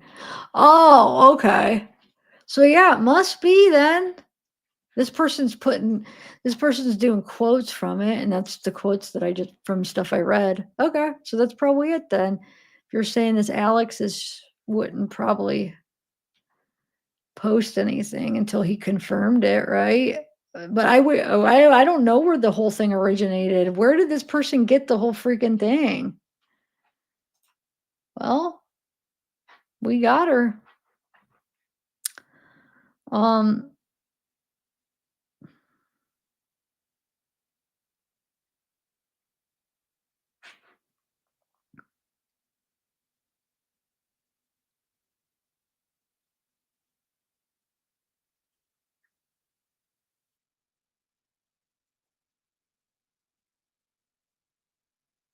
Oh no, Sanuda. The guy from News Nation is quoting the same thing.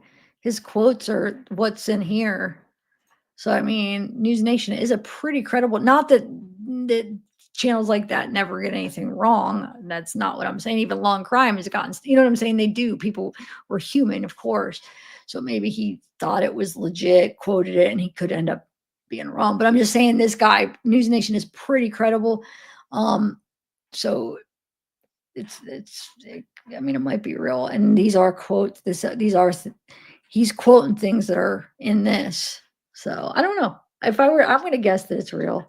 That's where I'm going, but I can't say it 100% until I guess we'll see. I think it does sound like something he would say from his Twitter post and from stuff he reshared and quotes that he shared and different things. Like it does sound like something like how he's thinking, what his viewpoint is, number one, and number two, I think it does kind of sound like how he wrote on his Twitter, in my opinion, but I could be wrong.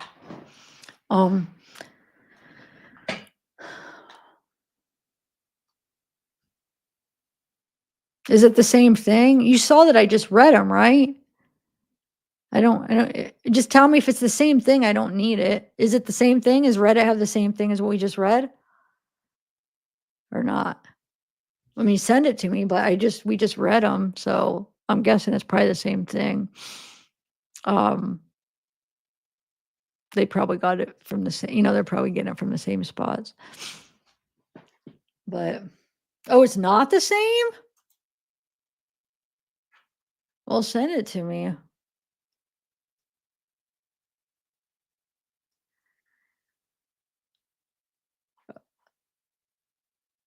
Oh, that was the Goodreads. That was his review on the book, though.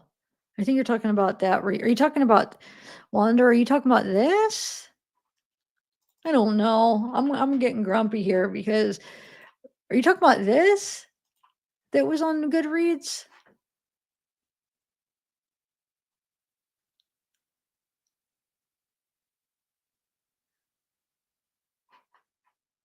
I don't know. I guess I'll go on Reddit. Hold on. Oh, Lordy.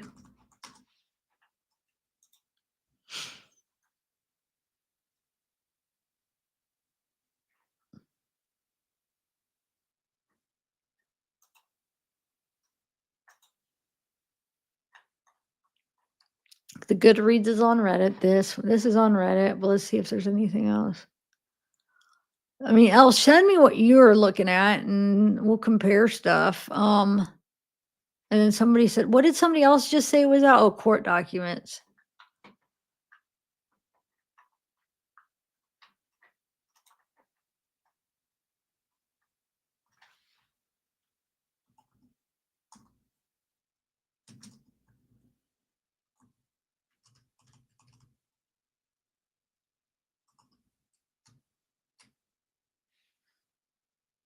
Yeah, send it and we'll see. I don't know. I'm not seeing it real quick, but I'm just like half. What's this? Oh, this is LinkedIn. I might as well save it, add it to my file. I don't know. So I mean, you're saying whoever's saying it's not on Reddit, so you're saying this isn't the right thing. But how do we know the one that Reddit has is right and that's wrong? You know what I'm saying? Reddit's not the be all. You know what I'm saying? I don't know. Send it to me and I'll see. Then we could decide together what we think. Oh, that's the court documents.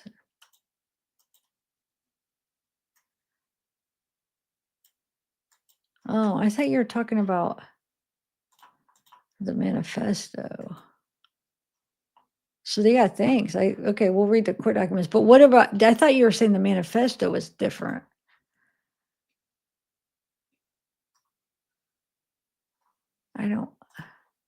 Yeah, we'll go over this too, but I mean, I'm misunderstanding that, or I'm very,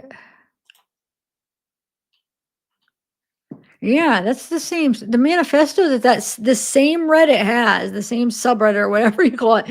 It's the same thing. They have the same thing, Elle. Look. It's the same manifesto. So why did you say it was different though? I'm confused. Yeah, they have the same thing, guys. So I think, I mean, Reddit, where everybody's put like News Nation, we have the Twitter posting the same thing, Reddit's posting the same thing. So I'm thinking it's probably right, you know? Yeah. But here, I'll go over the complaint, the criminal complaint. I just want to go down and see what else they have, anything, if I missed anything. I think I have. Yeah, you should see. Oh, I never did share that thing on Facebook that people were saying about, the next shelf on the elf, or wait, elf on the shelf. Somebody, oh my God, somebody cut him out and put him like on like a window. Like a person was cleaning a window, and I don't know. This is going to be way, way bigger than the Wade thing, because people actually do think he's like a hero for doing this. So, oh, it's going to be crazy, guys. All right, so what do we have? This is May 6, 98. It's his birthday. 5'11", 170 pounds. DNA, no. Non-Hispanic, he's white. Incident. All right.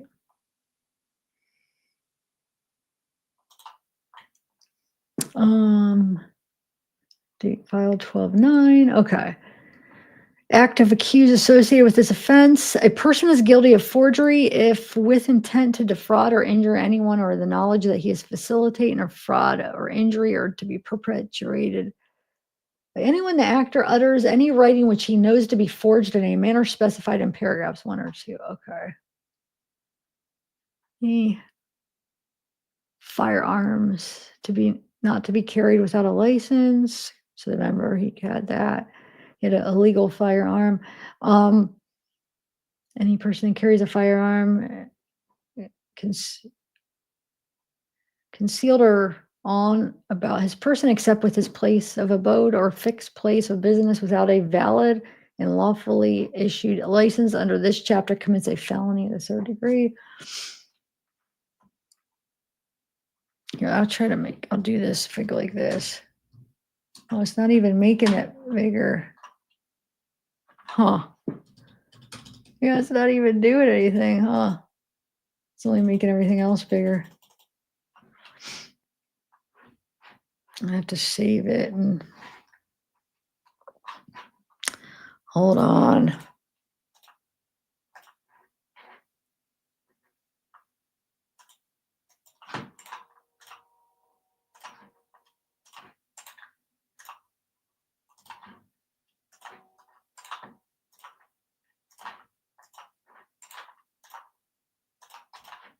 All right, I should save it so I can zoom in. I don't know why it wasn't zooming in when I did that. Hold on.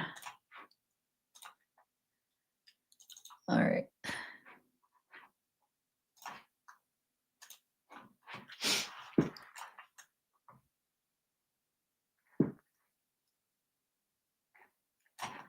That's the first one. Okay.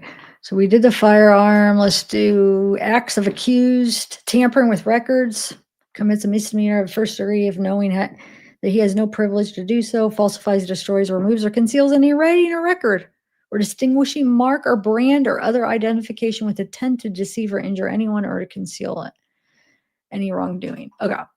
Now, this is the offense. Number 5, to wit, an aforementioned date and time, December 9th, 9:14. So it'd be 9:14 a.m. So they find it. What is PT? With that? Whatever. PTLM. Fry and co-affiant. What does that stand for? PTLM?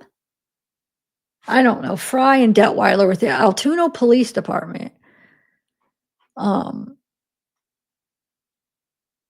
It's probably going over my head. It's probably something that I should know.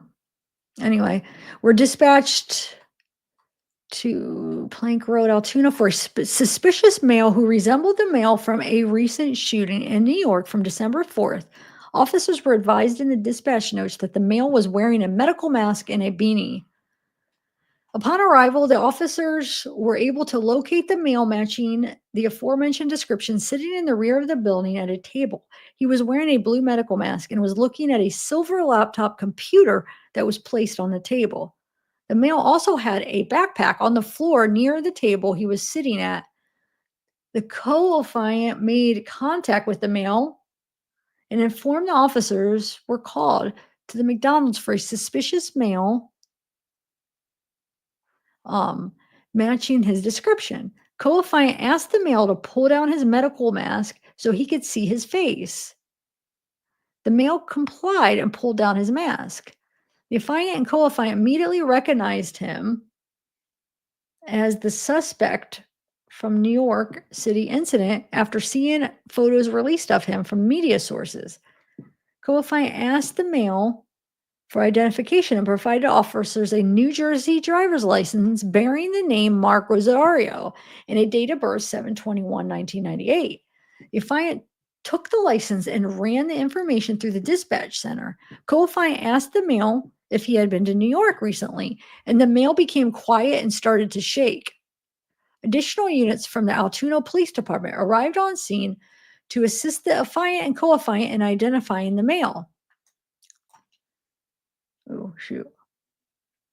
At this time, dispatch was unable to find any information on NCIC with the information provided by officers.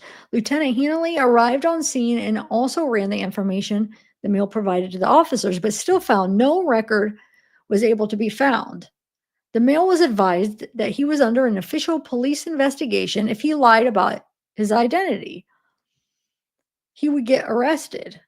The male then stated that his name was the defendant, Luigi Mangione, with a date of birth 5/6/98. The driver's license that the defendant provided to officers was found to be a fake identification card. Fox asked the defendant why he lied out his name, and the defendant replied, "I clearly shouldn't have." And Lieutenant Hanley then instructed the officer to place the defendant into custody for forgery and false identification to law enforcement. The defendant was then placed into custody. The defendant was handcuffed and was searched on scene. The defendant was then transported back to Altoona Police Department, where his property was inventoried pursuant to Altoona Police Department's policy. During a search of the defendant's backpacks, officer located a black 3D printed pistol and a black silencer. The pistol had a metal side and a plastic handle with a metal threaded barrel. The pistol had one loaded Glock magazine with 6 9mm full metal jacket rounds. There was also one loose 9mm hollow point round. The silencer was also 3D printed. The defendant is being charged with forgery, firearms not to be carried without a license, tampering with records and identification, and instruments of a crime, false identification to law enforcement. The defendant will be fingerprinted and photographed.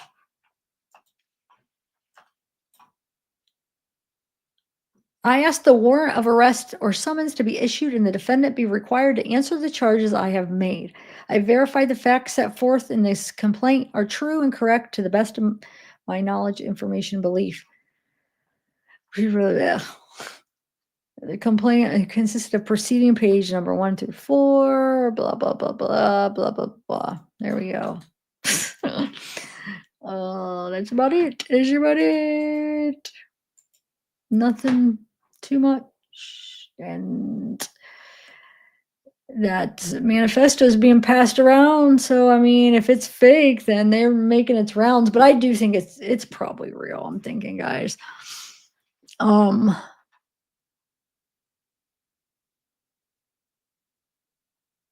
Right.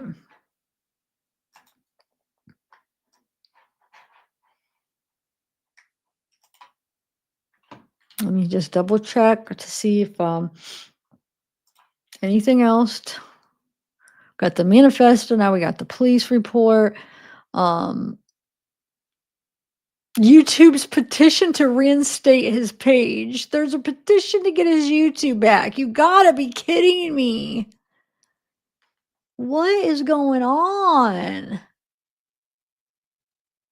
Look.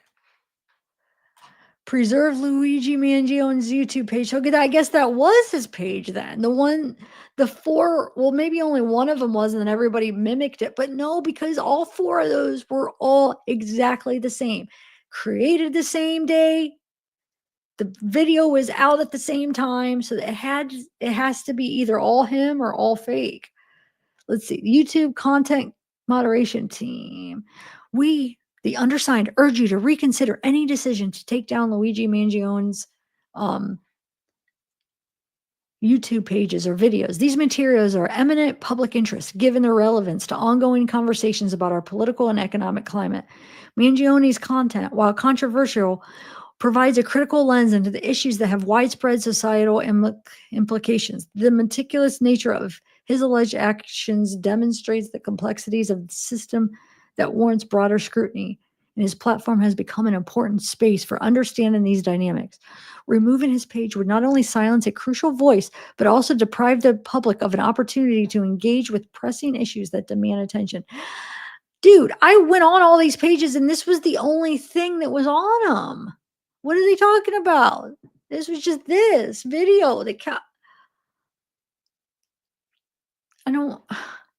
We believe, unless if maybe, what if his page already got down before I was even looking for his page, but people, this is what he had on it, was this countdown. So people downloaded it, saved it, and then recreated his page 4 different times with the same video.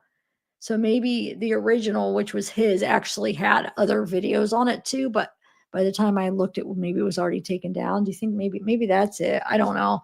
And then these people wanted to keep it. Oh, we got to keep this video going. So they just today made a bunch of them the same. I don't know, because they did say he hadn't uploaded in 7 months. Well, the one like I said, the page I saw didn't have any other uploads, but this, all 4 of them.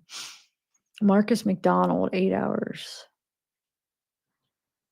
What do you guys think? How many people think think that he should be out and he needs justice and that this guy's the hero?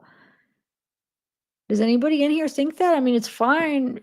Everybody's welcome, but I'm just curious how many people watching in here think that what he did was right. I'm not saying what United Healthcare did is wrong, right, and how they what they do to, what he's saying is wrong, but what he did, you know what I'm saying? How does going and killing him, the CEO, killing him, and then he's got 2 kids, how does that fix the problem? It doesn't. That's not going to make United Healthcare not do what they're doing. Where does that, you know what I'm saying? Is you just killed somebody's father. I don't know. Yeah, I don't think it was right.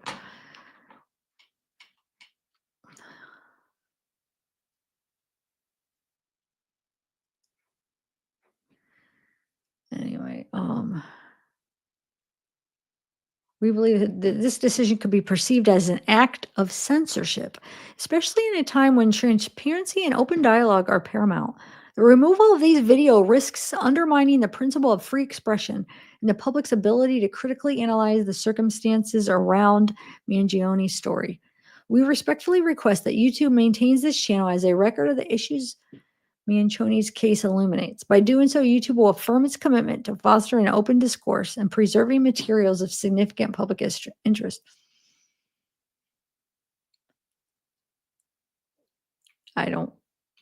They got 32 signatures, so we need to know. YouTube, no response. Elizabeth, petition starter. I don't know. But thanks. Oh, I'm sorry. I'm getting all I just need to eat my ramen noodles. Grumpy. I'm a grumpy because I'm hungry.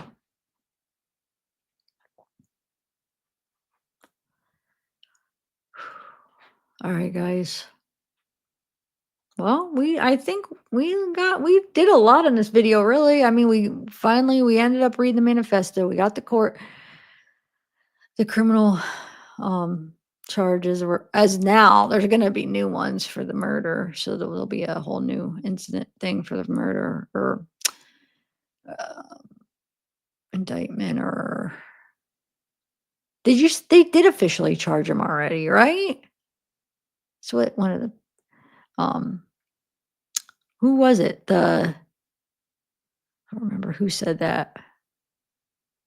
Yeah, I agree. All right, guys. Well, thanks for sticking around.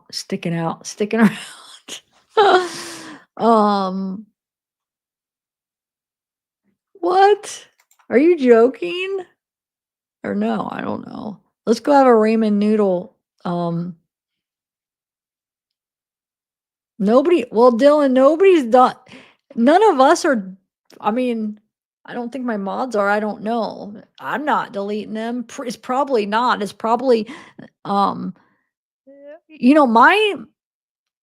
this is my channel. And yesterday I had 2 comments. I tried to comment that got rejected. So everybody remember 9 times out of 10, it's probably the YouTube bots or whoever goes in and rejects comments. So if your comments aren't showing up, I mean, sometimes, if something is not, what's the word?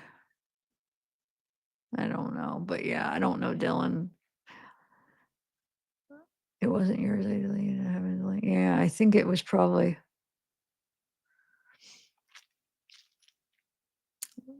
Dylan Flynn.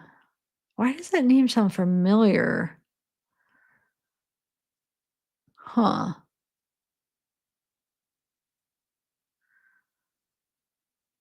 Yeah. Dylan, instead of do that, just say what you want to say now and see.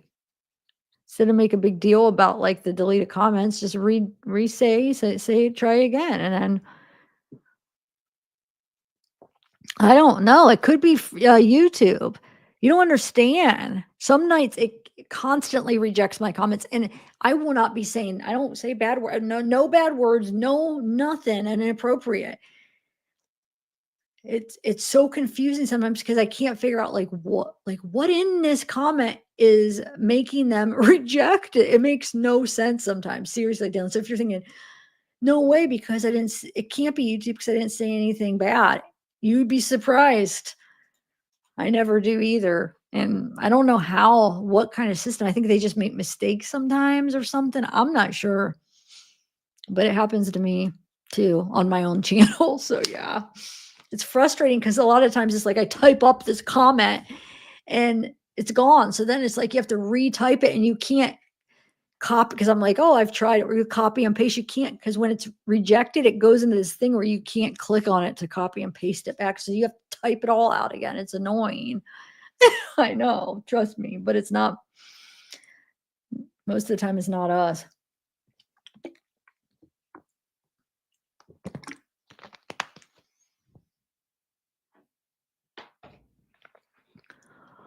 Anyway, yeah, no, I know. I heard they charged them, but I'm saying I haven't seen any documents. But yeah, so one of I can't.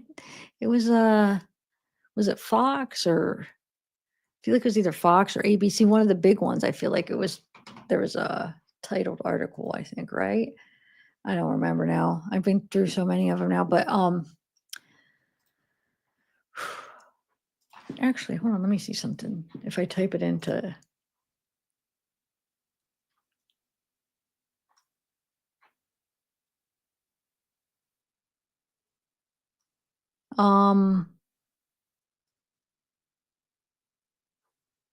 Yeah.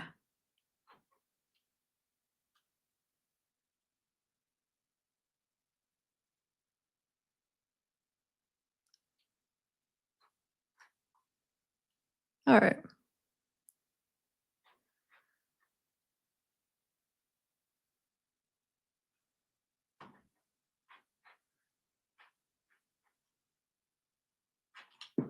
All right, guys. Well, we'll continue to see if anything comes out tomorrow. And if not, I don't know what to do.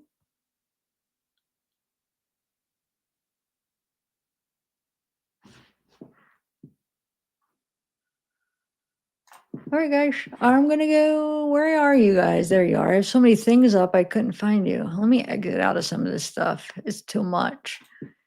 It's too much. I didn't even go over the Facebook stuff, but that I really don't think that any of the Facebooks are him. I think his got taken down, or he took it down, or something. All right, there you are. All right, guys. Well, have a good night, everybody. And I'm gonna go eat some ramen. Sorry if I was a little grumposaurus there at the end, but oh, hey, Aaron. Hey, wait, KR. What does that stand for? Hi, Pineapple. We got Soul. We got Kim. Marnie. Hey, Marnie. Robert. I don't understand why he is out in the public with a written confession, a weapon, and other evidence. I don't know. I guess he thought he was just gonna.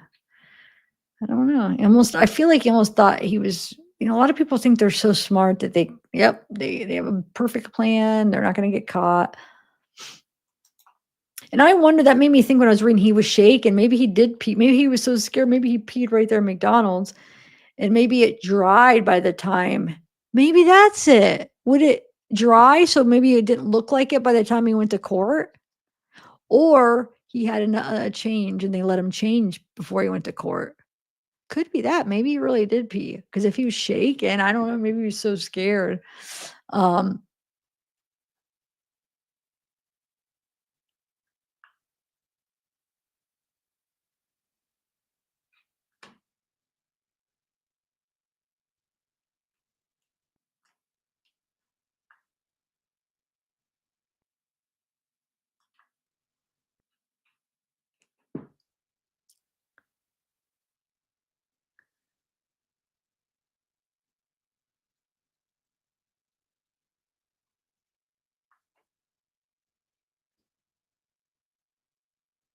right.